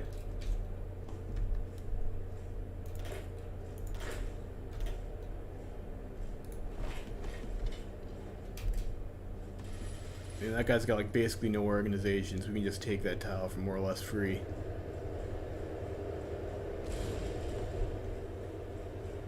I don't know if spreading ourselves out, if we're not work cycling anymore, I don't think it actually does. Yeah. I don't think it actually does all that much for us. We just lose our stats. Because I'm not really seeing any place where we could potentially get like an encirclement or anything like that.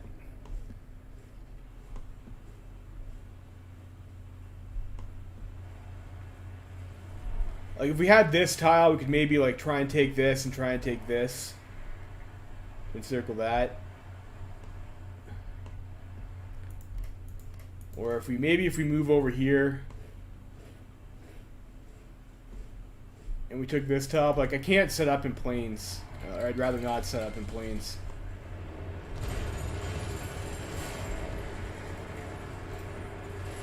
I think we just contribute the most by just like hanging out over here and just killing Russians when the AM wants to grind into us. Like I think that's like the best way we can contribute.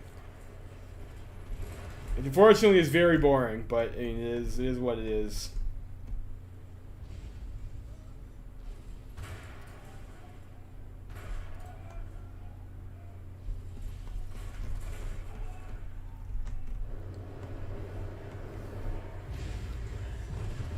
Although if we could get some encirclements, that would, of course, that would definitely help.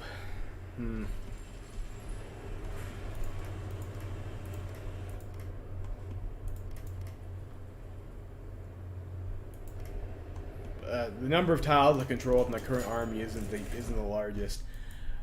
Death of Leovan Dubijakuski.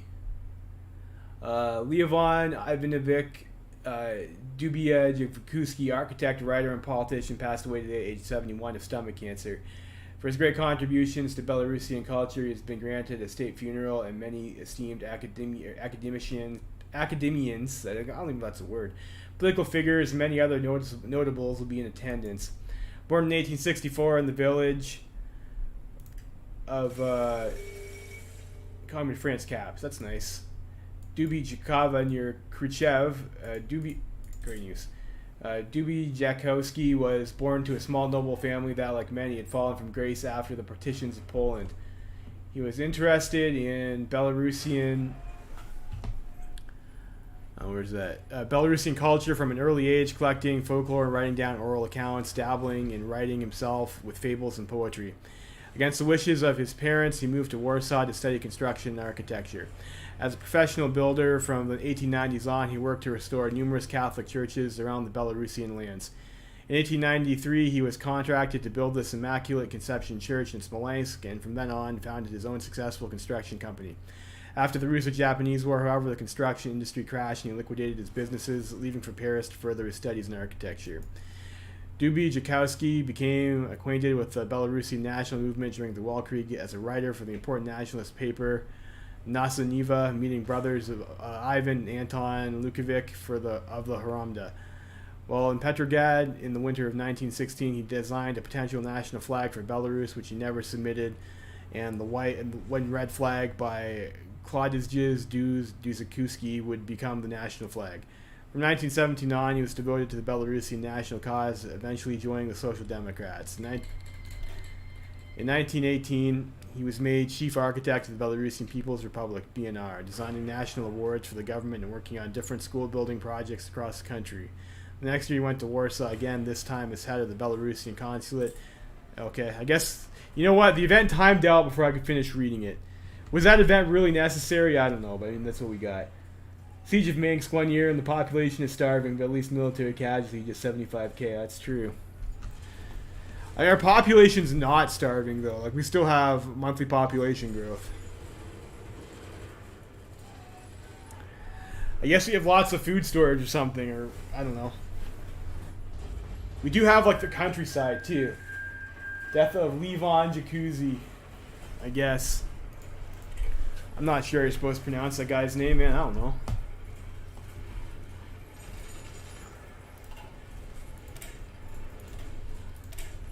Get ourselves the unicorn tank.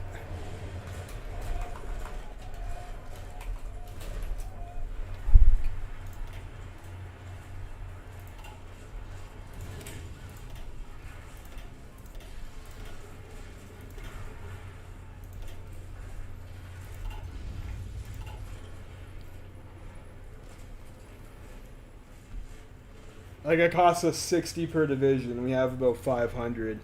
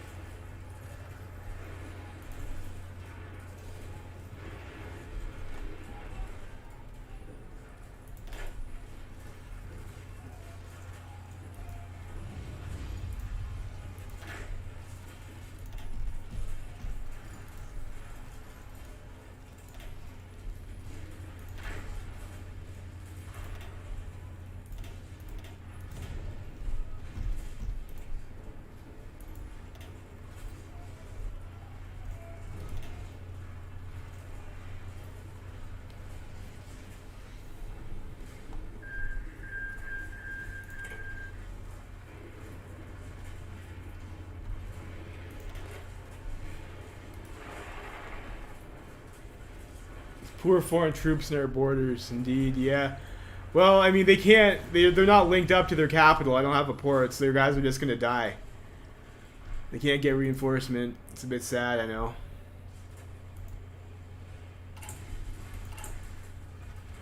I guess repairing our infrastructure is fine. Let's see if we can build another round of forts.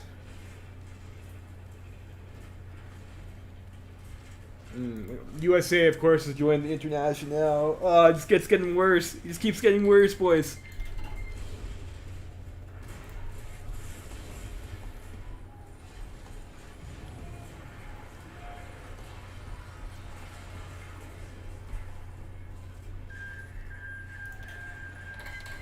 Well, you know what? They got the USA, but you know what? We got delegation cities.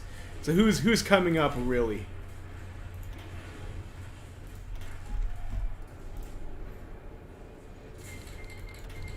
Yeah, this is super greedy.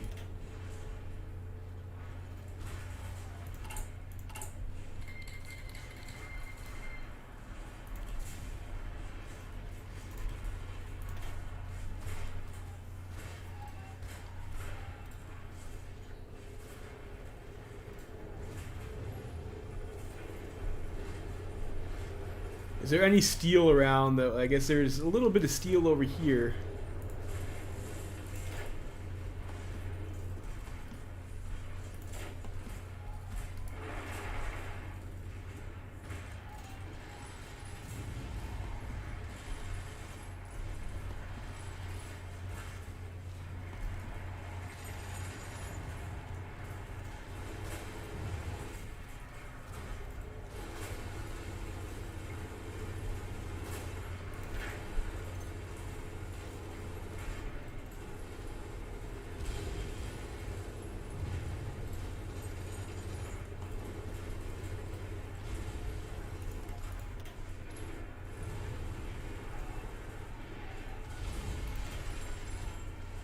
Those aren't the worst attacks.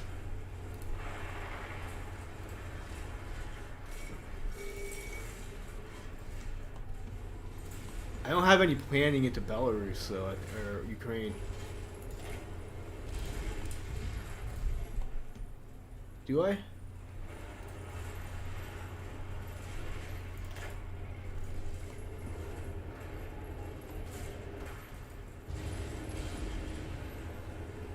Let's see if we can circle those 5 guys anyways.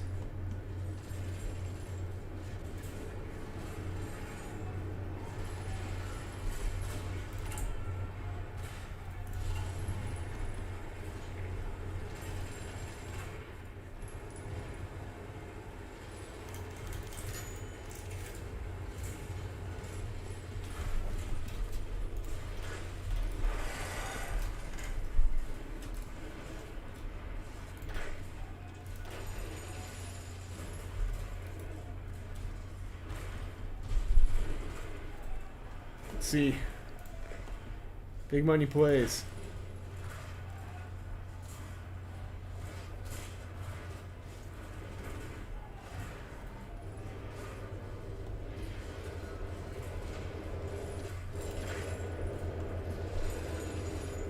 This is a marsh though. Gross. Fall of Detroit. So I guess Canada joined that war, obviously.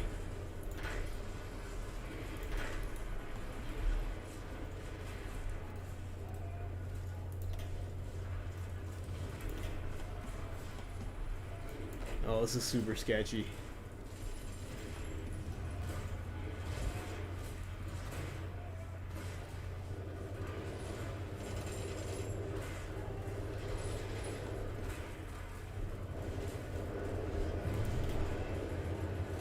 They've got cast too.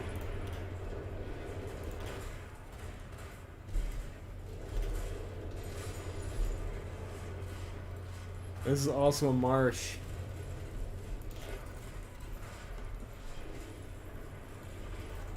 Well, let's see if we can get it, boys.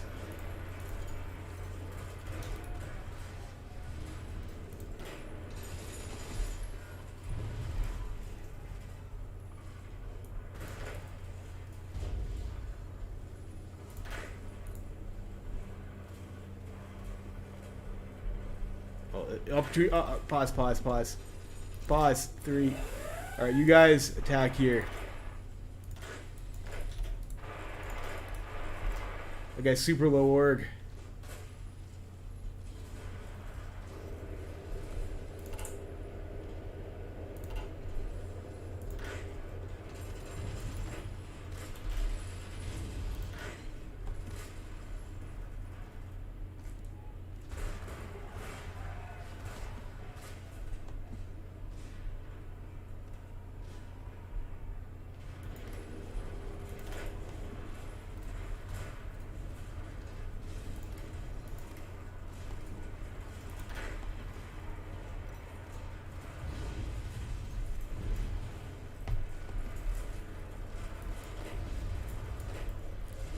Well, we might kill some Russian divisions here. It's like costing us a lot of tanks and equipment, though. Like, I don't know. Like, I don't know if this is worth it.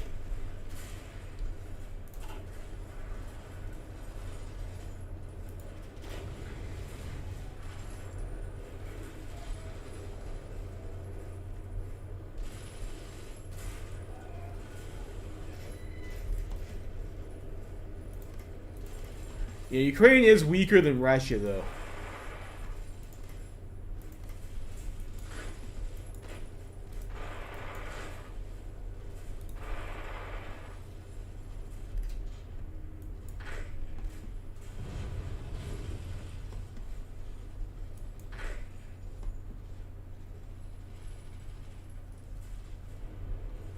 So maybe it's not bad to widen our front line with them and shorten it with Russia.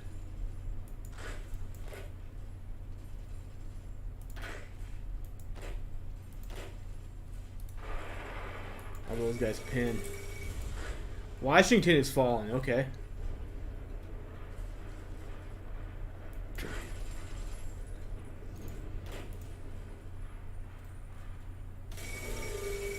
What? Okay. Wow. I guess they got caught after the Civil War. It was over, and they got caught in Reconstruction or something. Damn. New England. Fuck. Okay. You know what? That's great for us. I'll take that. I guess Foster fucked up, didn't he? How's it going? How's it going? Yeah, yeah.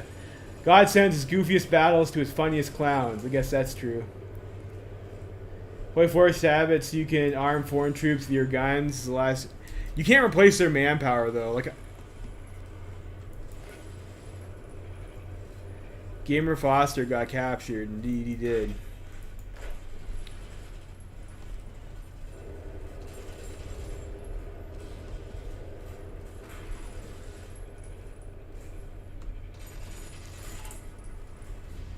Unfortunately, capturing this tile didn't give us more. Didn't really give us more factories, did it?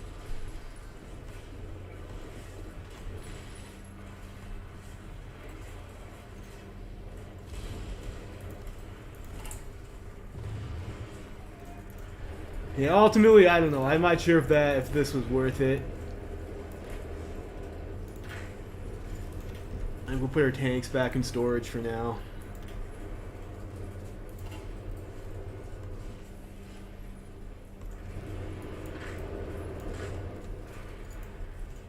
And these tiles, I don't think any of these are worth keeping. That's a marsh, but it's isolated.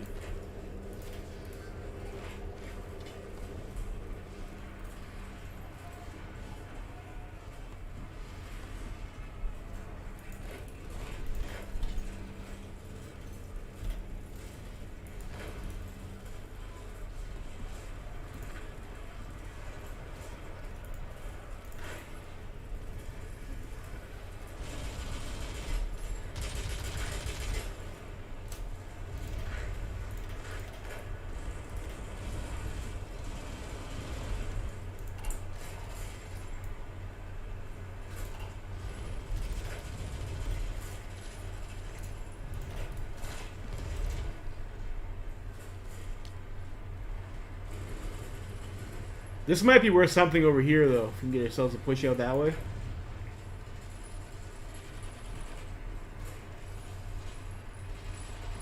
Looks like the Reichspakt is pushing on Russia now. So this is good.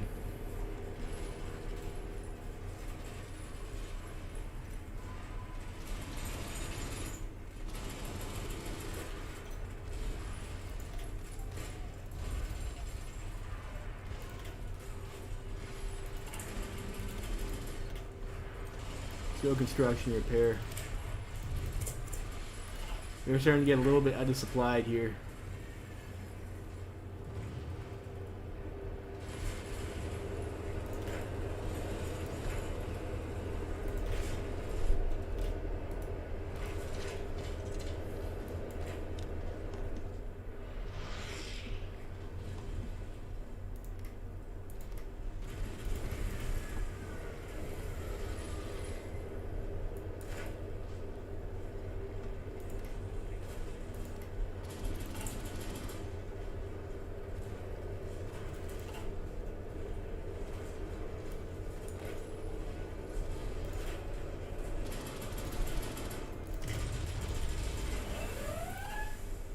Get logistics wizard. Help our supply situation out maybe a little bit.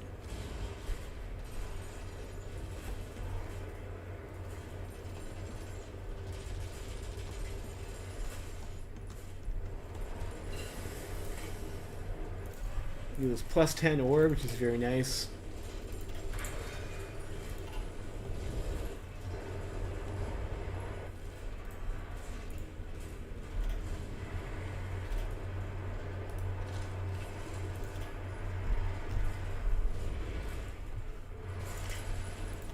Get the extra entrenchment speed.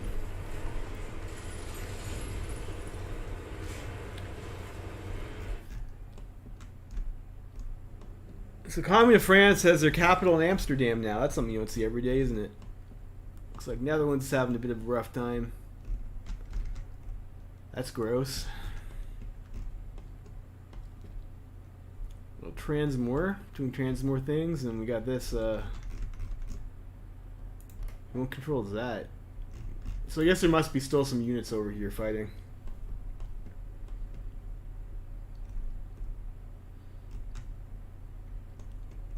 Yeah, it looks like our boys are attacking.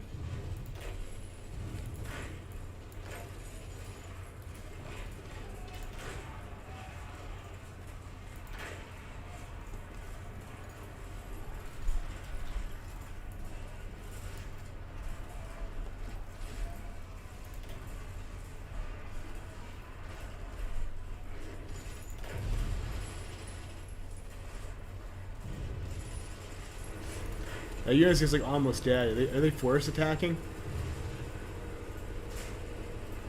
Might be.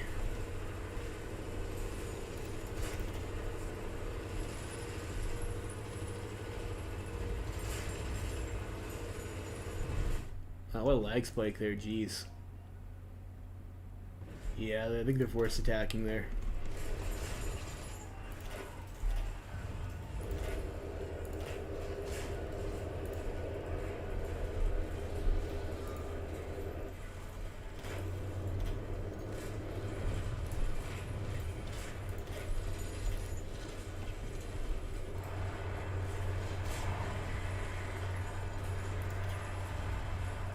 And their stats are so low, like it doesn't actually hurt us that badly to attack into them. And if we can close this off, it's quite a few division kills. Because Ukraine is on France's team, not Russia's team. We don't have military access.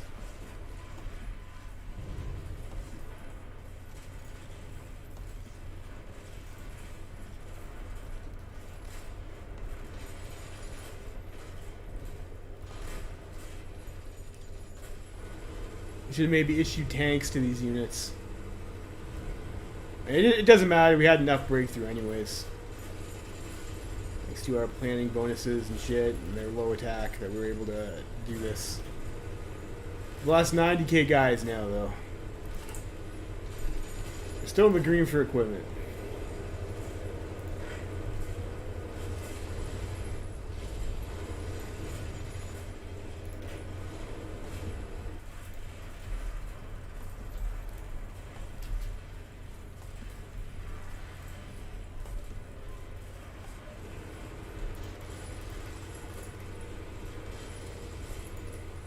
Like that might be over river trying to go that way.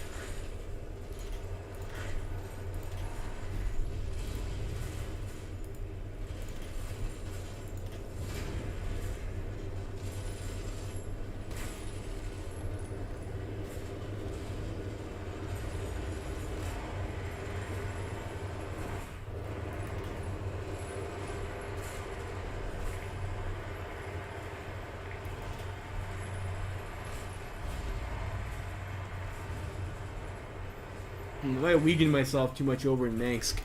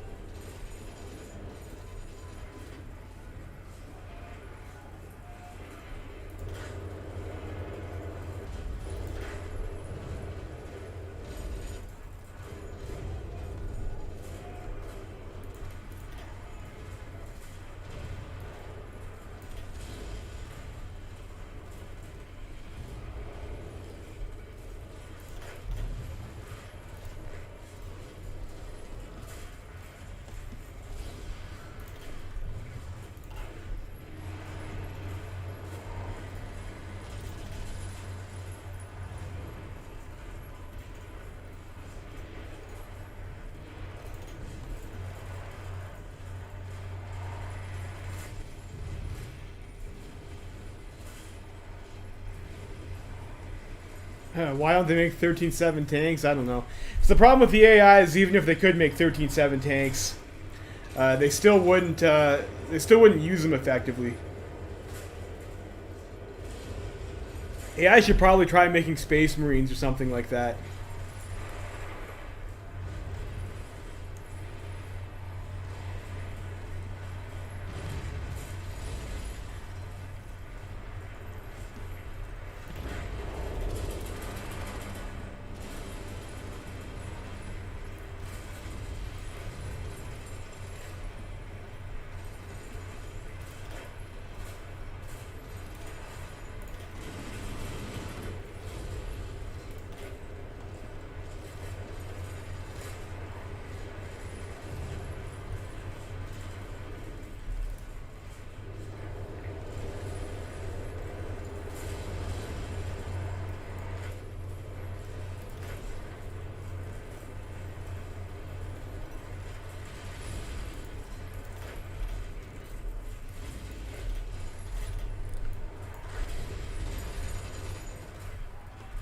We got a lot of guys here.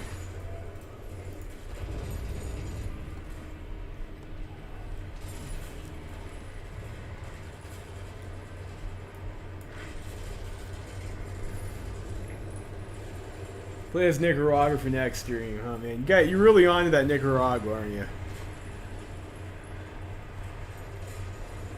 I will consider it. I will consider it. Like I said, I might want to play more Black Ice.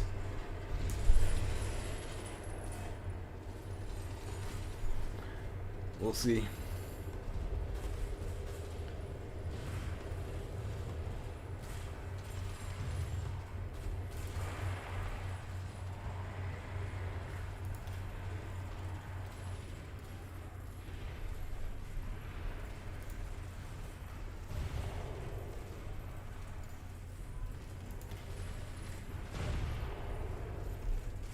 We actually get an armor bonus for that attack. Yeah, if we could take that and encircle all of these Russian guys over here.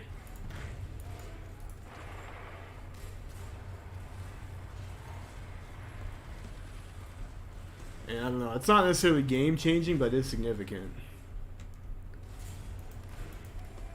You're also starting to try to make some plays against the Ukrainians. As long as we don't touch borders with Russia, Ukraine's probably weaker.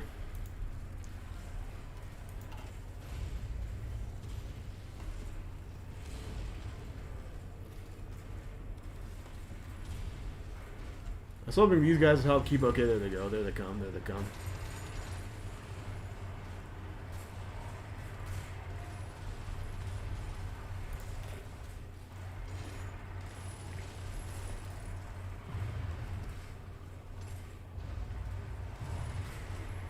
Alright, so you got this pocket on the Russians there, which means these guys can stop attacking.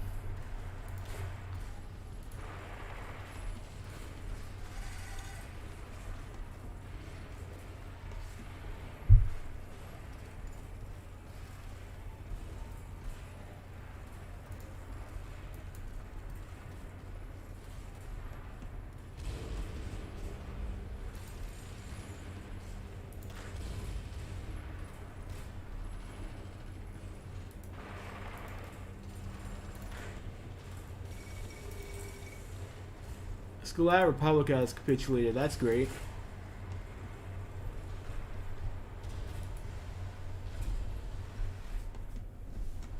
It's like we're red fuel, which is not great. I don't think we have enough tanks to sustain all those units anyways.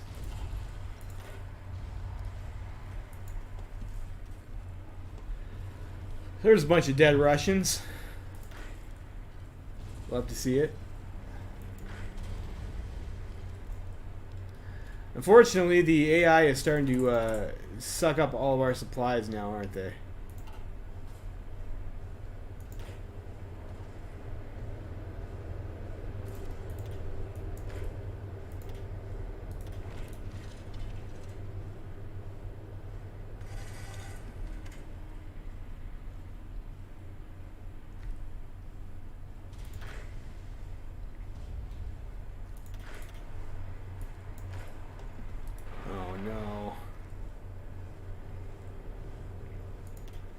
AI, why? Why AI? Why would you do this to me?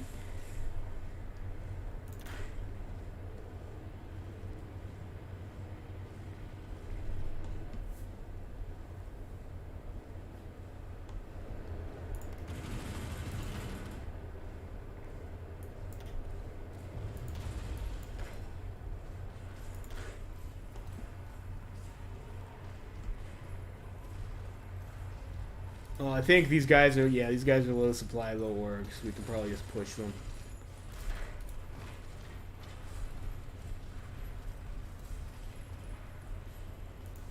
And then if we get this back, then I might get some more supplies.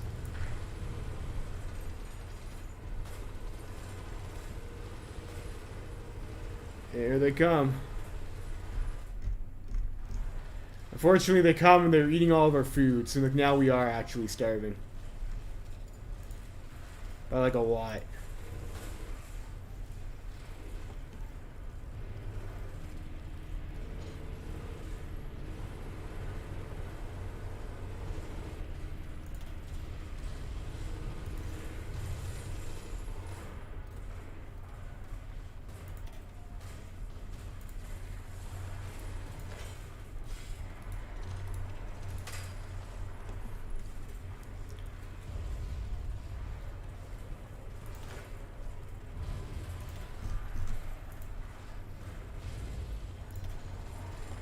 I'm not gonna have fuel for tanks.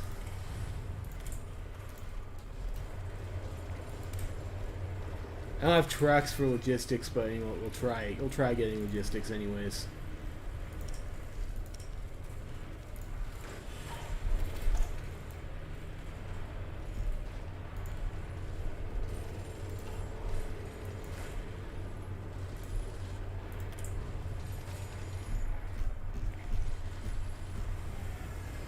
Support equipment. So we have fighters, support equipment, artillery, and rifles we can get. At the cost of 100 political power of shipment.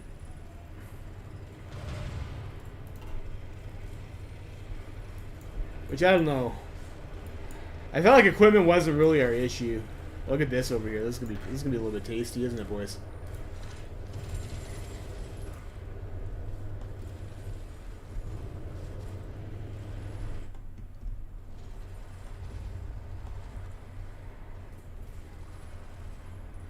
Like, we'll be able to start taking our country back, but will we starve before this happens? I don't know.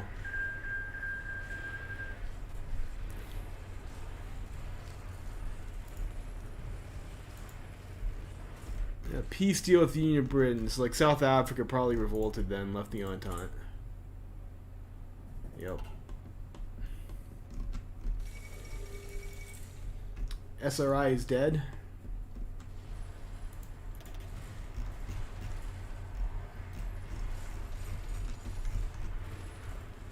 I've killed 795,000 Russians.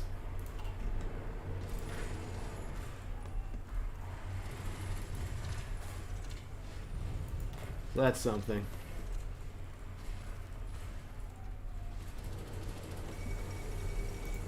Albania's capped. Okay.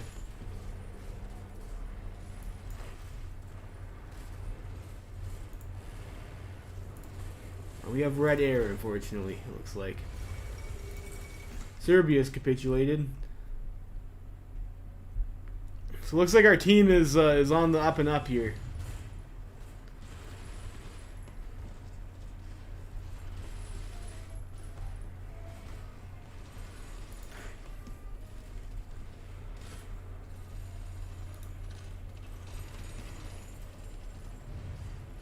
That's actually not a good spot to push.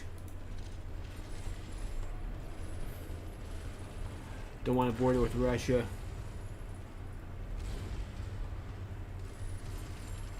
Top 10 anime comebacks? I don't know about that. This is like all Germany. We basically did nothing.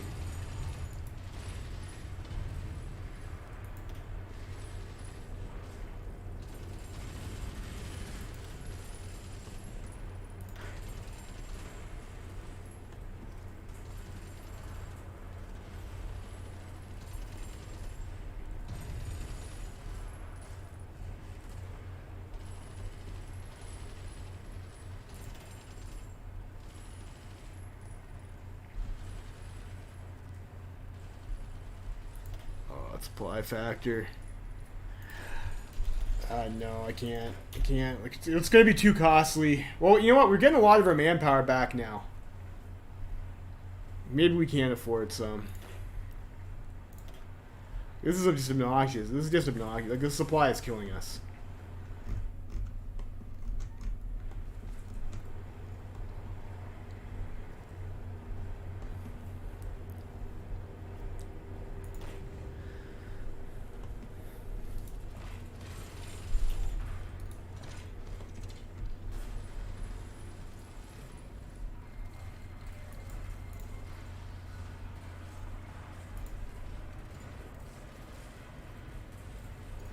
Cavalry units are weak enough that we can kind of push into them, though.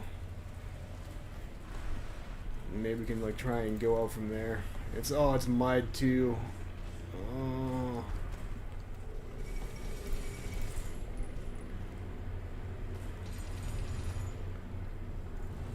I'll try it.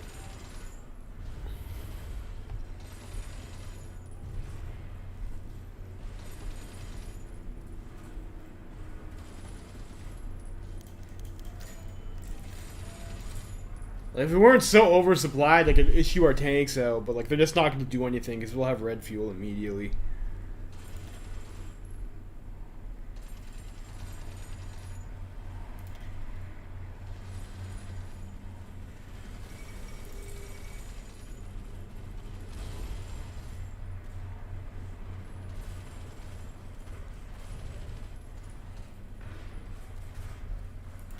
I should have picked this tile to work on.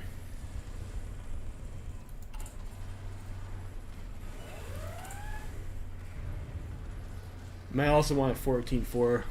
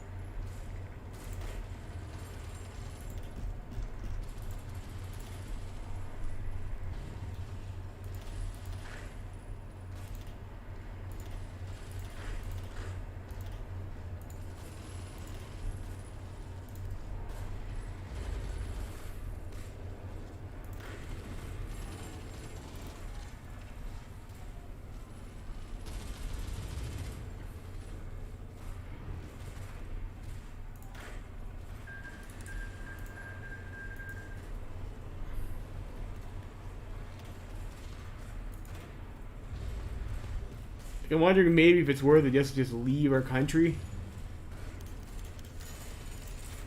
so we can get some supplies.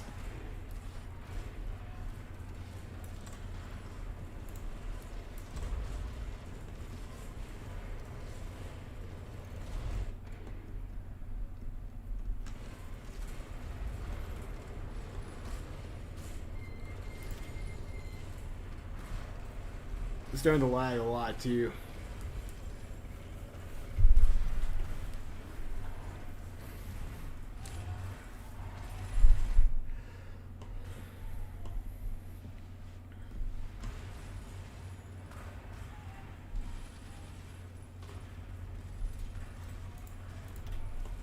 Where are their supplies available? I mean, there's supplies over here.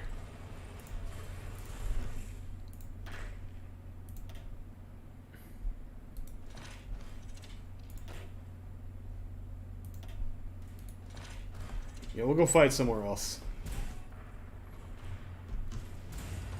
And we'll just hope that the AI doesn't get our shit capitulated.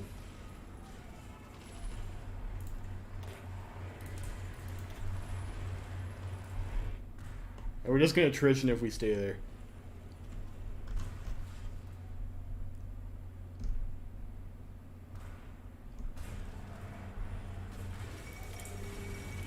Fall of Petrograd. Okay, so it looks like they're pushing up through Riga, or maybe they did a naval invasion. Alright, so we'll just leave that in the hands of the AI, I guess.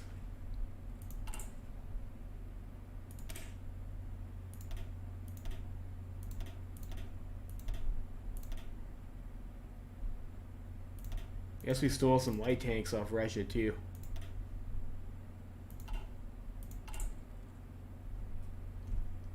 Or medium tanks, I mean. You have 13 medium tanks.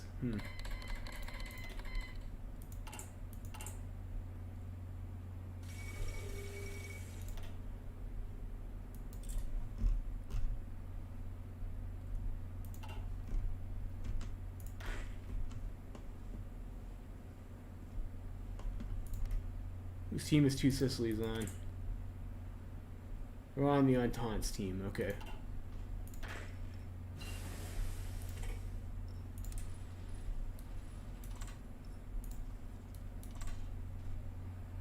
Let's see if we can do anything over here.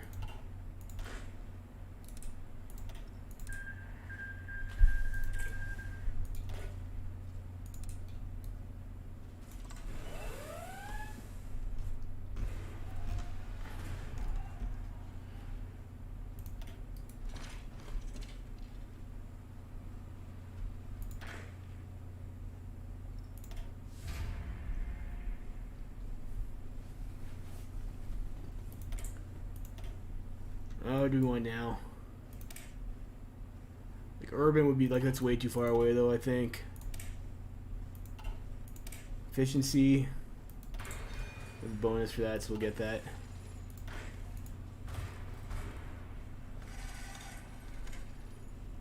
Yeah, that's true. That is the most cancerous part of fighting on the Eastern Front. Is the AI hogs all your fucking supply.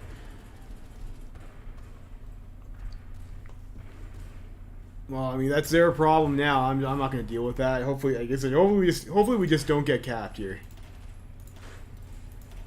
Those aren't actual tank divisions, so maybe we want to go with it. This guy's got 7 attack, though.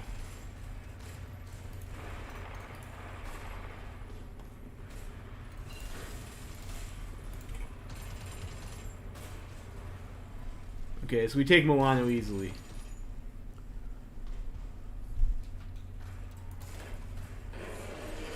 Great, that was easy.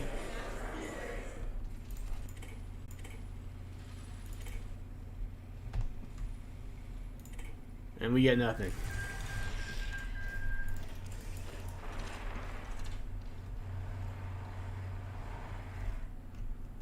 Alright, where else are we fighting? Balkans. There's supply in the Balkans.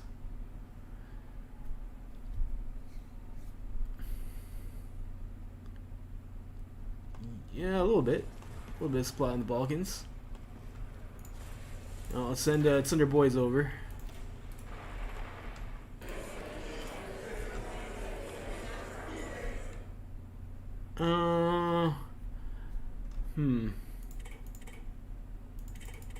Pass for a bit.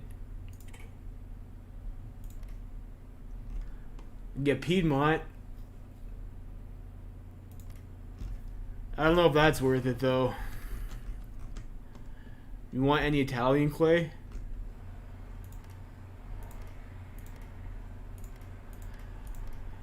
I'm not sure. I guess Italian Republic's not in the Reichspakt, and these guys are in the Entente. I don't know if I want to drag out of war. Like I'm just gonna pass. I'll save my war score. I'm not gonna take anything.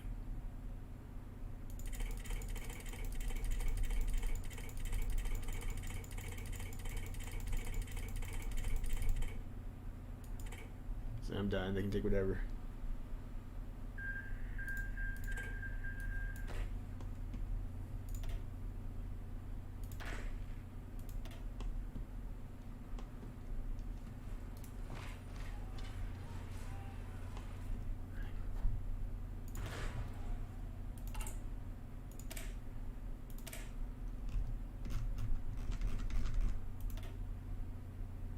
What if we remove one and put another tank? Okay, that looks good. Let's try that. Missing light tank, so that can trade for steel again, sort of.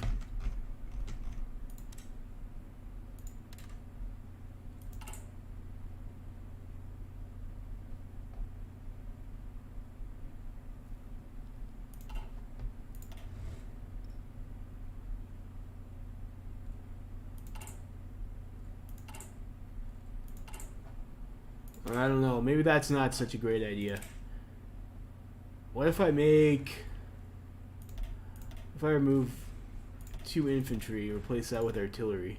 That would make it an artillery division, though. I want the unit type to take advantage of our Panzer leader trait.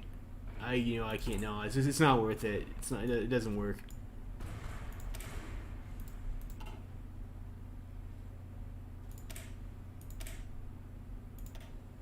Doesn't work.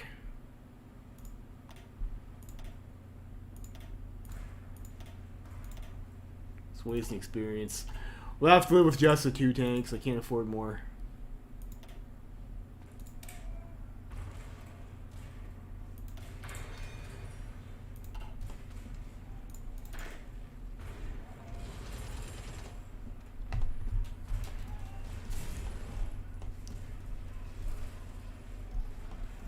Greece is on the on-time. Are we at war with the Ottomans?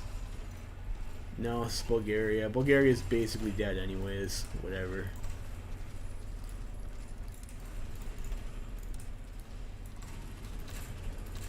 There's also the Romanians.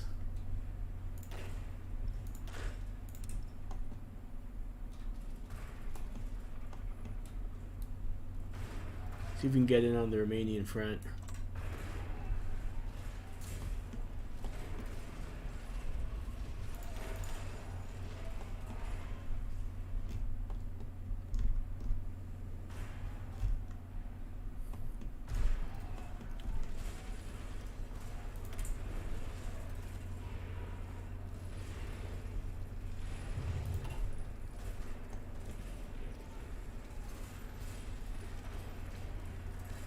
Aside from claims and quarters, yeah. Turkey's not at war with us, I guess. So whatever.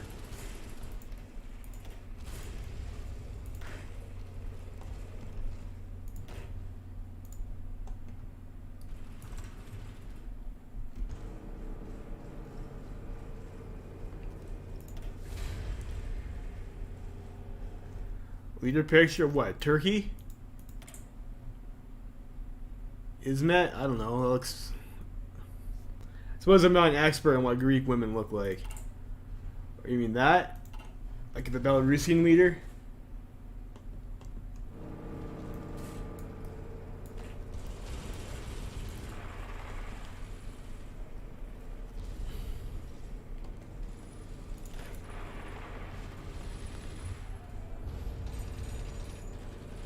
Oh no, we're oversupplied.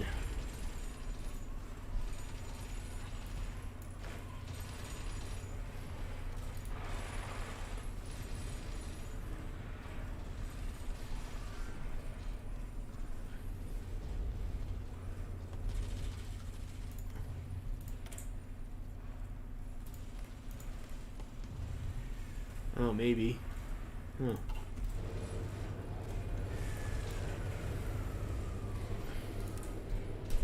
Like, this is why you don't want to use battle plans. Because, like, see, we took this tile. We'd like to stay here. But our battle plan wants to shuffle us back. And if you're not paying attention, that can be super frustrating to deal with. So we're just gonna go back to doing the garrison order. I was lazy. I didn't want to do it. I put out the fucking battle plan. And I was immediately punished and regretted my decision.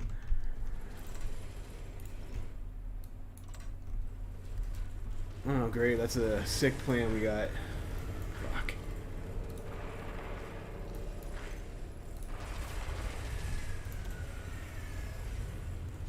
Yes, even with only the 2 tanks, we have more than enough breakthrough to push them.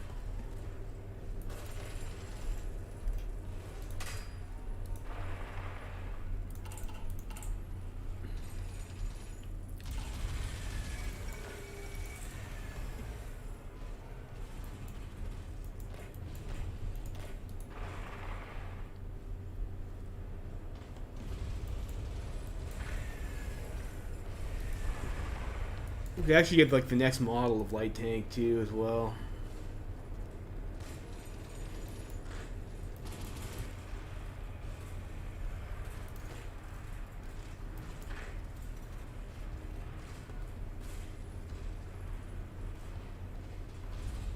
And it's nice their allies are like kind of flooding in behind us.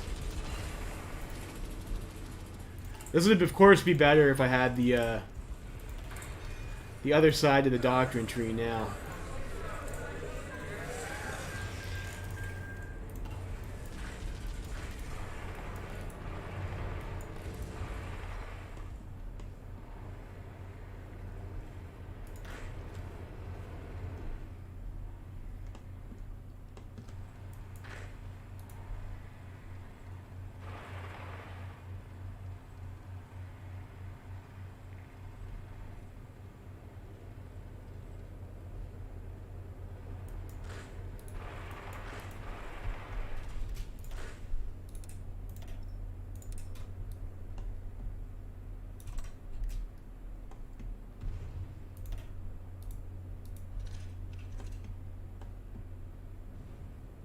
Around this way, I guess. Make sure we don't get encircled.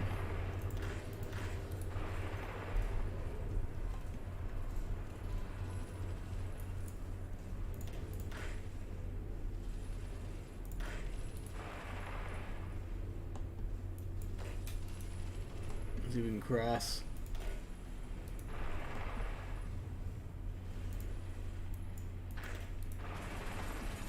Probably get that. We probably should have got the next model light tank. Now that I think about it,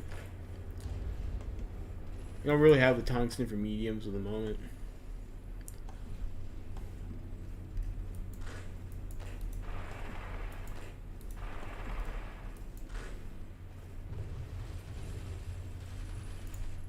And it's a river, but we do have bridges, so we'll try that. Should help us get over fine.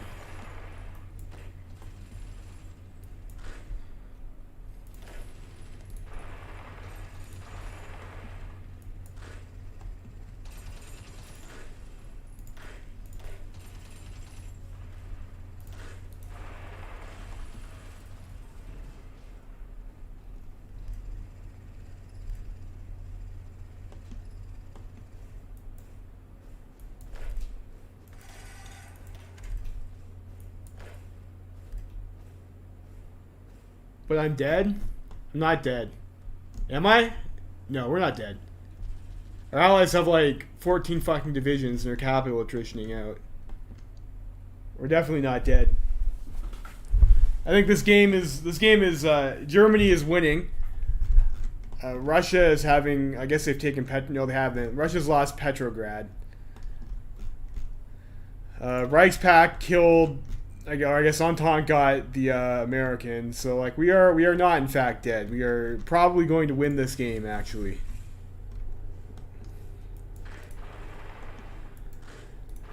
So there you go.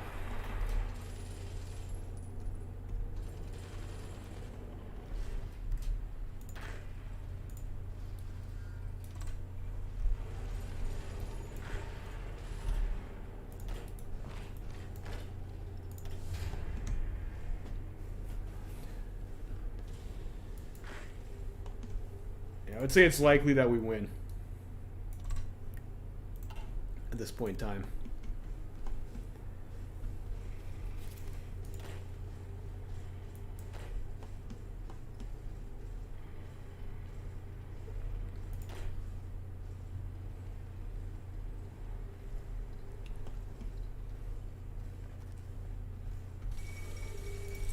Beijing. Maybe go back to 5-speed.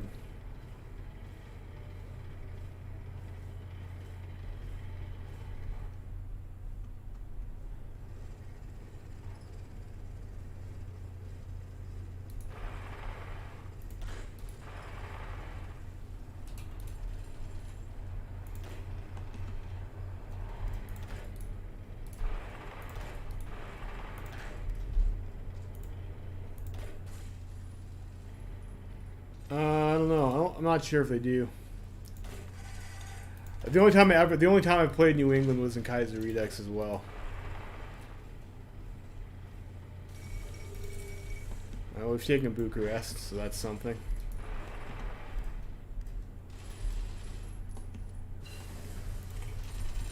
We got machine tools. Get the industry.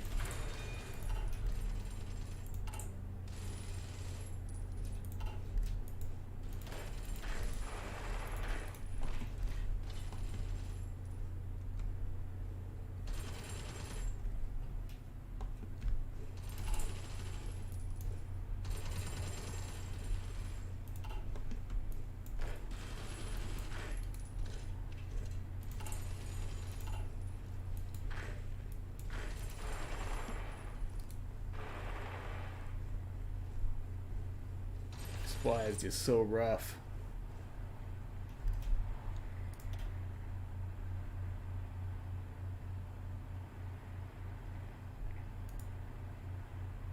And Volkoviskas. Where's Volkoviskas? I'm pretty sure that's our own. No, it's not. I don't know.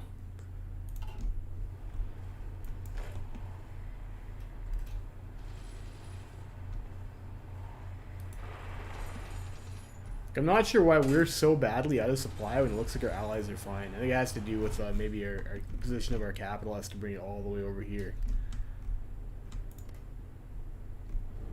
Yeah, over here. So Lithuania hasn't repaired their infrastructure. That's causing us all sorts of problems.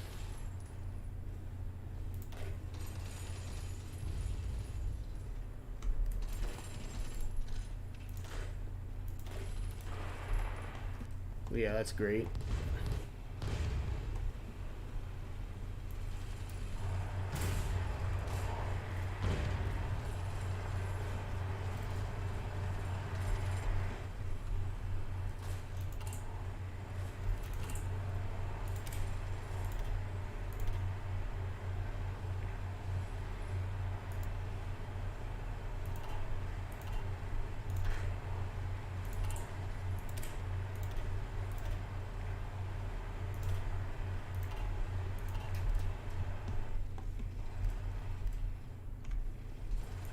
See, logistics. We can keep on upgrading our logistics.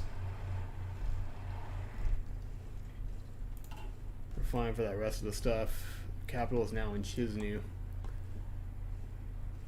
Maybe we just go for that.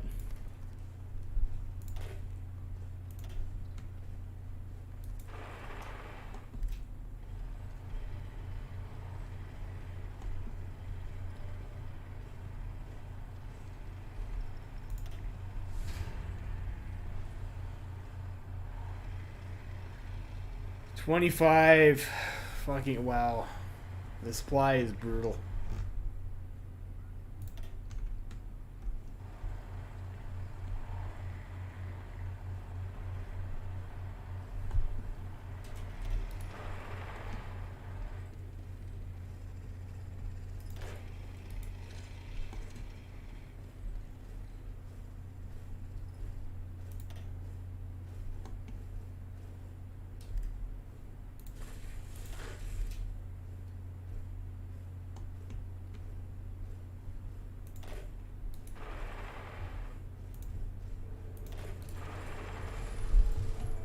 Lithuania needs to repair their shit.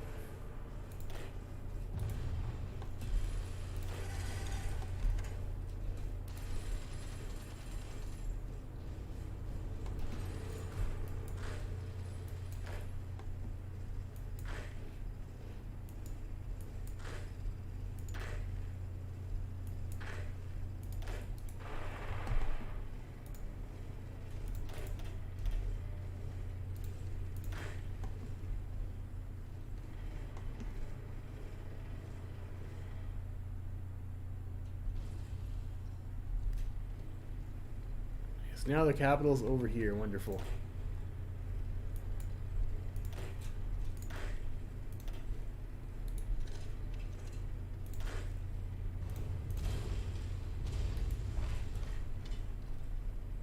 Well, I guess we'll go take that then.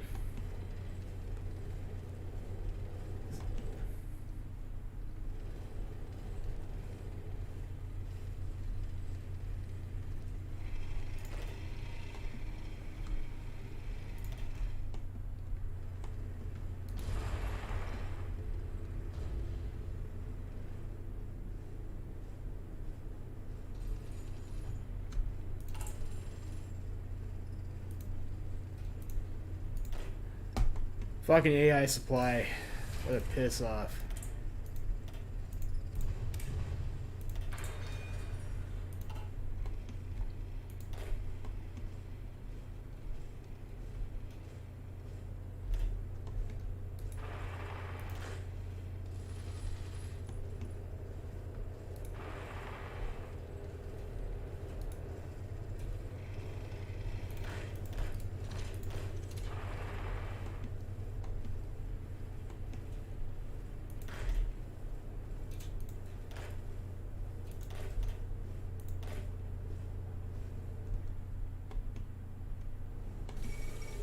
Alright, Romania cap. Wonderful. Wonderful. Wunderbar.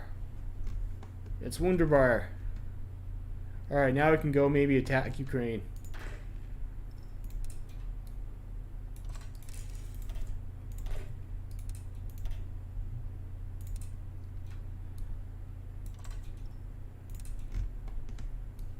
Onward to Kiev, boys.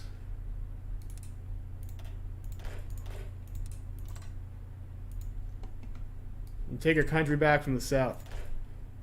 Maybe.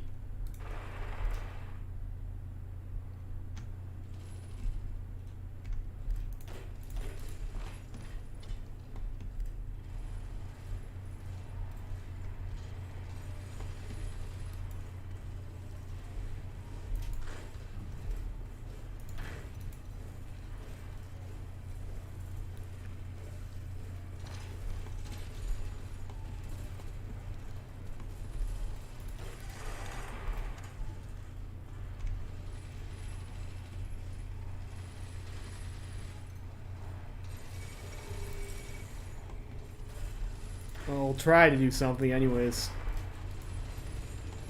Like the guys are like already over here. Like we're gonna be supply fucked regardless because of the situation at our home front.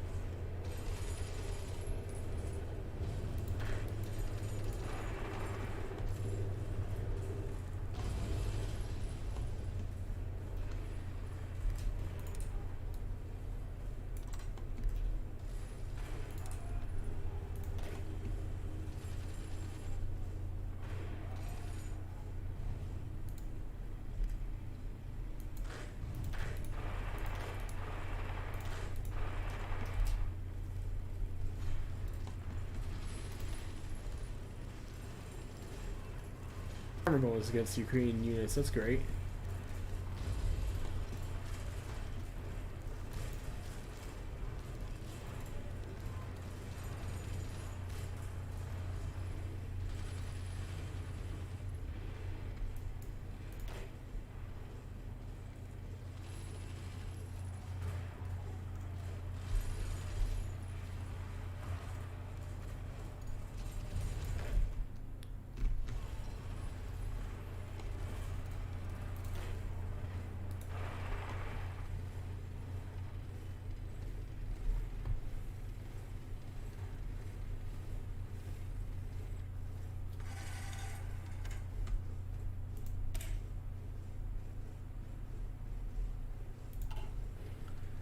Alright, well this is going alright so far. We don't have any equipment deficit. We can train like 6 more units if we wanted to. Queue that up anyways. Unfortunately, it looks like there hasn't been all that much more advancement. If we knock out Ukraine and open up the front, hopefully that will help things along a little bit.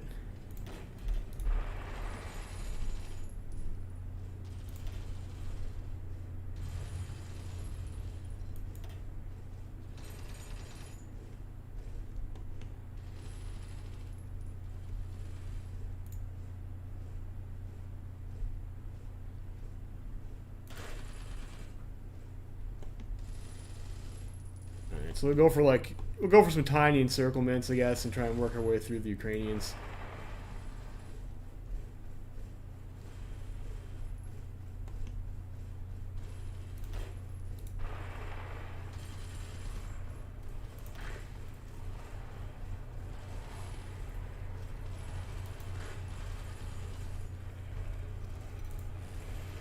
We have green air even, that's nice.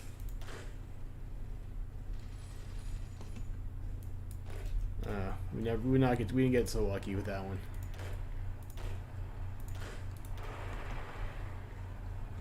Fuel's a bit red too. Not great. Then we target this tile next.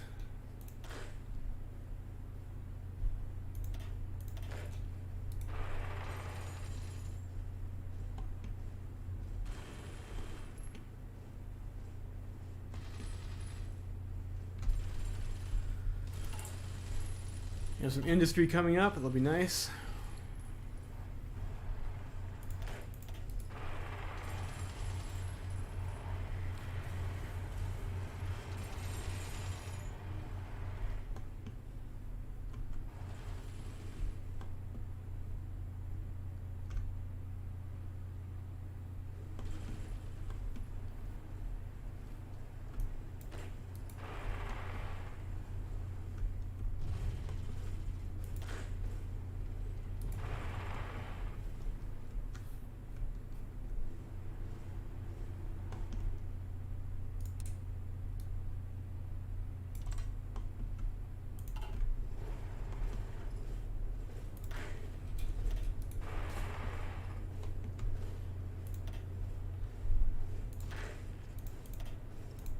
Use the bridges to get us across the river.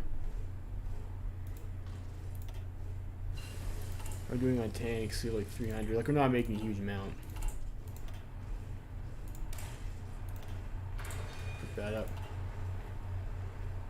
Play as Nicaragua if we win, man. I don't.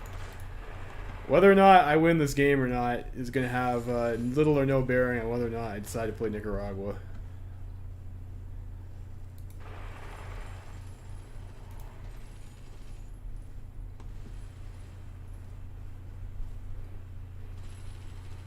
If you're gonna play Central America, though, like usually you'll have a more interesting game if you don't go socialist, because then you more often have the war against Mexico. I think, like if you align with, because Mexico usually goes Third International.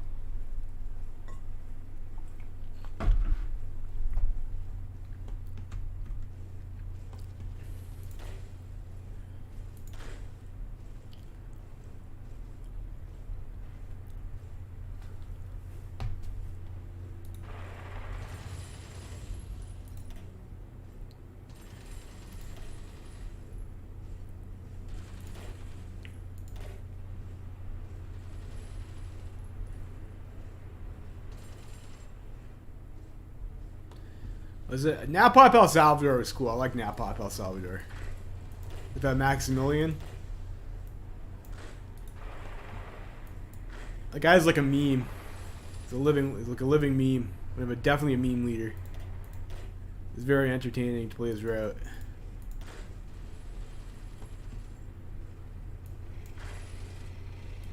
I think it'd also be hilarious to play as Ubico and take France. So have like the little Napoleon becomes the real Napoleon.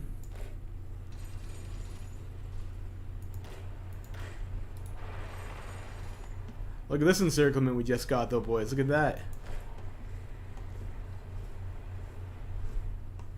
That's nice. That's true. Napop El Salvador is the only way you can get Napop. I know. Well, that's not true. I think Maximilian just has to win, right? Like as long as El Salvador goes Napop, you can pick Napop even if you started as like Guatemala or something. I think.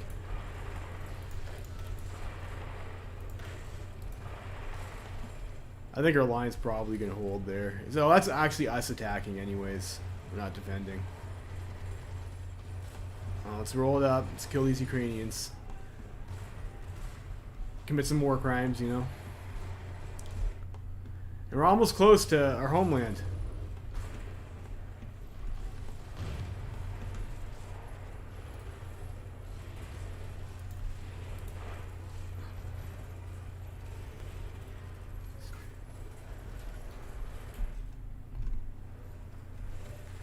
Yeah, this lag though, jeez.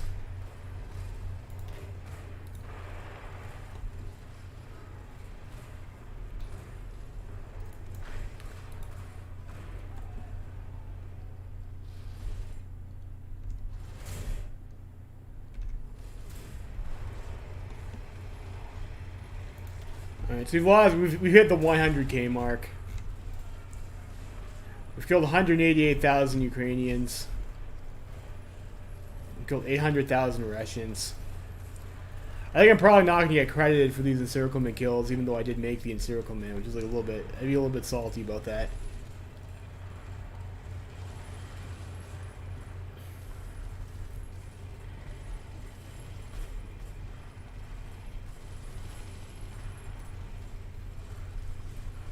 Let's see, how many Ukrainians am I killing? And did we just kill like another 100,000 Ukrainians? I guess it's not a huge number though.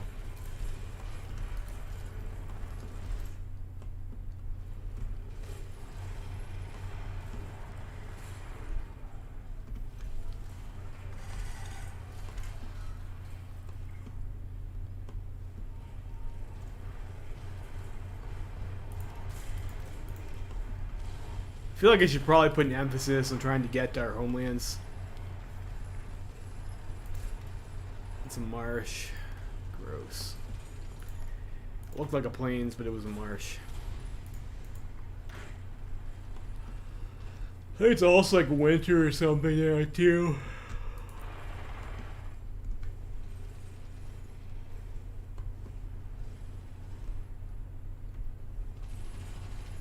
We're almost back to Pinsk. It's one of our cities, boys. Pinsk.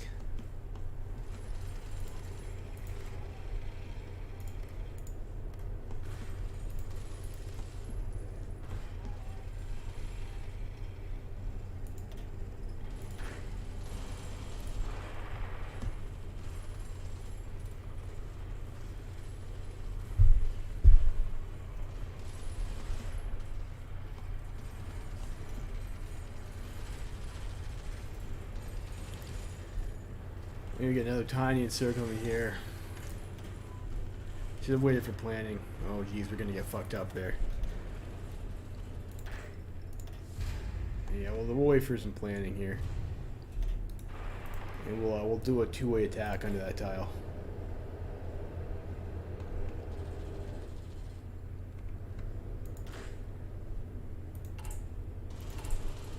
I think we have enough tanks that we can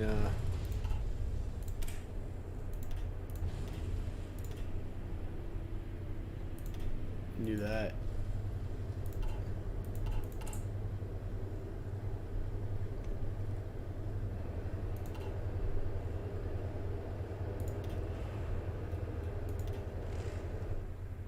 Oh no, we have red fuel.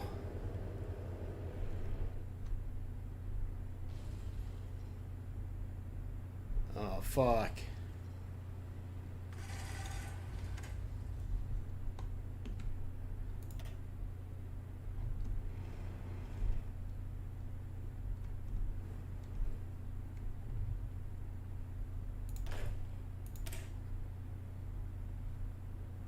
I could cut that by like less than 16 supply. It's like the extent of what I could do here. We're never gonna be able to push there.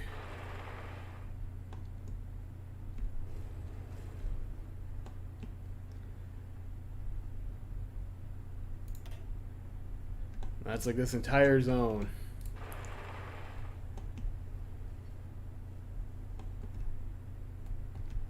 I guess we can try going this way.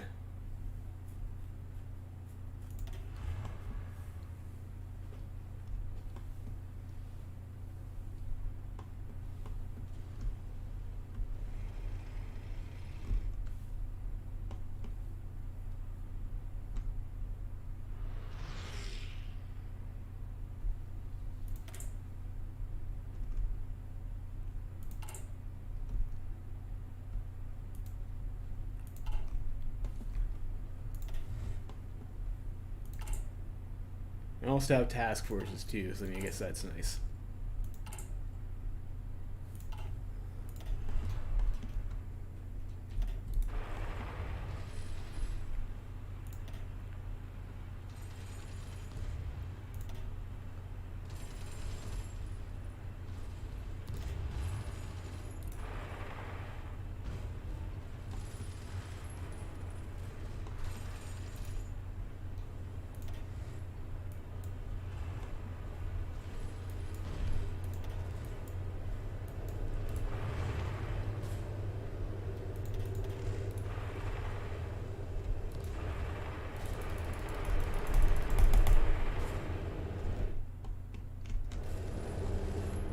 Oh, that lag is terrible.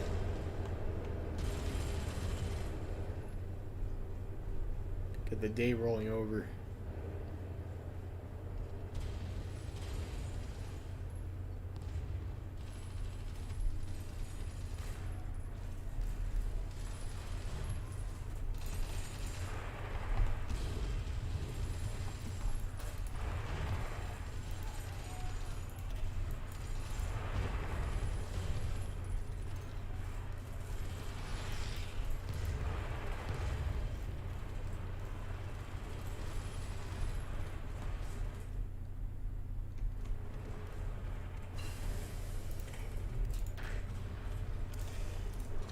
Those guys like just attritioning. There's no point in even having them there.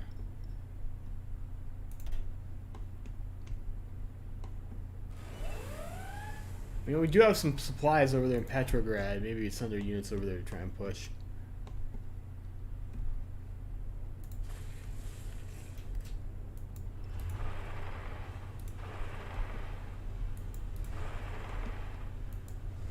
Kind of reminds me of Black Ice, except maybe even worse because I can't control the AI units. What a clusterfuck.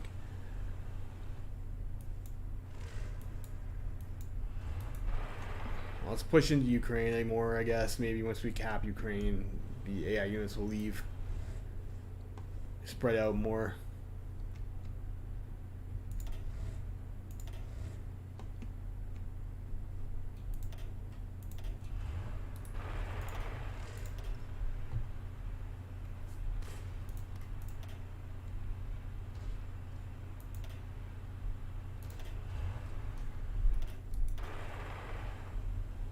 Make sure we dodge the bridge tactics.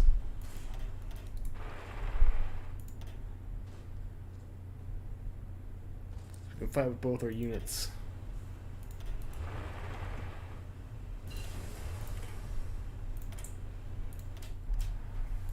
Guess we can get construction.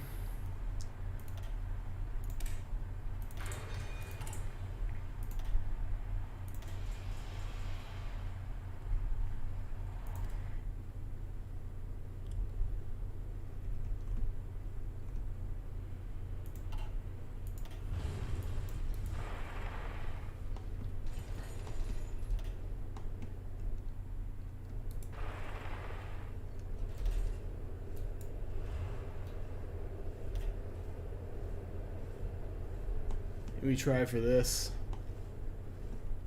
Kill a few more divisions. Maybe we just push for the VPs, I don't know. Try to snake a little bit, I guess.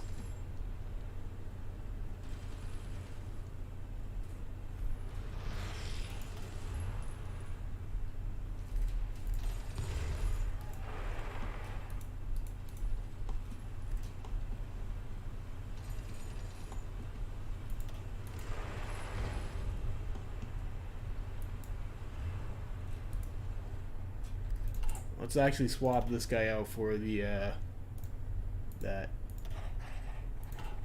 So that.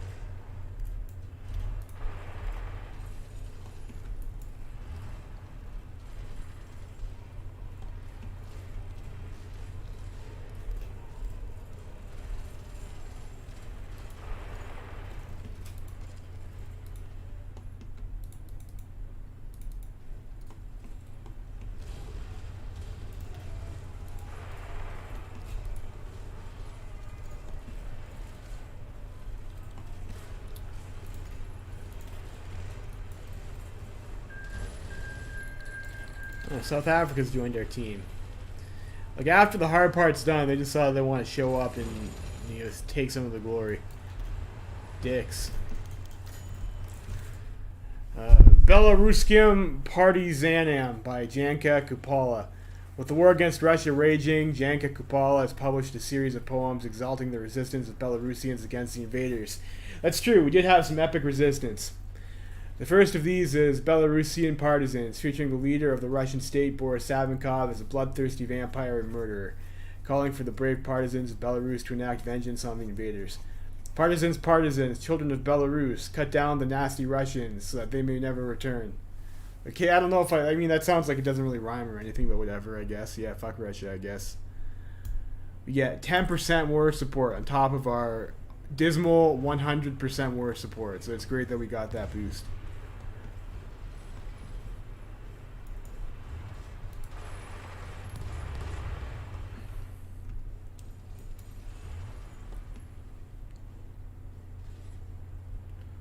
Take the Sevastopol.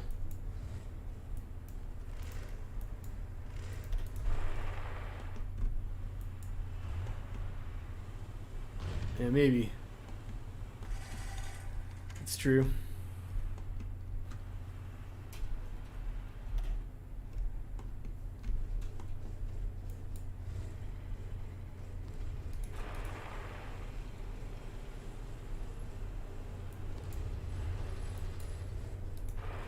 See if we can go for some kills here.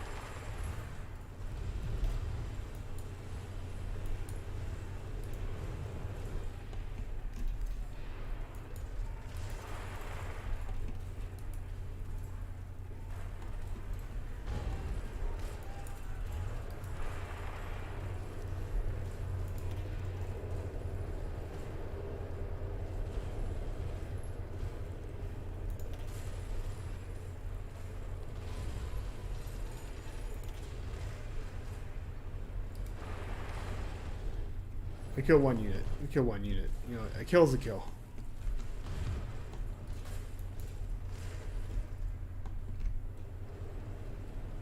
I even overran them.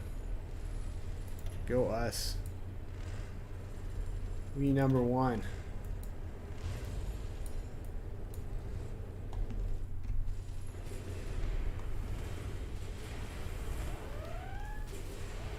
Oh my geez, it's getting late too. This is another I don't know. I guess this is like kind of like an average length stream for me, I guess.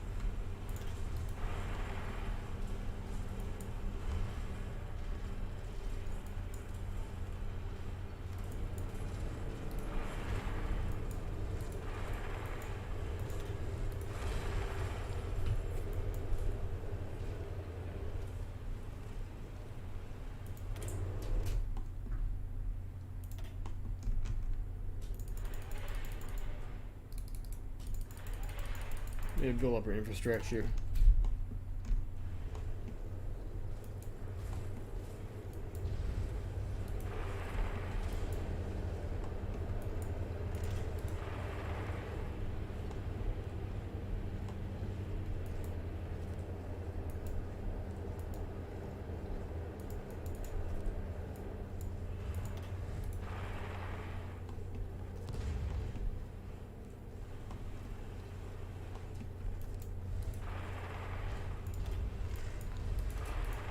Another pocket over here. Kill these guys.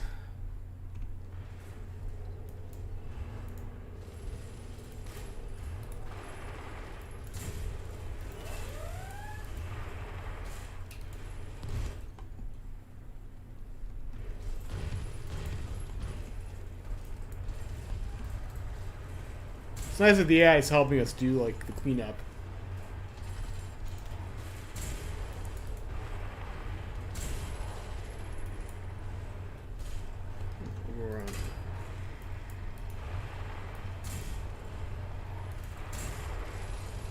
There we go.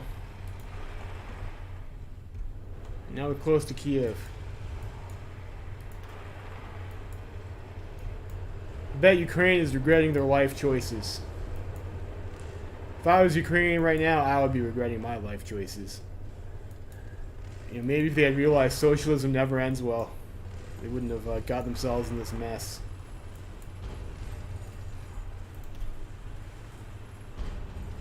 How are we doing here anyways? We've lost 113,000 guys.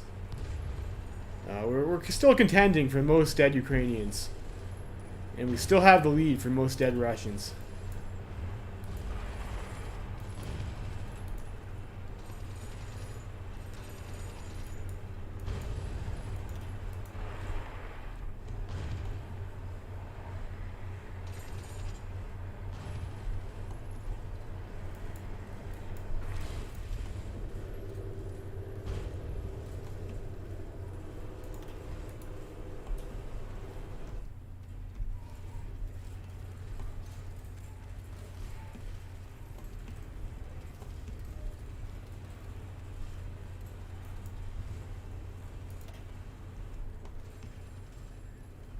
Oh dear.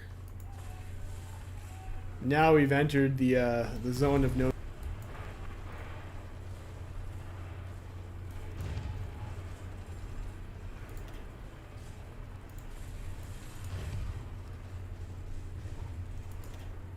There's supplies over here though.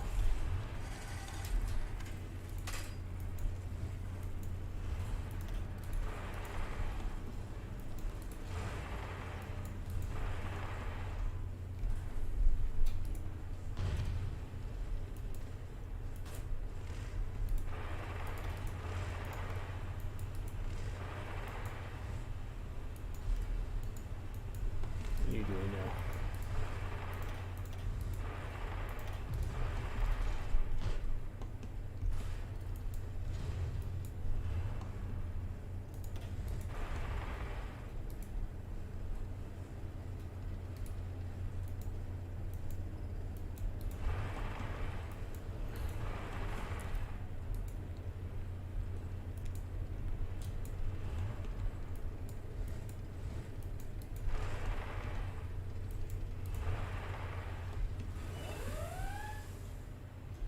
I don't know. Ukraine has a lot of manpower and they have a decent industry. So, I mean, Ukraine, it's not surprising that Ukraine has like a bunch of divisions.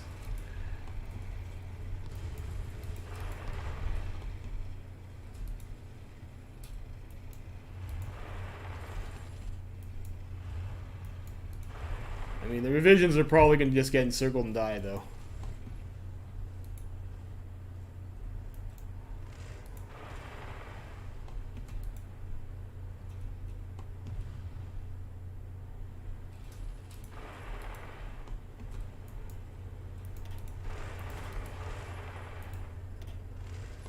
These light tank space marines are doing pretty good.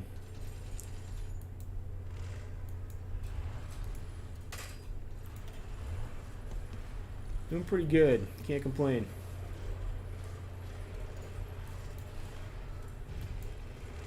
Of course, as soon as we say that, we get red fuel.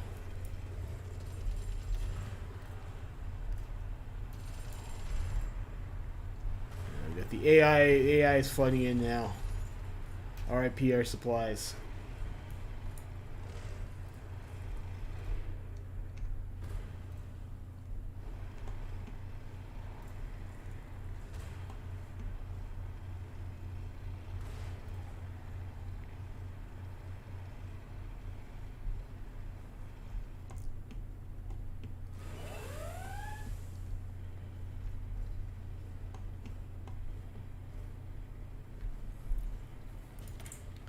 Oh, no, it's actually we're just out of fuel.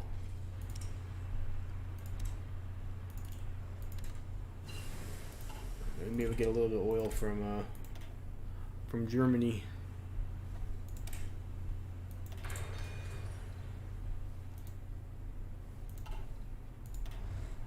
There we go.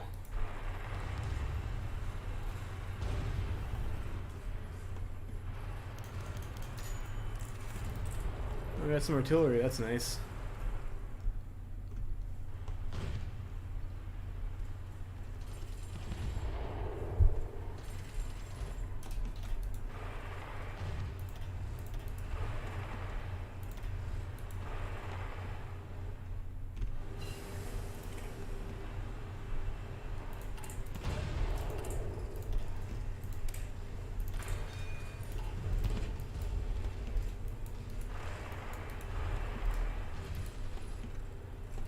Well, it's gonna be. We're gonna sick. Look at that circlement, boys.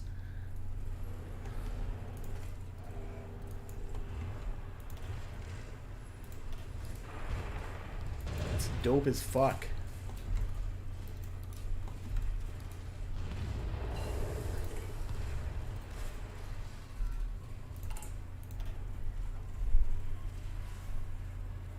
I guess we don't really need the manpower now, so it would be safe to pick that. Synthetics? Synthetics are... I think synthetics a lot of the time, like if you're playing the International, you might need some sometimes, but I think in Kaiserreich you can end the game and you can stockpile enough fuel to do it, so it's not really necessary to do so, and synthetics is a lot of research. So, I don't know. I don't usually make... Well, if I play Union of Britain or Commune of France, I might make like 5 or 6 synthetics. But it's not like Germany when you need to build like a fuck ton. If you're like in multiplayer. I mean, in vanilla Germany, you can use fuel stockpiling too for the most part. You're not going to have a prolonged war with the AI for usually as a major. And as a minor, you're not having the industry to build synthetics in the first place. You know what I mean? So and this is kind of like... So the AI doesn't really do a lot of resource raiding effectively. They're pretty hard to stop. They don't have like super intense submarines. Which means overseas import of oil is a lot safer. And then most of the factions usually have someone they can get oil from. Like the International can get it from like Venezuela or the CSA. Germany can get it from like the Middle East. So it's like you can import most of the time as the people in Kaiserreich. And you're usually not punished for doing so. And even if you can get some, you can build fuel silos and stockpile like 1 million fuel before the war starts. Which is usually enough with limited exports to keep you going for the whole game. Or well, until you start taking over oil fields anyways. And if you don't have to build synthetics, you don't want to build synthetics because it sets the rest of your industry behind. And it's more expensive than fuel silos.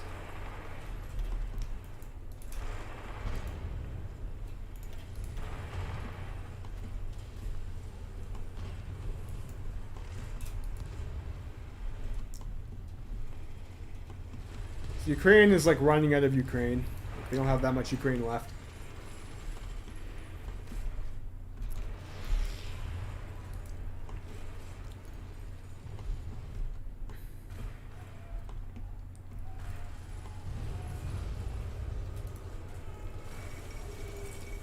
Great, and they capitulated. Wonderful.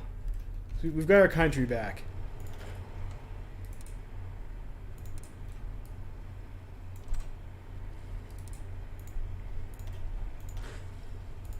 Everything is coming up white Ruthenia.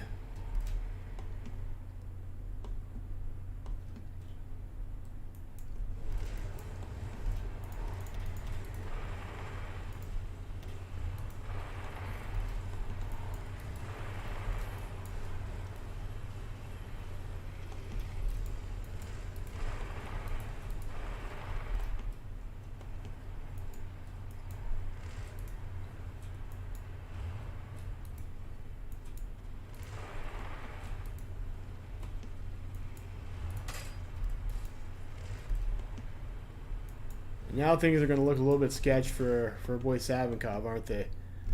Now that the combined might of the Reichspakt has a huge front line to bring their numbers to bear against him. Oh dear. If I was Savinkov, I'd be a little bit panicky right now.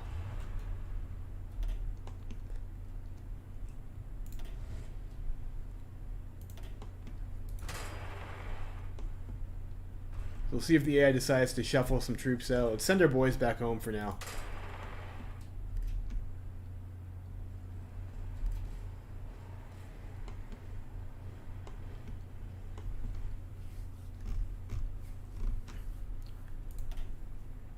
So it's Russian state, and then still Union of Britain still needs to die. Also, we're at war with Empire of Japan. I think I'm going to call it a day after Russia is gone. Like, I don't think I'm going to be able to invade Japan as white Ruthenia anytime soon.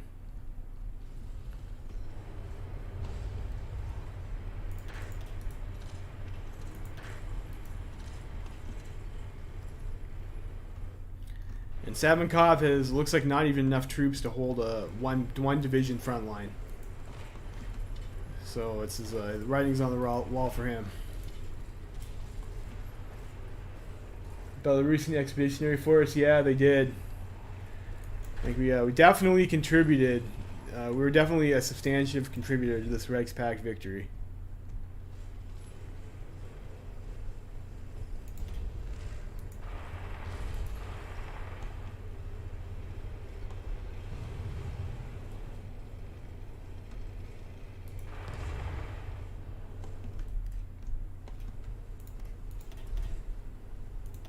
Or light tank space marines.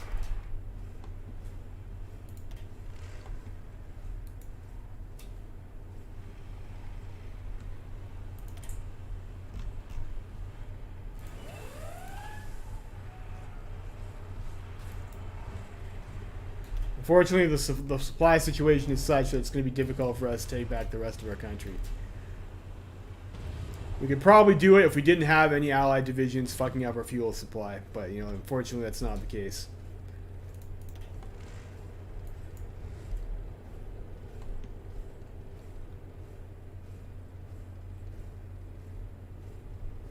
Yeah. I don't think well, I don't know. It looks like Canada's landed. So Union of Britain's like might get taken care of. I don't know about Nippon though. There's like not much over there. And Helmuth looks like he's died.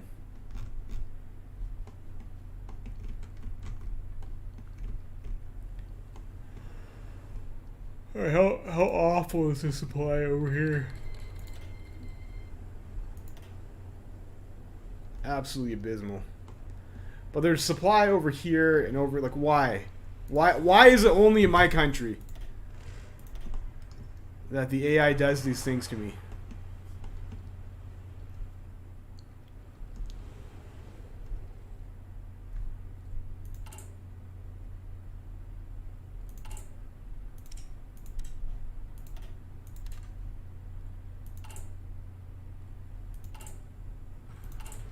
Import artillery.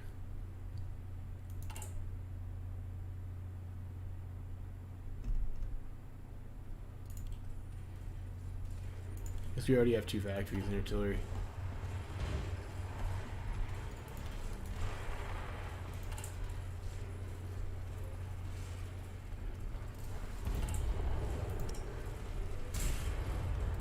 Doesn't get tungsten from Burma.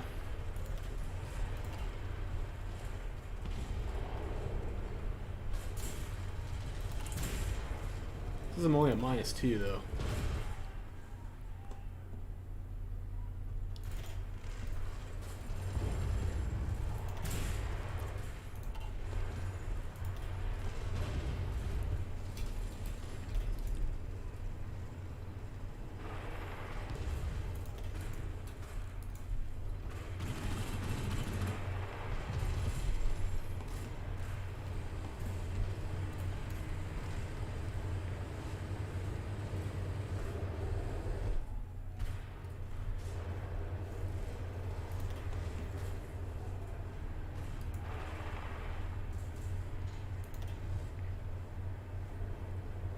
Alright, let's go.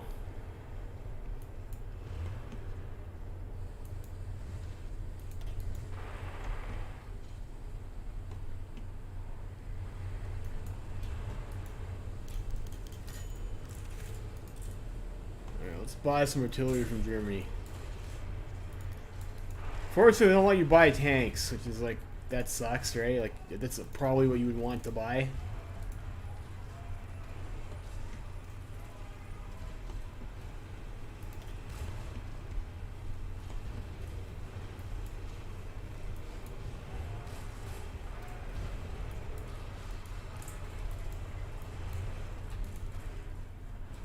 Let's take out these Russian units here, I guess.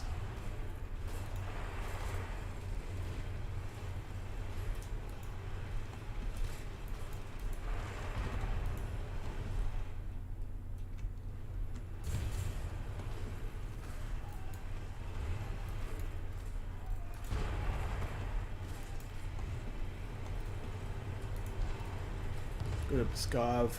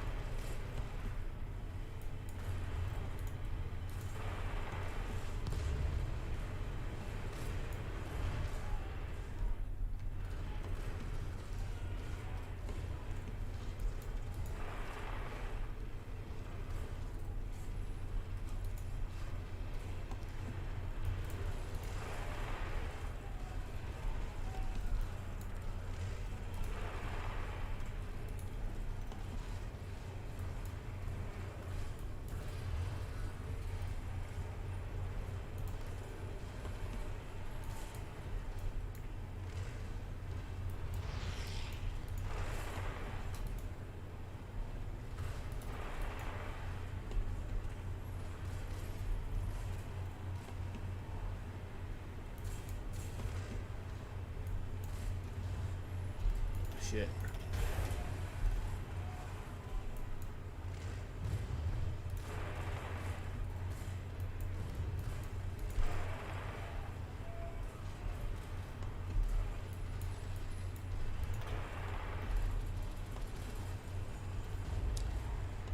Well, let's see what we can get here. Fortunately, capitulating Russia is always a pain in the ass, isn't it? Especially when you're not a major.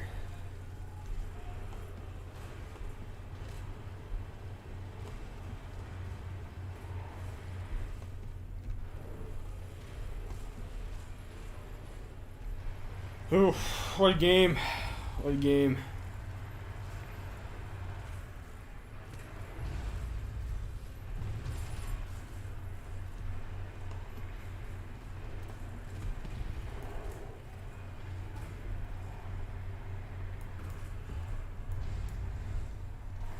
So we got some kills there.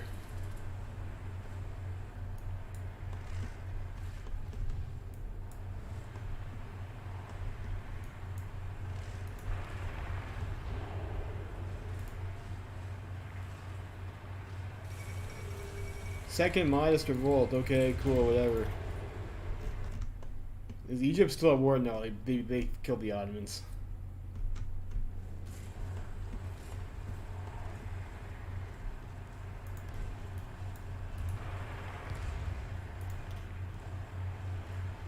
Ooh, damn! Those units have some like nice stats. They're thicker than us currently.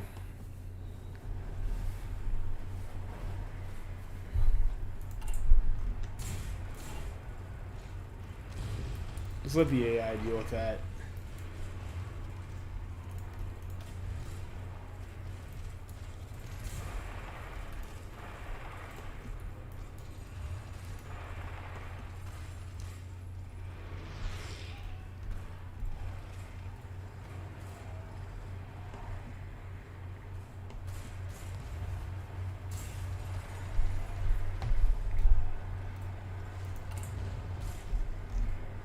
We have 19 factories now.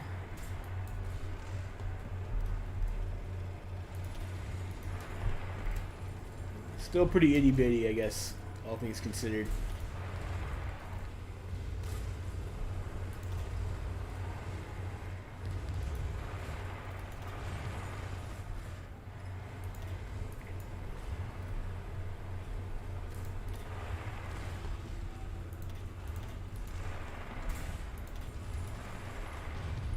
These guys will get ground down eventually.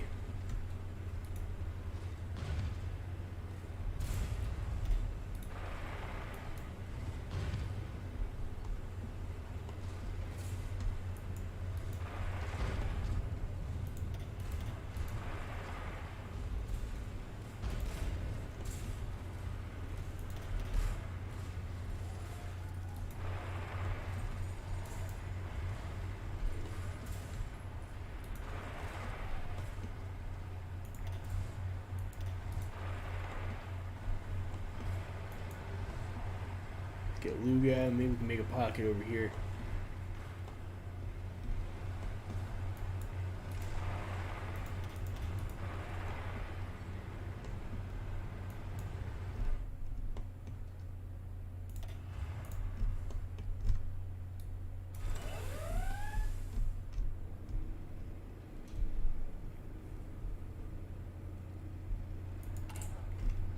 Maybe, I don't know, let's get some more sport equipment or something, I don't know. Let's invest some rifles. And we have lots of spare rifles.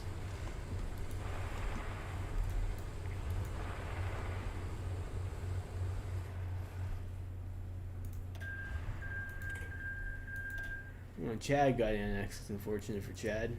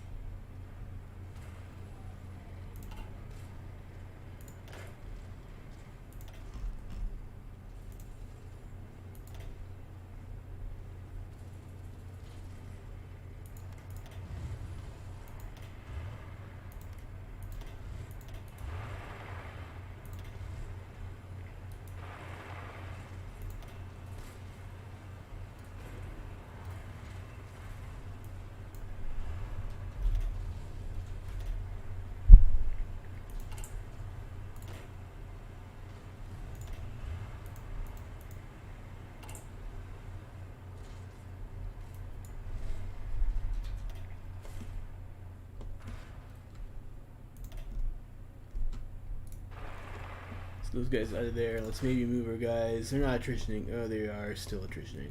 Not a huge amount, though.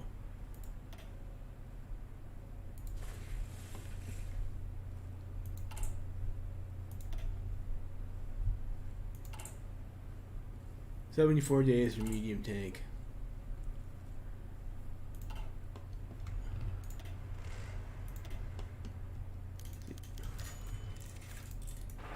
More equipment from Germany. That's very nice of them.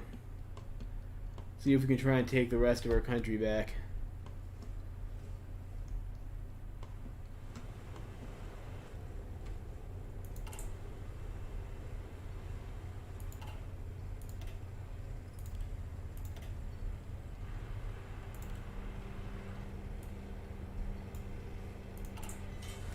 I don't think we'll need towed anti-air anymore.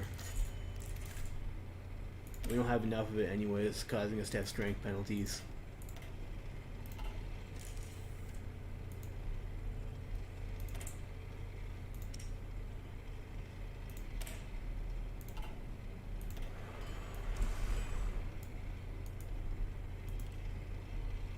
Start building up some medium tanks.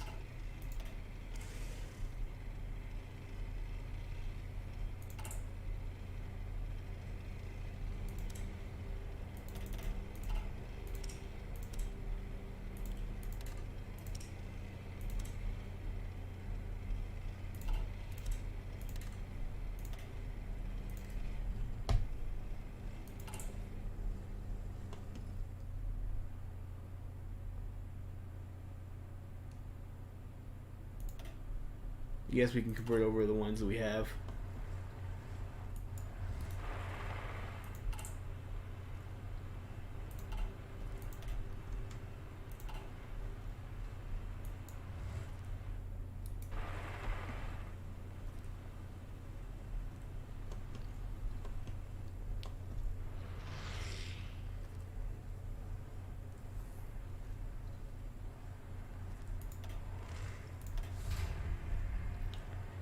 Still for the peace decisions and the Russian rework, yeah. Be nice not to have to capitulate Russia. It takes forever to do. No one has fun doing it.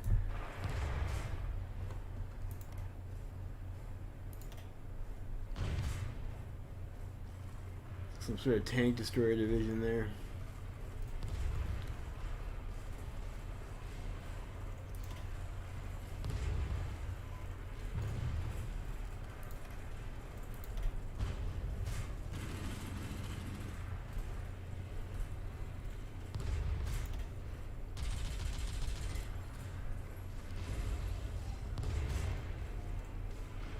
Fortunately, that's a marsh, which is not great. Not the best terrain type for us.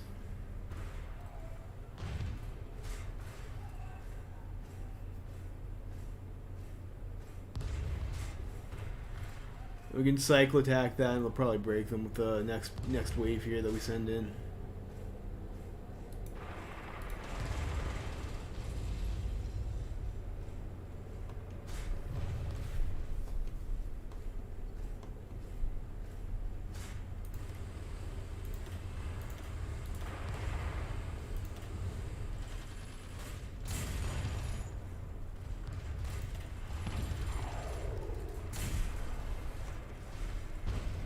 Yeah.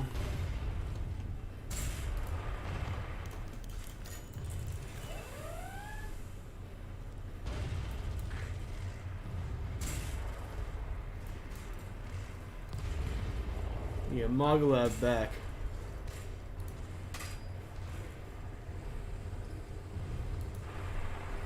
Beautiful Belarusian city of Mogalev.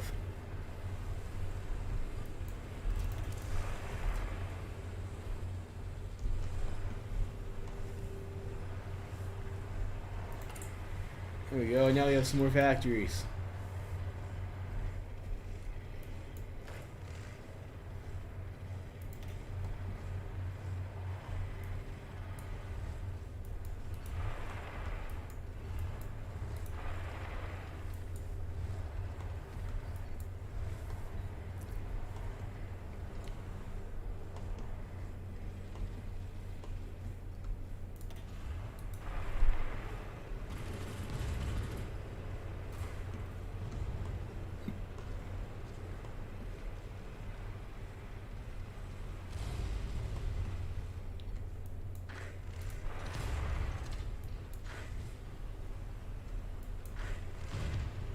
You can get this.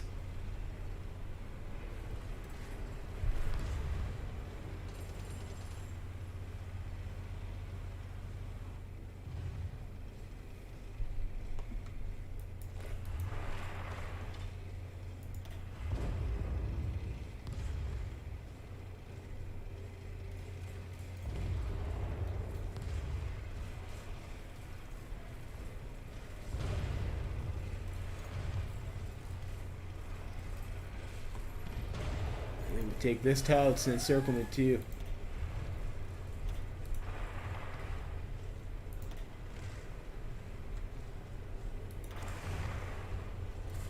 Stop him from moving. No, we're getting fucked up.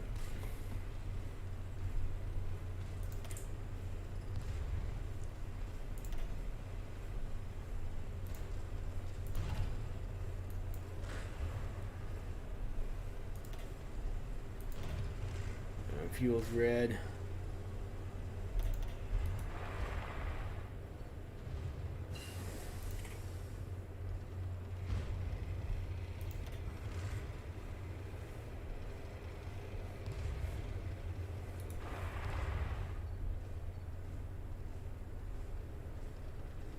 You never doubted us. This was a very losable game. Like, if Germany didn't win against Communist France, like, we had no chance. We had no shot.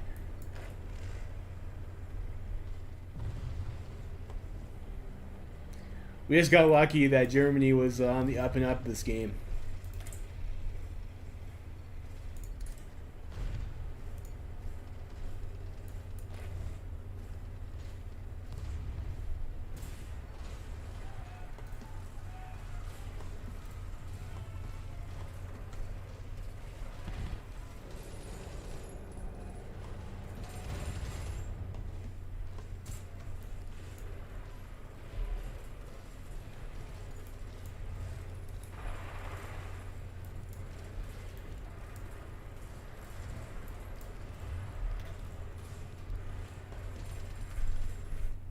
We've almost got all of our country back.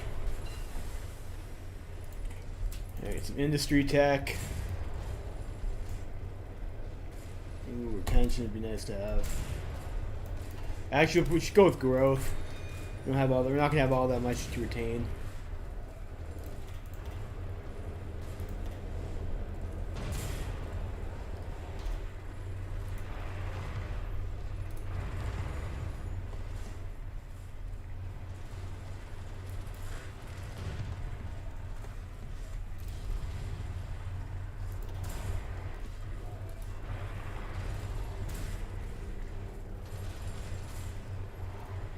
German heavy tank destroyer unit there, looks like. I've noticed that the AI now likes to make tank destroyers. Like I don't know, they never seem to be good enough to actually pierce a decent tank division with the head of time tech though, so I don't know. If that's a worthwhile use of AI resources or not. I guess I don't really care. Well, that was nice. Good nice encirclement there. So 130k casualties, I guess. They haven't fought Unit Britain at all, obviously. You know, we're the #1 remover of Russians, though. We're the Russian removers. I think we removed quite a few Ukrainians too, but not as much as Germany did.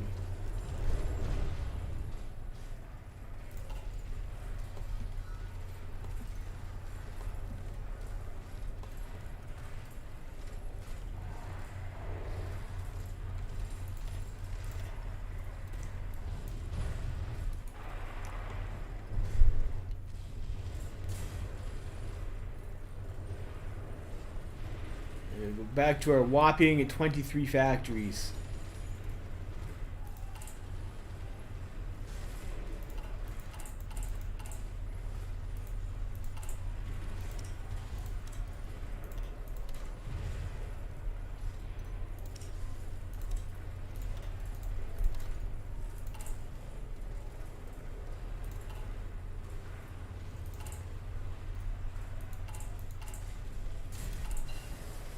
We'll probably go back to service by requirement now.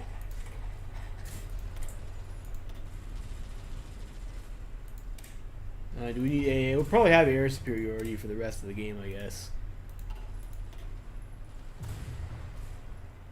And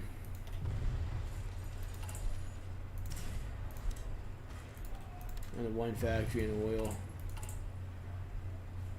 You know, we're actually, like, our tanks are actually full, so we might as well go no factories in oil.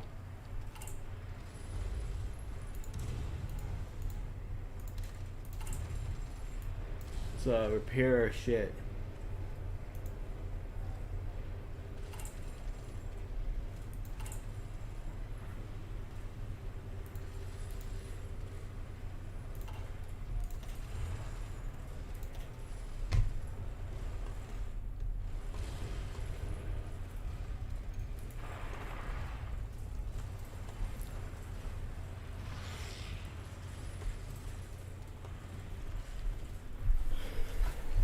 Alright, wonderful.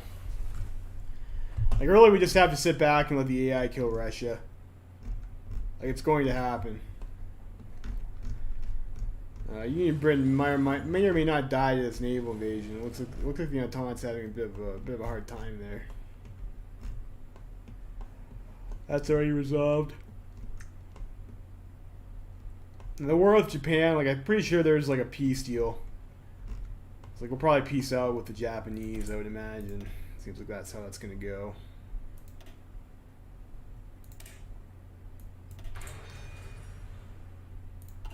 Yeah, we'll get the construction.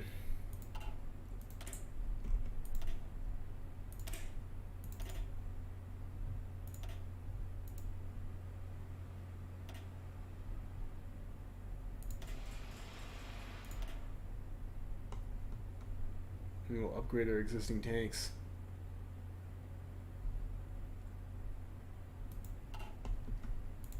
Send an attaché to Germany, maybe. Farm their army experience.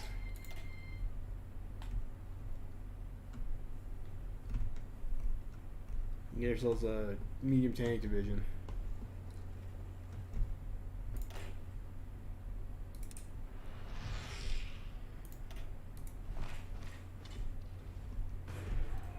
Send the boys home for some R&R. Stop attritioning on the front.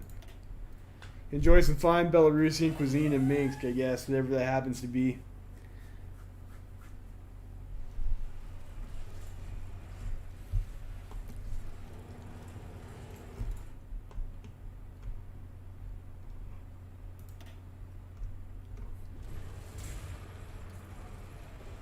Yeah, the supply in some of these areas, what a nightmare. Oh, it looks like there are areas that do have adequate supply that we could work with.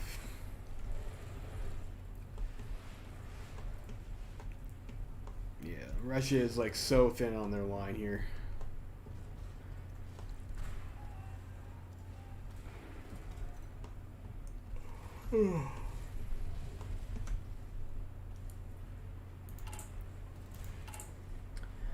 Medium tanks. We have 435 medium tanks. I need more XP for that.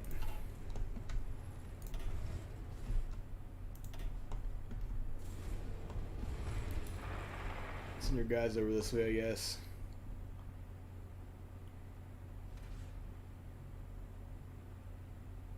The SARS depression. Maybe. Maybe.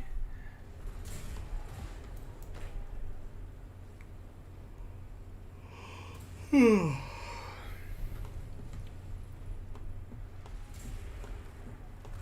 get a bunch more XP so we can get a tank template.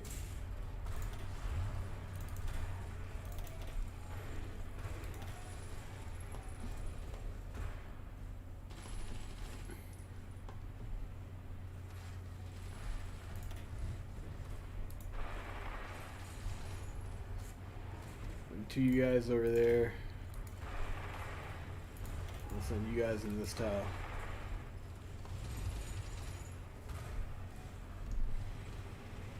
Yeah, it looks like we had a bunch of Russian tank destroyer units there too. I'm tired.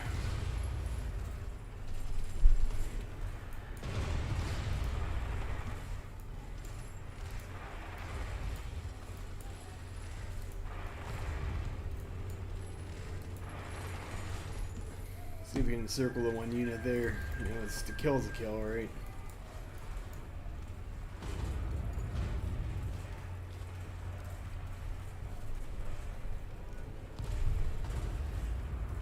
Up advance the front line a little bit.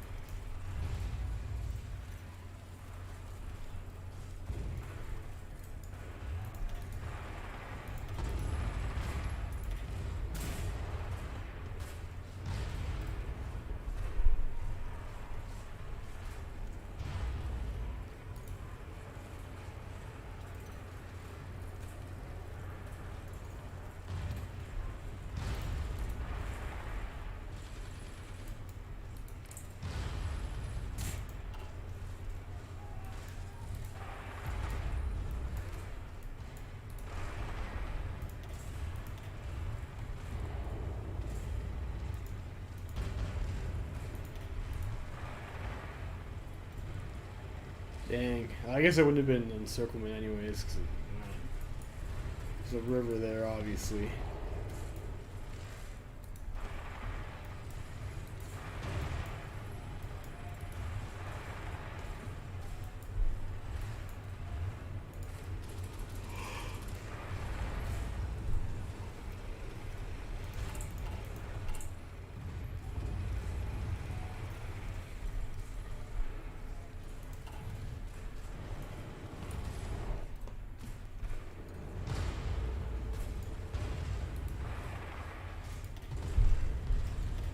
Guys hold. The Russian armor. Russia has a lot of armor units.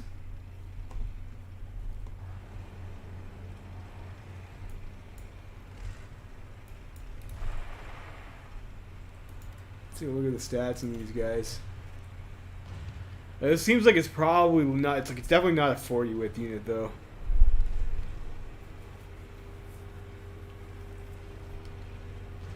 What do we have here for stats? Armor 47.9. It's like, I don't know, maybe a little bit low. Like, what is it on a 12.8?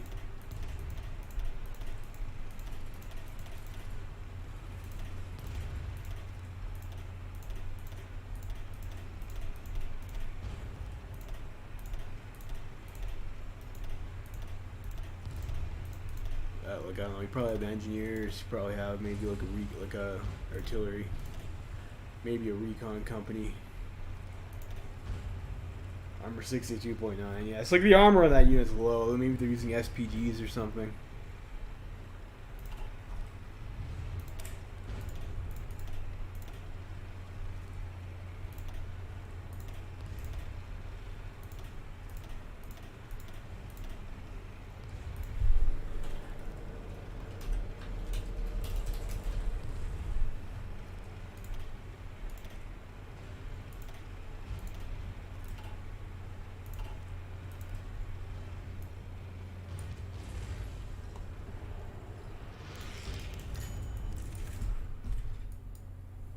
Alright, death of Vasil Zakharka. Today, why Ruthenia lost one of its founding fathers, Vasil Ivanovich Zakharka. One of the leaders of the Belarusian Party of Socialist Federalists, he is to be granted a state funeral with the highest honors as one of the nation's most prominent politicians. Born in a village in Volkovaskis in 1877, Zakharka became a teacher in 1895. 3 years later, he became a cadet in the Russian army and would serve until 1902, only to be mobilized again in 1904 to serve until 1917 as a junior officer. By the time he had been demobilized the first time, he was already a member of the Belarusian Socialist Haramda, and on October 22, 1917, he was one of the organizers of the Congress of Belarusian Soldiers on the Western Front, soon becoming secretary of the Central Military Council. As a participant in the All-Belarusian Congress, he was briefly imprisoned by the Bolsheviks before being freed when the German army occupied Minsk, and he began collaborating with the Germans afterwards. From February 1918, he was a member of the government of the Belarusian People's Republic, BNR, serving in different treasurer and other roles in finances, even briefly one of the People's Ministry of Finance into the fledgling diplomatic, or even briefly People's Minister of Finance. After 1919, he requested to be transferred out of the People's Ministry of Finance into the fledgling diplomatic service instead. In June, he was sent to Berlin, heading the BNR's diplomatic commission to the German Emperor. When Germany recognized BNR after the Russian Civil War, his mission was upgraded to an embassy, becoming the first Belarusian ambassador to the German Empire.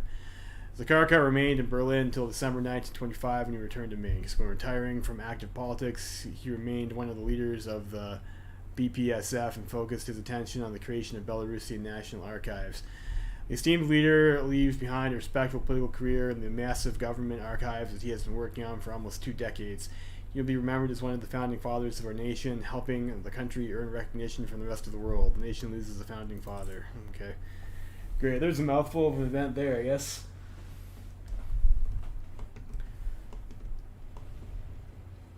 I say Belarus, like, you know, the amount of flavor events hasn't been awful. Like, it's been fine. And, look, we haven't been getting spammed with events. I think Nationalist France is probably one of the worst culprits for that. I would say, like, the event trickle is acceptable for Belarus. Like, it's nice to have some flavor events. It's just I think the flavor events after the war starts is a little bit. Sometimes it can be interrupting the gameplay, you know. But like in terms, like I don't know, a few is fine. Some people like it. I won't be overly critical about it.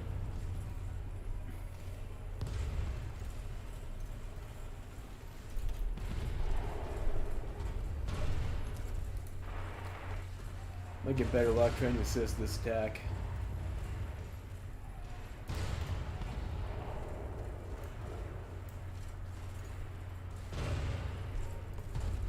Looks like Boris is gonna get his shit encircled here. Maybe.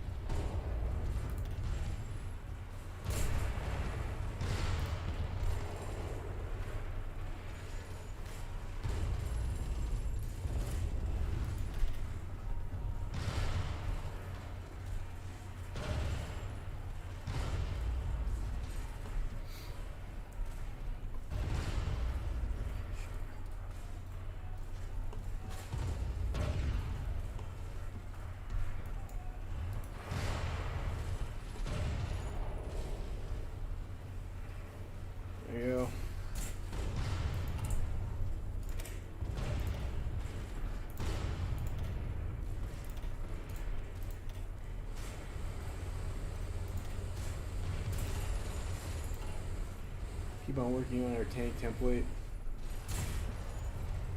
Like the light tank Space Marines are kind of not doing so awesome against these other real armored units. They're kind of bouncing a little bit.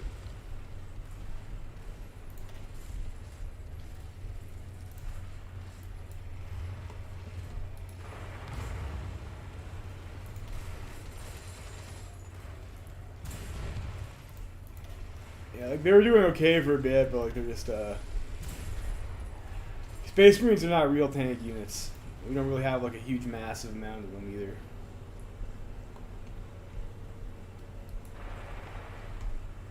How are we gonna medium tanks? So like we're gonna I don't know, it's not a huge amount. Like, I think we need like 500 for like a 12-8 or something, if I remember correctly. Maybe not. Medium tank.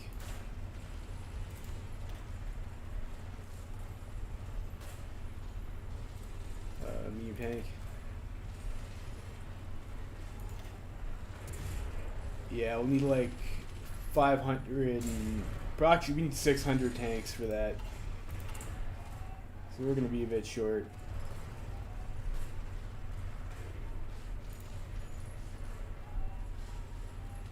It's interesting to see all the flavor events, people going on in places where Stalin hadn't shot everyone. Yeah. It's nice if Stalin doesn't shoot everyone. We should see more of it in Ukraine and Central Asia, yeah.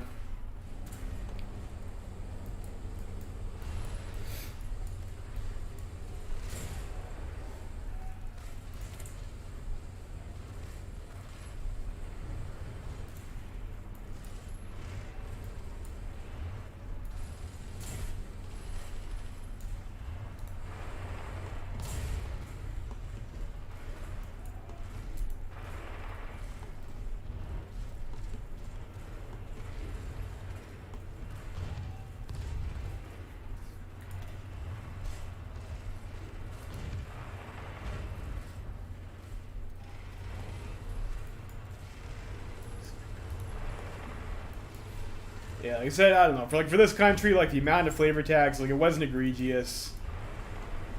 Some people like it, so I mean, a certain amount has to be acceptable.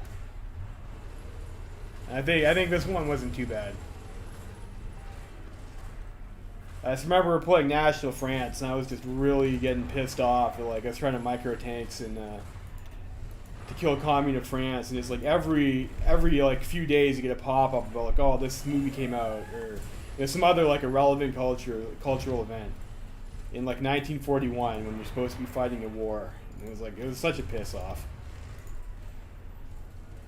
Like you don't need to, you're trying to micro and like you get an event pop up in the middle of your screen that you don't care about.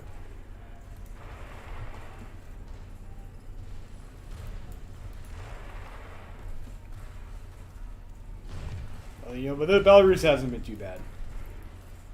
Like, we were playing for a while without like any event pop-ups.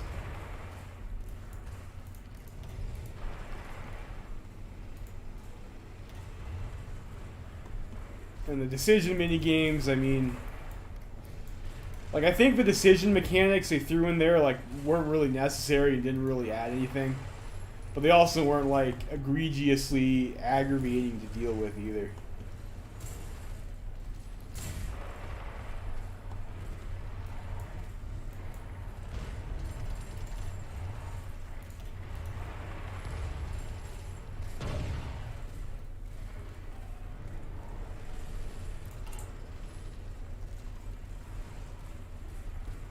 There's 4 tanks a day.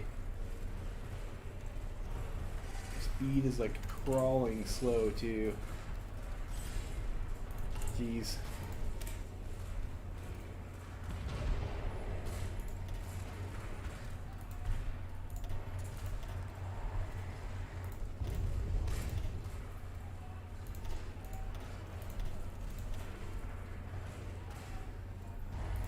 Six of medium tanks.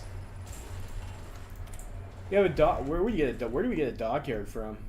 Okay, I guess we got some land up here. Doesn't explain why I have a dockyard though.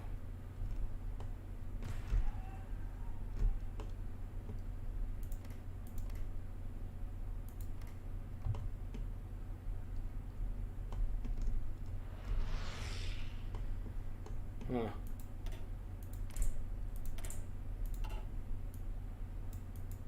I have no ports though, so great. I don't. Guess it's kind of useless to have a dock here but no ports, isn't it? It looks like we do have red air.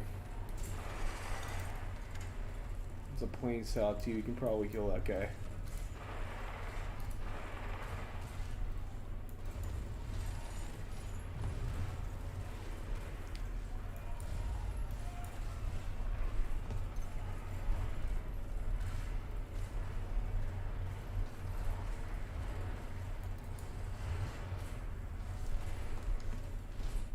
Getting close to Moscow.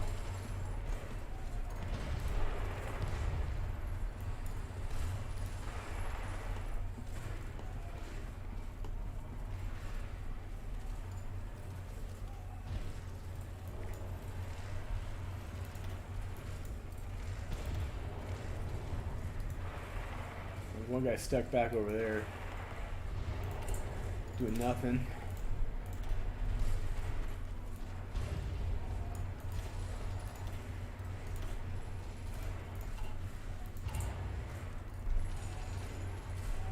Maybe we just stop converting to build new ones at this point.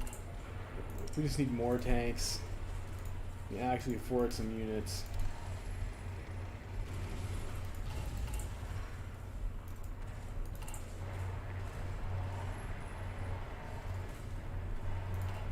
I think previously we were just stealing the medium tanks from the Russians. Which I guess is a viable strategy. Like, our equipment capture gain is insane because of those national spirits we got. And we have maintenance companies on top of that even.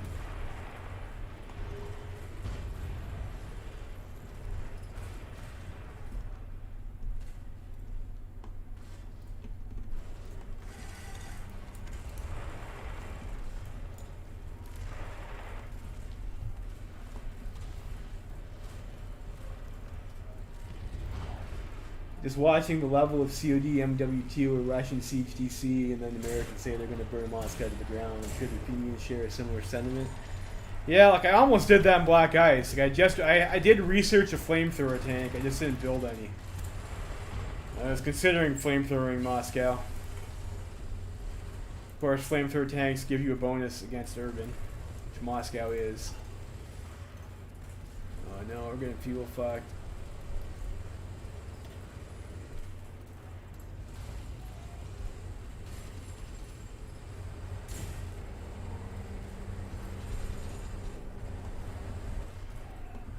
And where is their supply? Like back over here, I guess.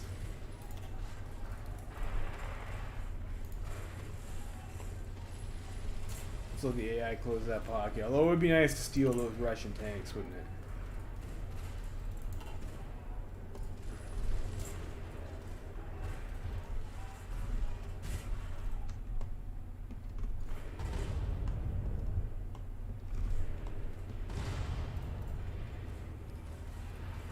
Like quite a few Russian medium tanks over here we could steal.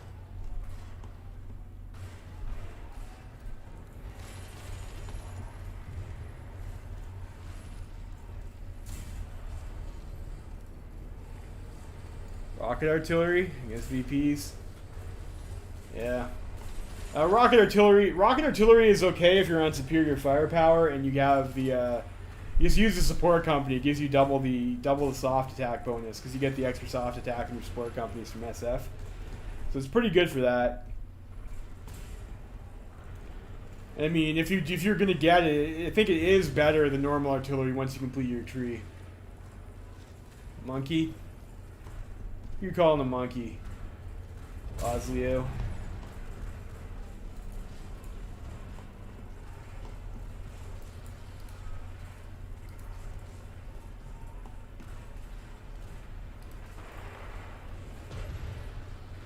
Take down Moscow.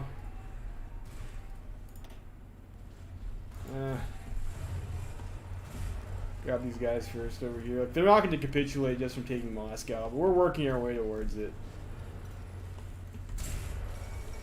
Oh, Bangkok is falling, okay. That's Thailand over here, right? Yeah. Okay, I guess Austria is trying to naval invade Siam. And we are at war with the co-prosperity sphere, so I guess that makes sense. Alright, let's pick some research. Oil's good to have. You want SPAA? I mean, that's cheap. We'll get that. Let's upgrade a rifle, maybe.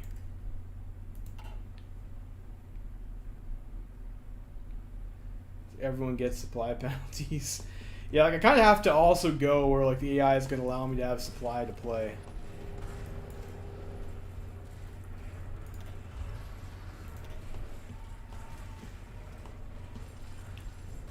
How many medium tanks do we steal off Russia?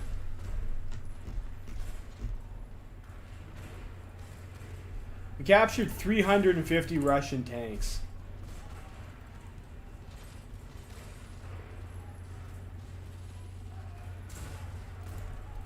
And we just keep on upgrading those. It's like 5 a day upgrade, 2 a day make new.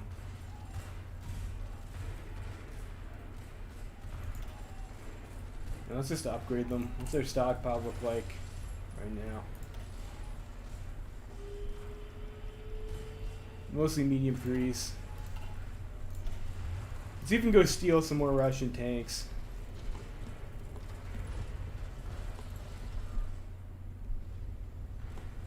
There's some tanks over here we can go out. They're actually right there. Okay.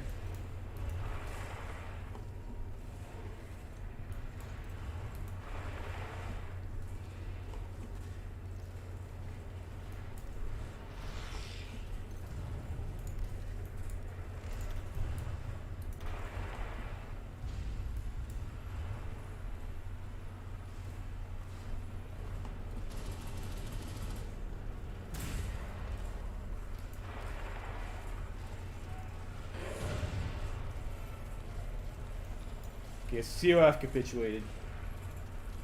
Yeah, they lost their legitimacy. Harsh.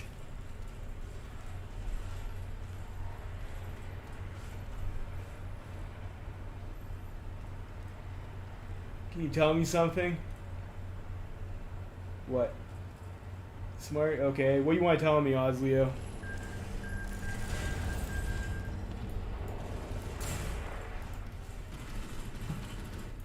Yeah, the capital encirclement, yeah. It doesn't even work against the AI that much anymore. They have like the local supply thing.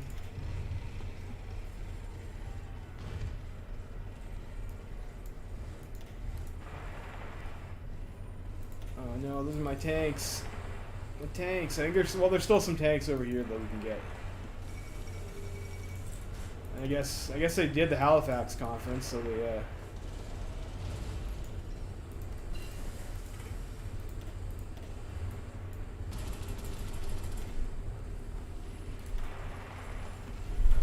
I need to encircle these tanks, we can steal them. Some tasty medium tanks.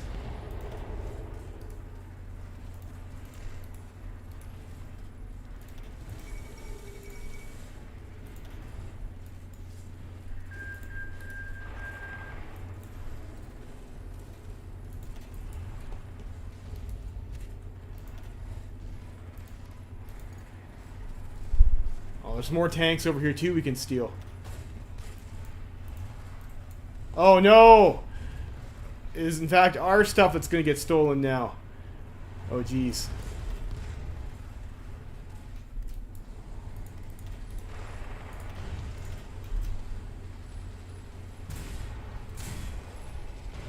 Oh, that's bad.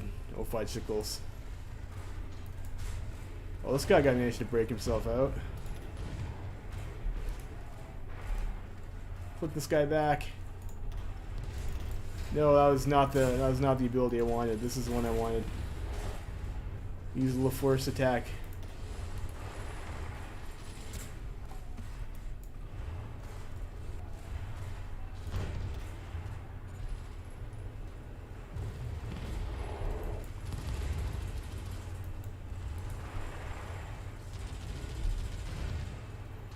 Oh, we did it. We did it. We didn't die.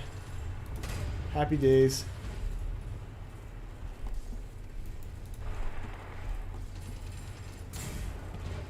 And it looks like we took this, so our encirclement is, it could still happen.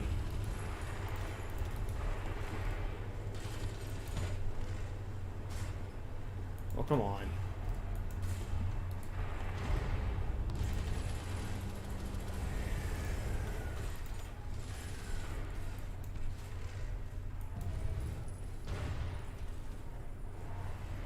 Yeah, the Third International got clapped pretty hard. America went totalist and died immediately to Canada. I guess they declared war on something like that before they were finished Reconstruction. All the units disbanded, so they just went down like a wet paper bag. I thought they were supposed to get division spawn, but maybe that's only if it's a defensive war, not when they joined a faction. So they kind of jumped the gun a bit there. France got fucked by Spain and Germany. And it looks like Dominion of Canada is successfully landed on Union of Britain. I think they did the Halifax conference too. So like I think Reichspakt guys can get up there if they wanted to. Yeah, there's some Spanish unit. Well, Spanish is Entente, so it looks like it's mostly Entente up there. But I think Germany does get military access from the treaty.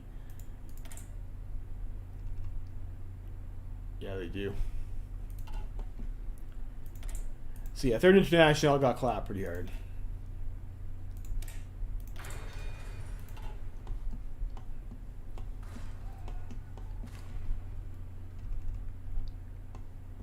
Blazed in northern Russia. I don't know what blazed means, but whatever. Where was I? Where were we doing? Okay, we're playing over here.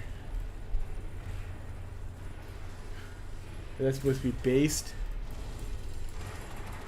I don't know.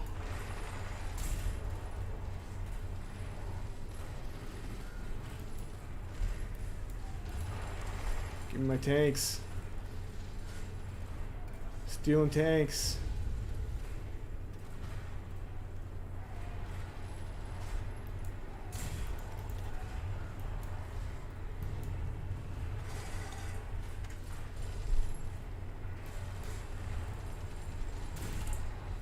Ooh, we're getting close. Oh, there's some more medium tanks we can farm.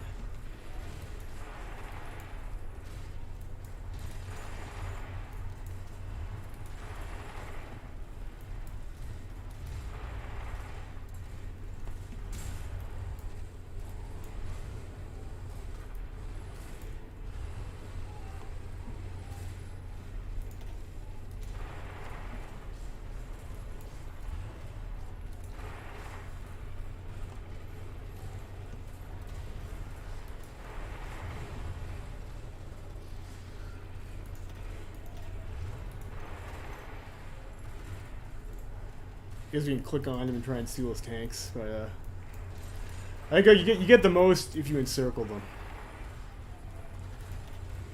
If I remember correctly. Pretty sure that's how it works.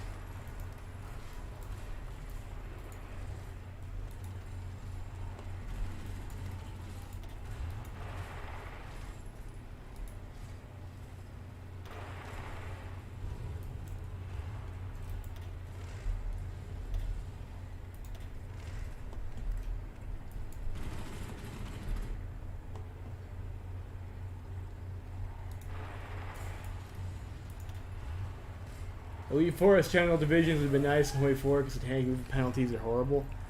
I think if you play mods, you can get jungle guys, or you can use mechanized or Amtracs, and you won't have as much of a penalty.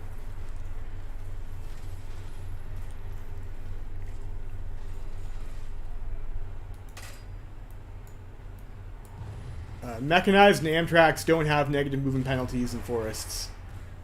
So they will help counter your movement penalty. These tanks are slow because it's like, this isn't a tank unit. These guys are Space Marines. They're just either infantry with some light tanks or breakthrough. That's why our units are so slow. And granted, they wouldn't be that much faster with motorized because of the terrain, but like they wouldn't be fast even if I had they're not slow because of the terrain penalties. They're slow because there's infantry. Oh, look at that. We have 3 divisions we can farm there. Oh, look at that. We've been stealing tons of tanks. Tons of tanks. We have 600 medium 3s, so we can actually convert one of these guys over to medium tanks.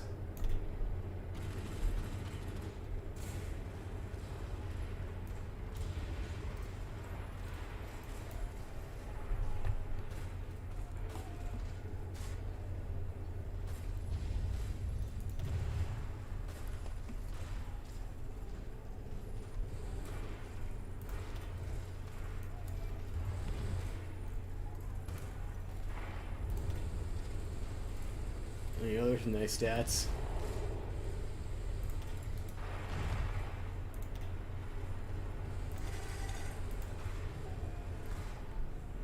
We can steal these ones too. Grand Theft Panzers, yeah, like so in the last year we've stolen 524 medium tanks. It's almost a whole division off Russia.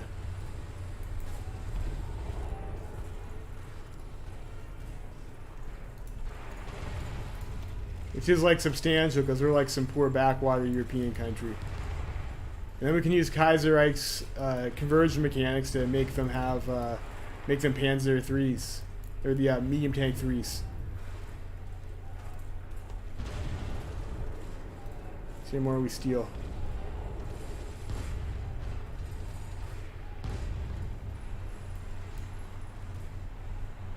We got like some national spirits too to help us steal more shit. Where's that? The black hats or something. Equipment capture gained 14%. Plus we have, I think, level 3 maintenance companies or something. So we have like pretty high equipment capture.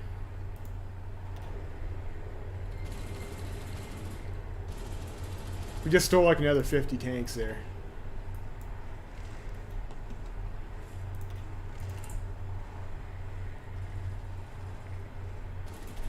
477 T-43s or whatever that is.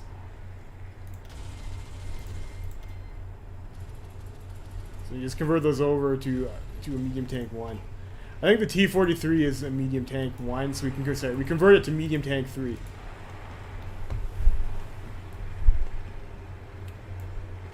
I should put logistics in this unit too. And the armored recon.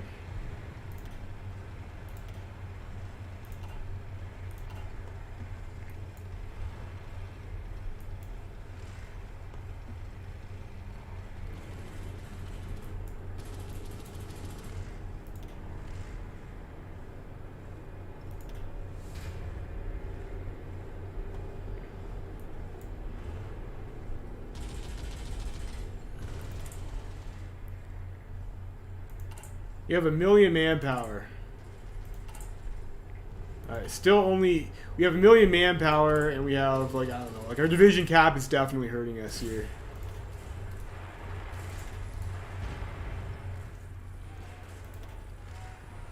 But, I mean, we only have 25 fucking factories, so...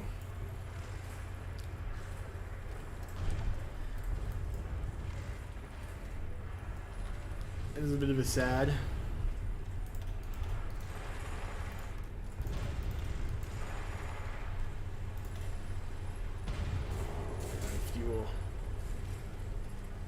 Not by like a huge amount though.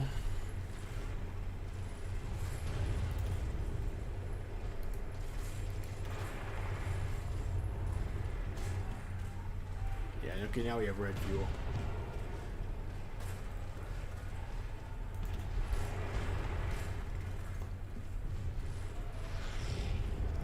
Yeah, tanks unfortunately perform pretty shitty on red fuel.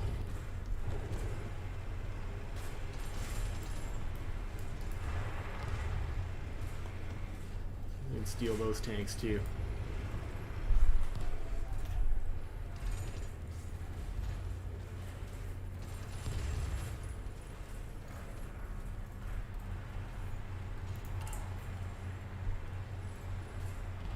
I'm getting close to another division.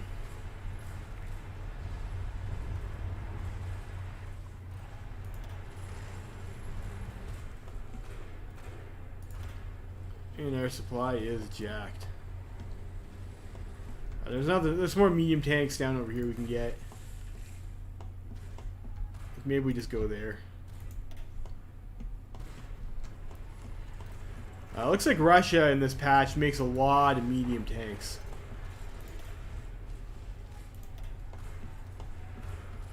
They really seem to like that.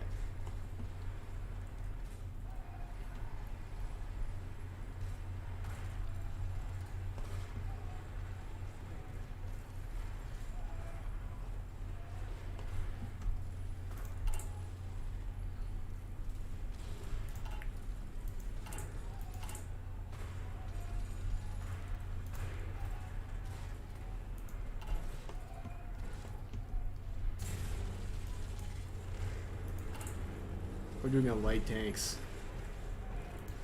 Although we're doing okay, I guess. Alright, so here we go. Here's gonna be a nice one. Nice pocket we can get. 1, 2, 3, maybe 4 tank divisions. This one's kind of under strength though. But yeah, 3 divisions of tanks to steal, I think.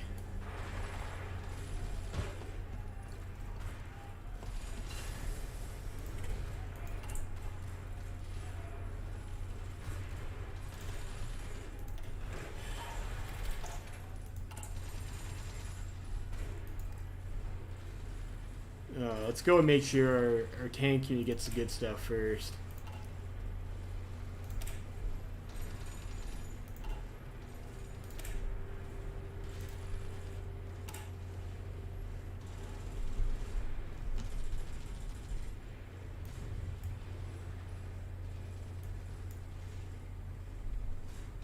I don't know. Actually, you know, I don't care enough to fuck around with that. It's gonna be a pain in the ass to try and find that equipment.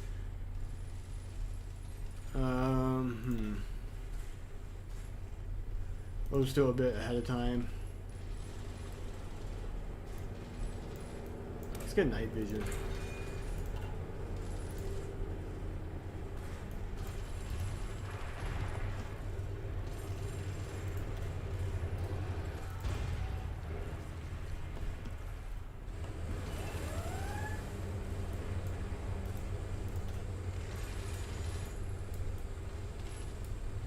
No, the tanks are getting away.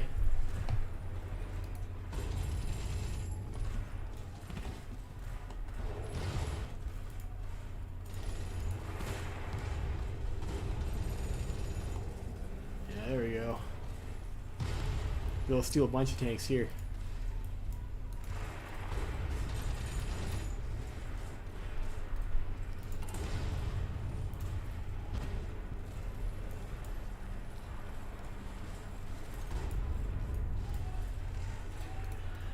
Yeah, I don't know. I think there's some people on the Reddit that say the equipment stealing is worthless, but I mean, like, look how much, like, we got a free tank division, and we only have 1 tank division, so I don't know. Consider that as you will.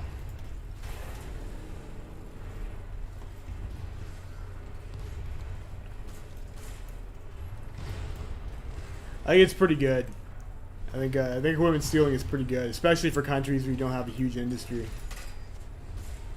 Especially if you can get tanks.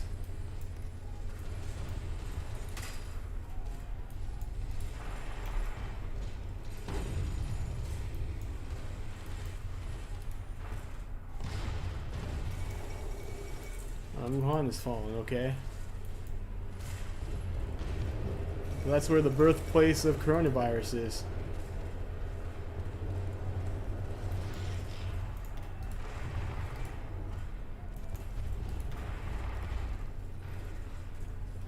Reliability buff, you know, but the problem with that is, like, you can usually just upgrade your tanks to have high reliability anyways.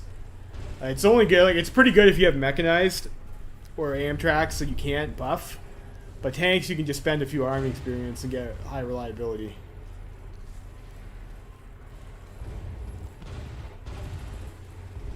Let's see, we're getting some theft here. A bit of theft.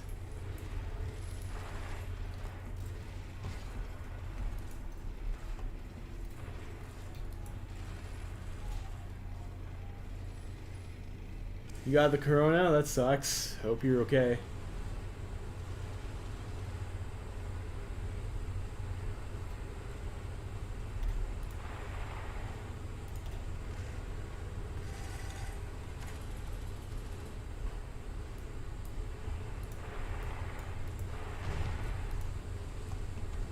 the vid.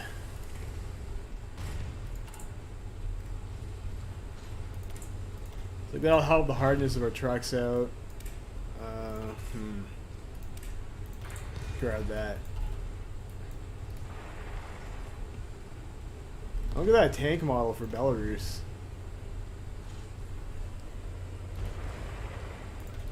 I guess it's like some kind of Panther model. That looks massive.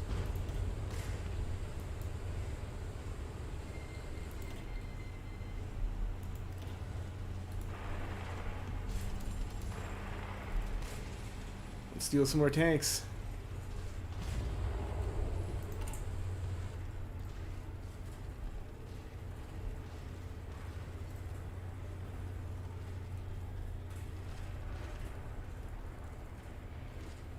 Yeah, contagious chat, yeah.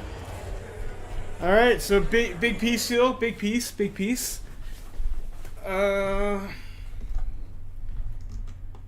we have claims on this?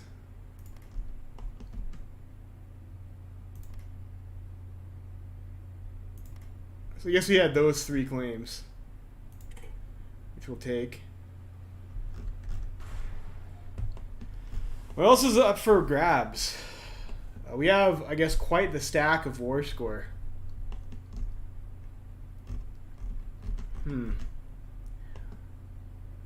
Got Tripoli, Norway. We get the Iskolat Republic. It's like, we grab this, it'll give us coastal access, right?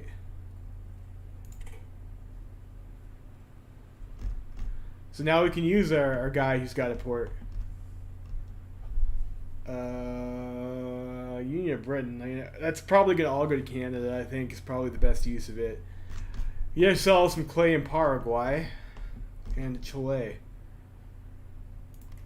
I don't know, let's get Chile, Paraguay.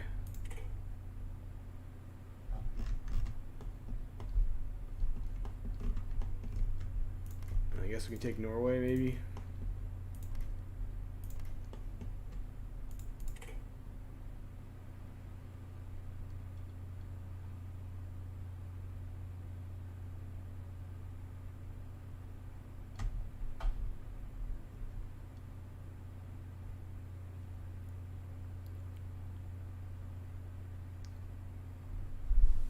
Everything's coming up white Ruthenia.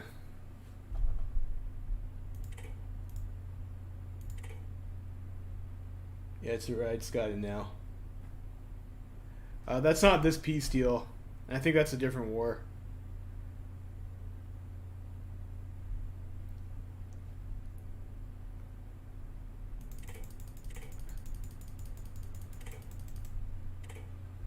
Cool, I guess we'll take Tripoli then.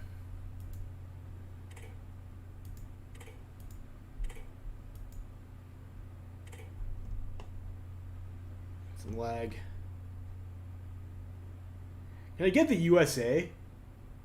No. So that'd be hilarious if we get USA though. Tripolitania, where is that? Get this little bit of clay there.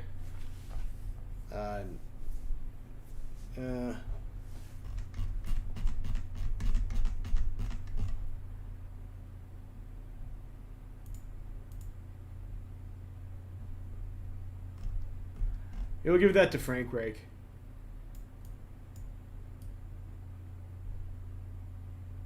Where's good France?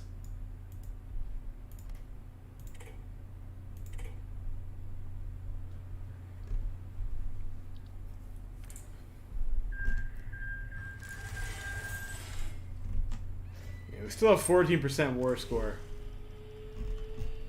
against Russia, so we might be able to get something. I don't know. Return Baltic lands. I don't think we'll be doing that. My coastal access. Alright, now we have dockyards and ports. We can build convoys. You can finally see the sea. 54 factories we have now. Okay. I guess we got some places. We annexed them. Some decisions. This will help us out with our divisions cap, I think.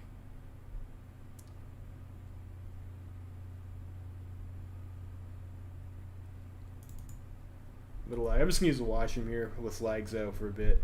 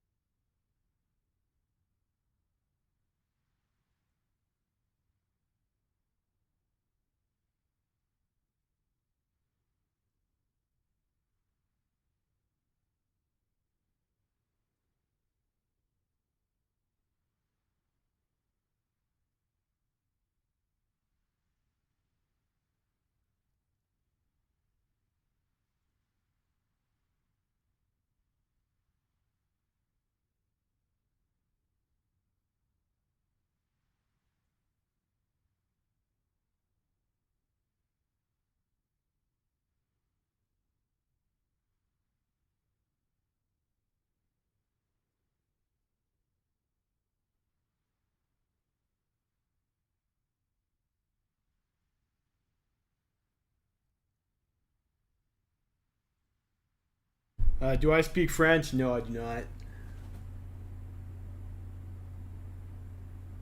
The sea, the sea. Yeah, it's true. We got the sea. We got sea finally. We're no longer a landlocked White Russia.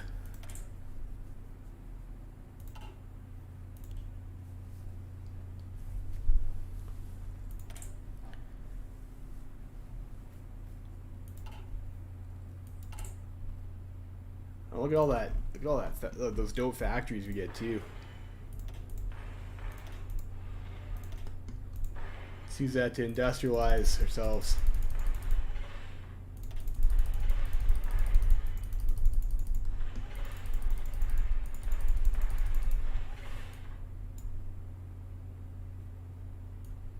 I guess we have like more than enough equipment at the moment. Maybe just build civilian factories so we have the total mob.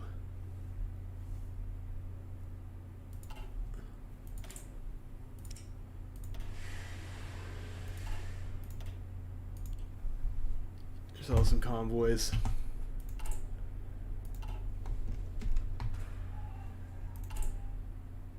Alright, we got enough for another division of medium tanks here too. Congratulations guys, you're medium tanks now.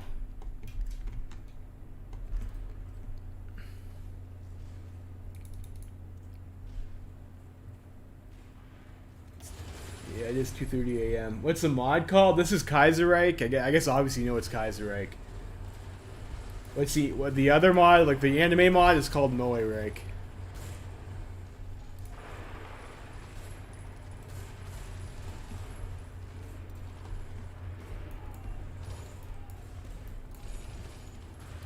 Looks like we're getting a little bit supply blocked here too, though. That sucks.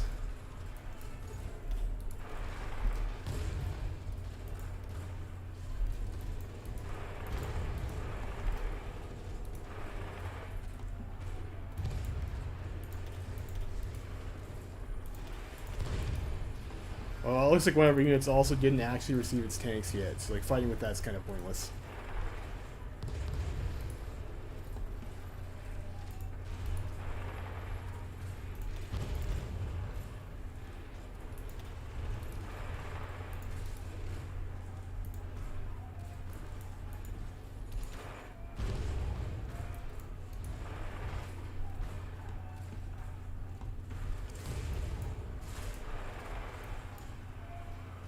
Yeah, it is 2:30 a.m. It's even later than that for me. Earlier, maybe, I guess would be the correct term.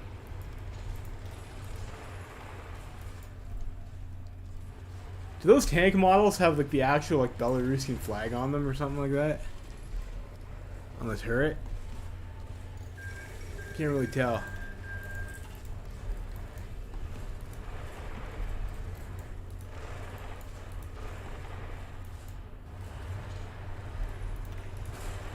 Like our other two units are having like a hard time keeping up with the how many trucks do we have? 2.7k motorized.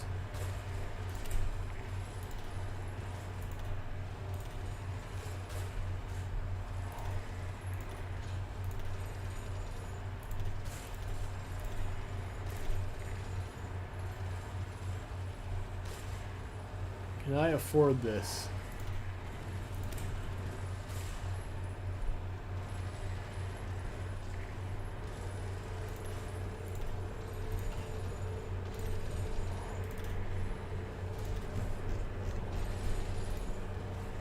Yes, well, I need to actually...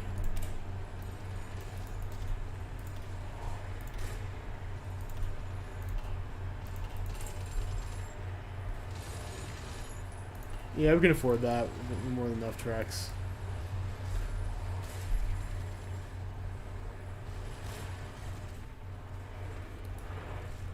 We'll do have to pay some manpower to get the guys who drive the truck, so I guess. Which doesn't reinforce instantly, unfortunately.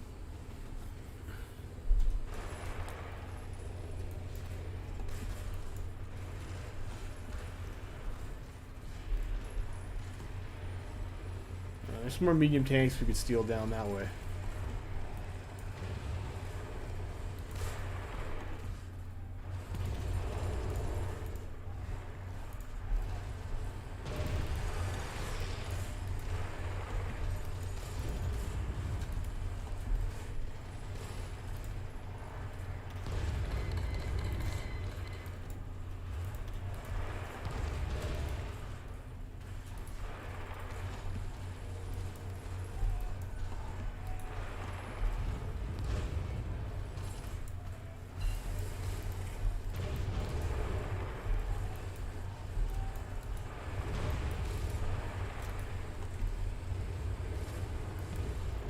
Yeah, those tank models look really nice. And that really looks like the Belarusian flag on the side of that turret too. It looks pretty nice. I appreciate that. Definitely appreciate that. Steal those medium tanks.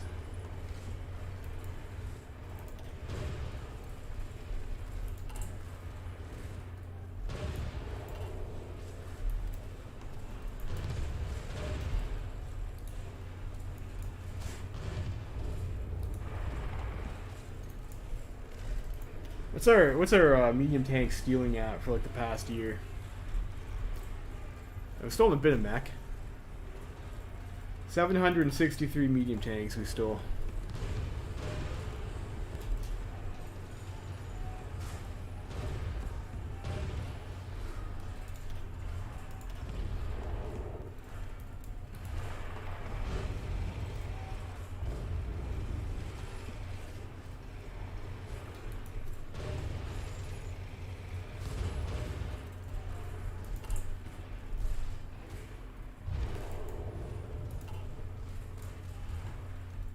We're getting close to Moscow.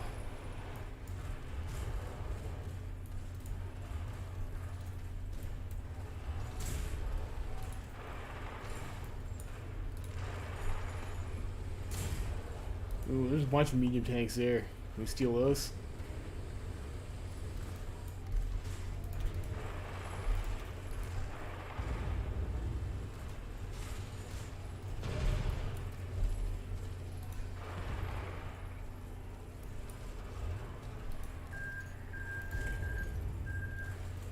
Upper Volta from the Kingdom of France, okay.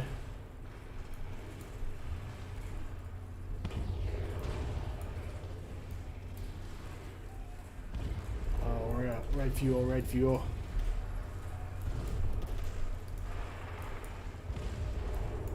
Alright, can't fight here. Maybe move over this way.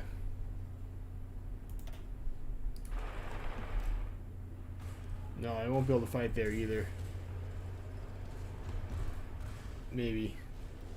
At least be better than over here.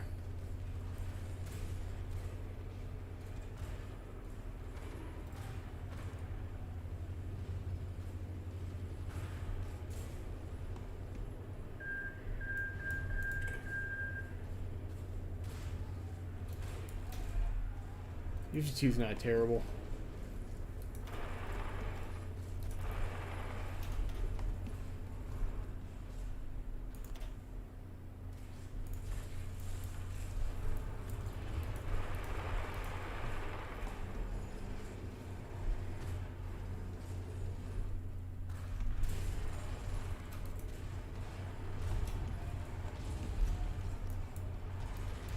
That's a lot of medium tanks over there.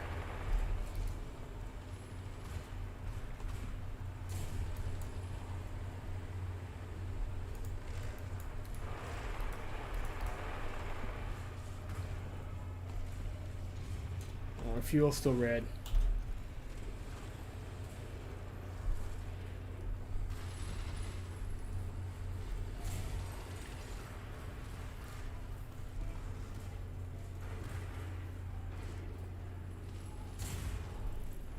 Is our supply still overstretched? No, we're green.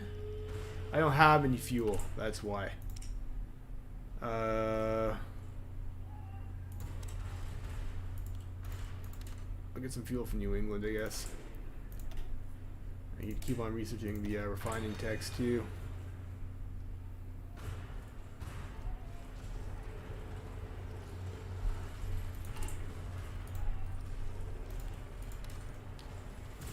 Probably don't have enough convoys for this, do I?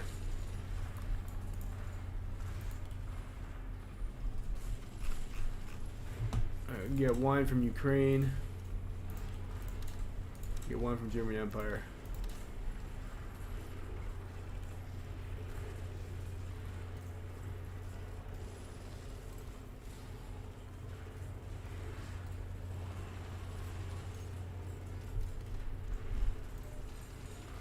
I do have 52 convoys.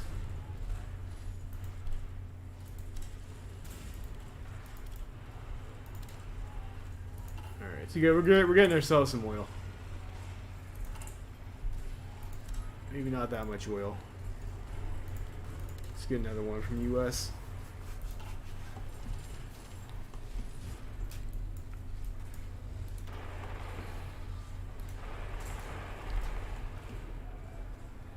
The Entente in the war too. I don't think they're at war with Russia.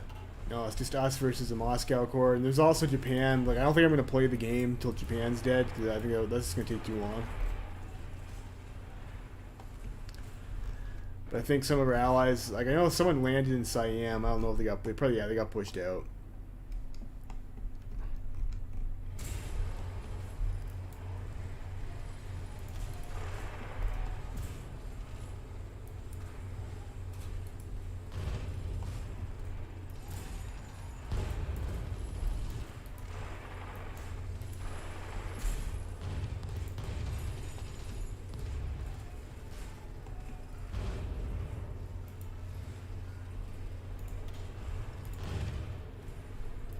Our bridges to help us get over.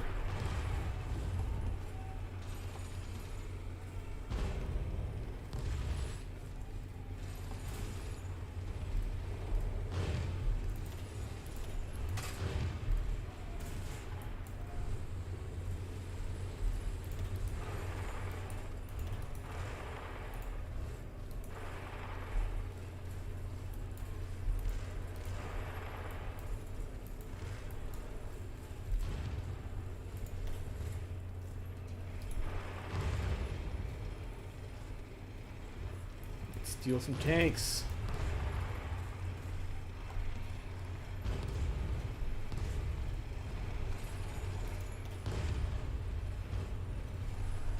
Open our logistics tab.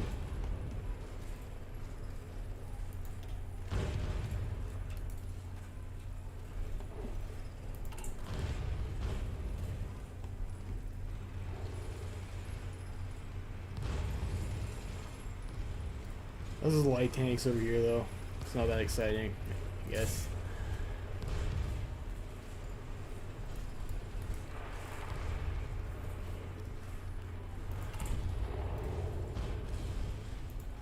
Oh, we're missing a lot of steel.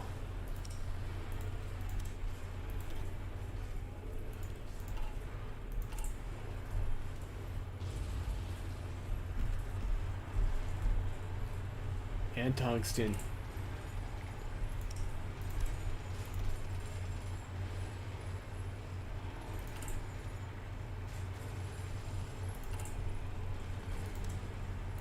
Because I stopped converting units over, right? Yeah, we'll do that.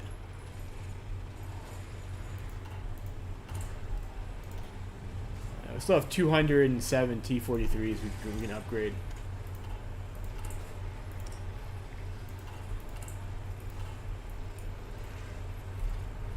running out of fuel now too. I guess we have a lot of tanks, so we are a little bit fuel hungry, aren't we?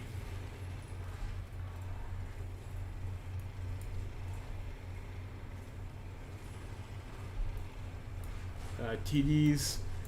We don't really need TDs. Like we can beat up the enemy tanks just fine without them. I think. You just need to encircle them and kill them.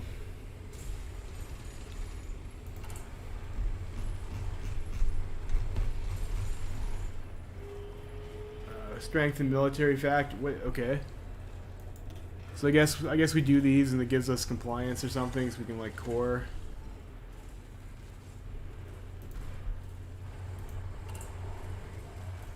Maybe we should get an agent.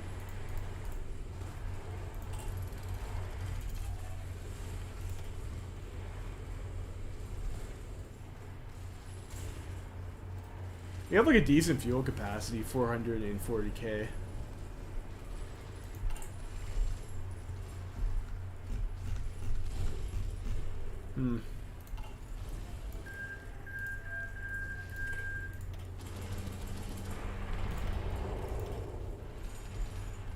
These bridges to get over that.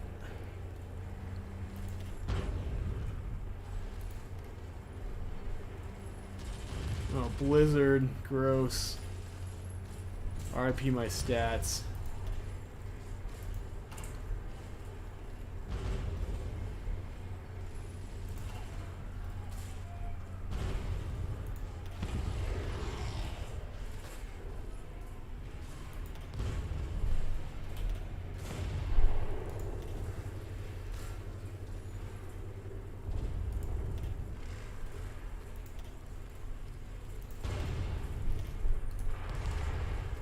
You have bridges. Like if you see the bridges that cuts your combat width in half when you're attacking, you just cycle past it. Start and stop your attack again so that you don't get stuck in reserves like this.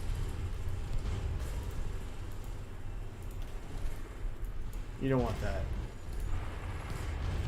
And if you reset it, that'll reset the tactics so you can just attack again.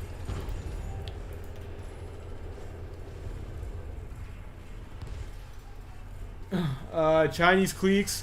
I think the hardest one to do is Kumulkane. Hami clique.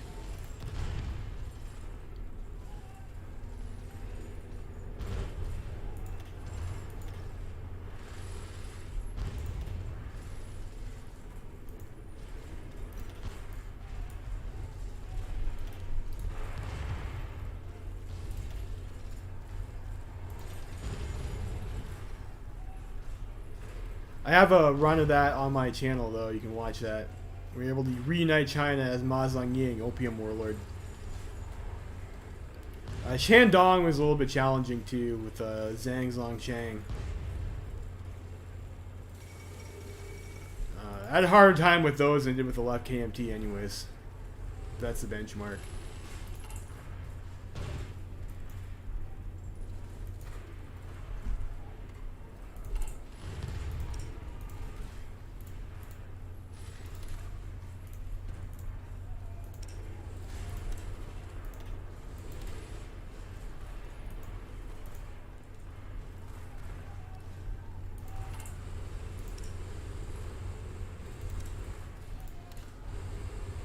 Wow, okay, it's gonna take all of our buildings to do that.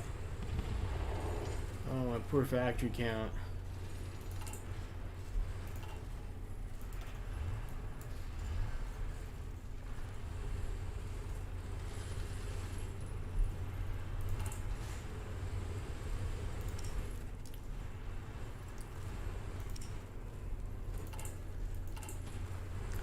Yeah, our military industry is larger than our resources will support. It'd be nice to have some steel, I guess.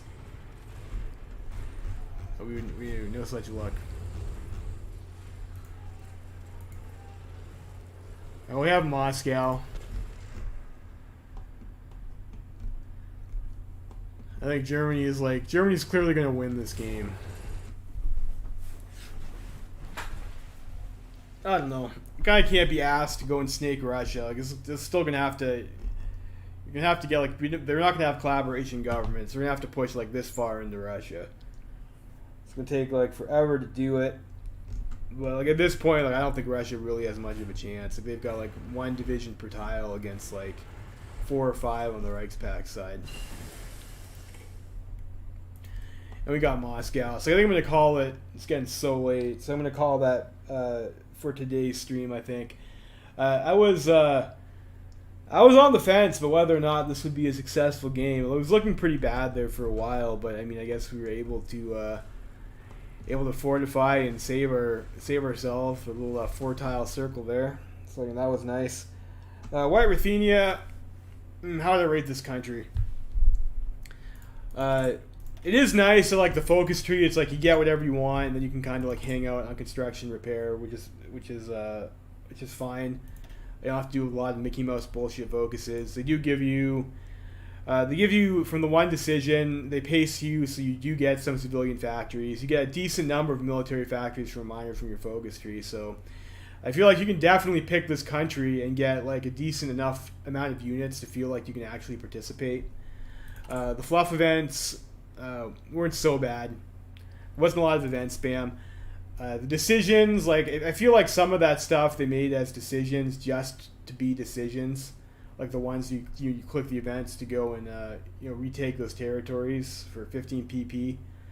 I mean that's not unique to Belarus yet. I think as a design philosophy, I think the developers think that, well, if we throw some decisions in there, people will think our country has depth. And I don't know. I don't really buy that, but they weren't egregiously bad like some of the other countries where you have to manage these games to clear your debuffs. You just click them and then it was okay. And I didn't like that they hide your focus trees on you too when the game starts. Like you never know like what political path. It was obvious how to get in the path that we thought we would get on. But I didn't like that they hid the focus trees from you. So it's like, do you really want to go and have a coup if you don't know if you're going to get a good focus tree after? Napa Baltic Duchy, maybe. Them Lithuania. I already played Lithuania, and it was very similar to this game. I mean, not in this patch. I understand they've been reworked, but I did of course, you revolt against the Reichspakt, and then we had, instead of Russia surrounding us, it was Germany. All right, well, thanks for tuning in, guys. Have a good night. I am going to take off. Lever Freeman signing out.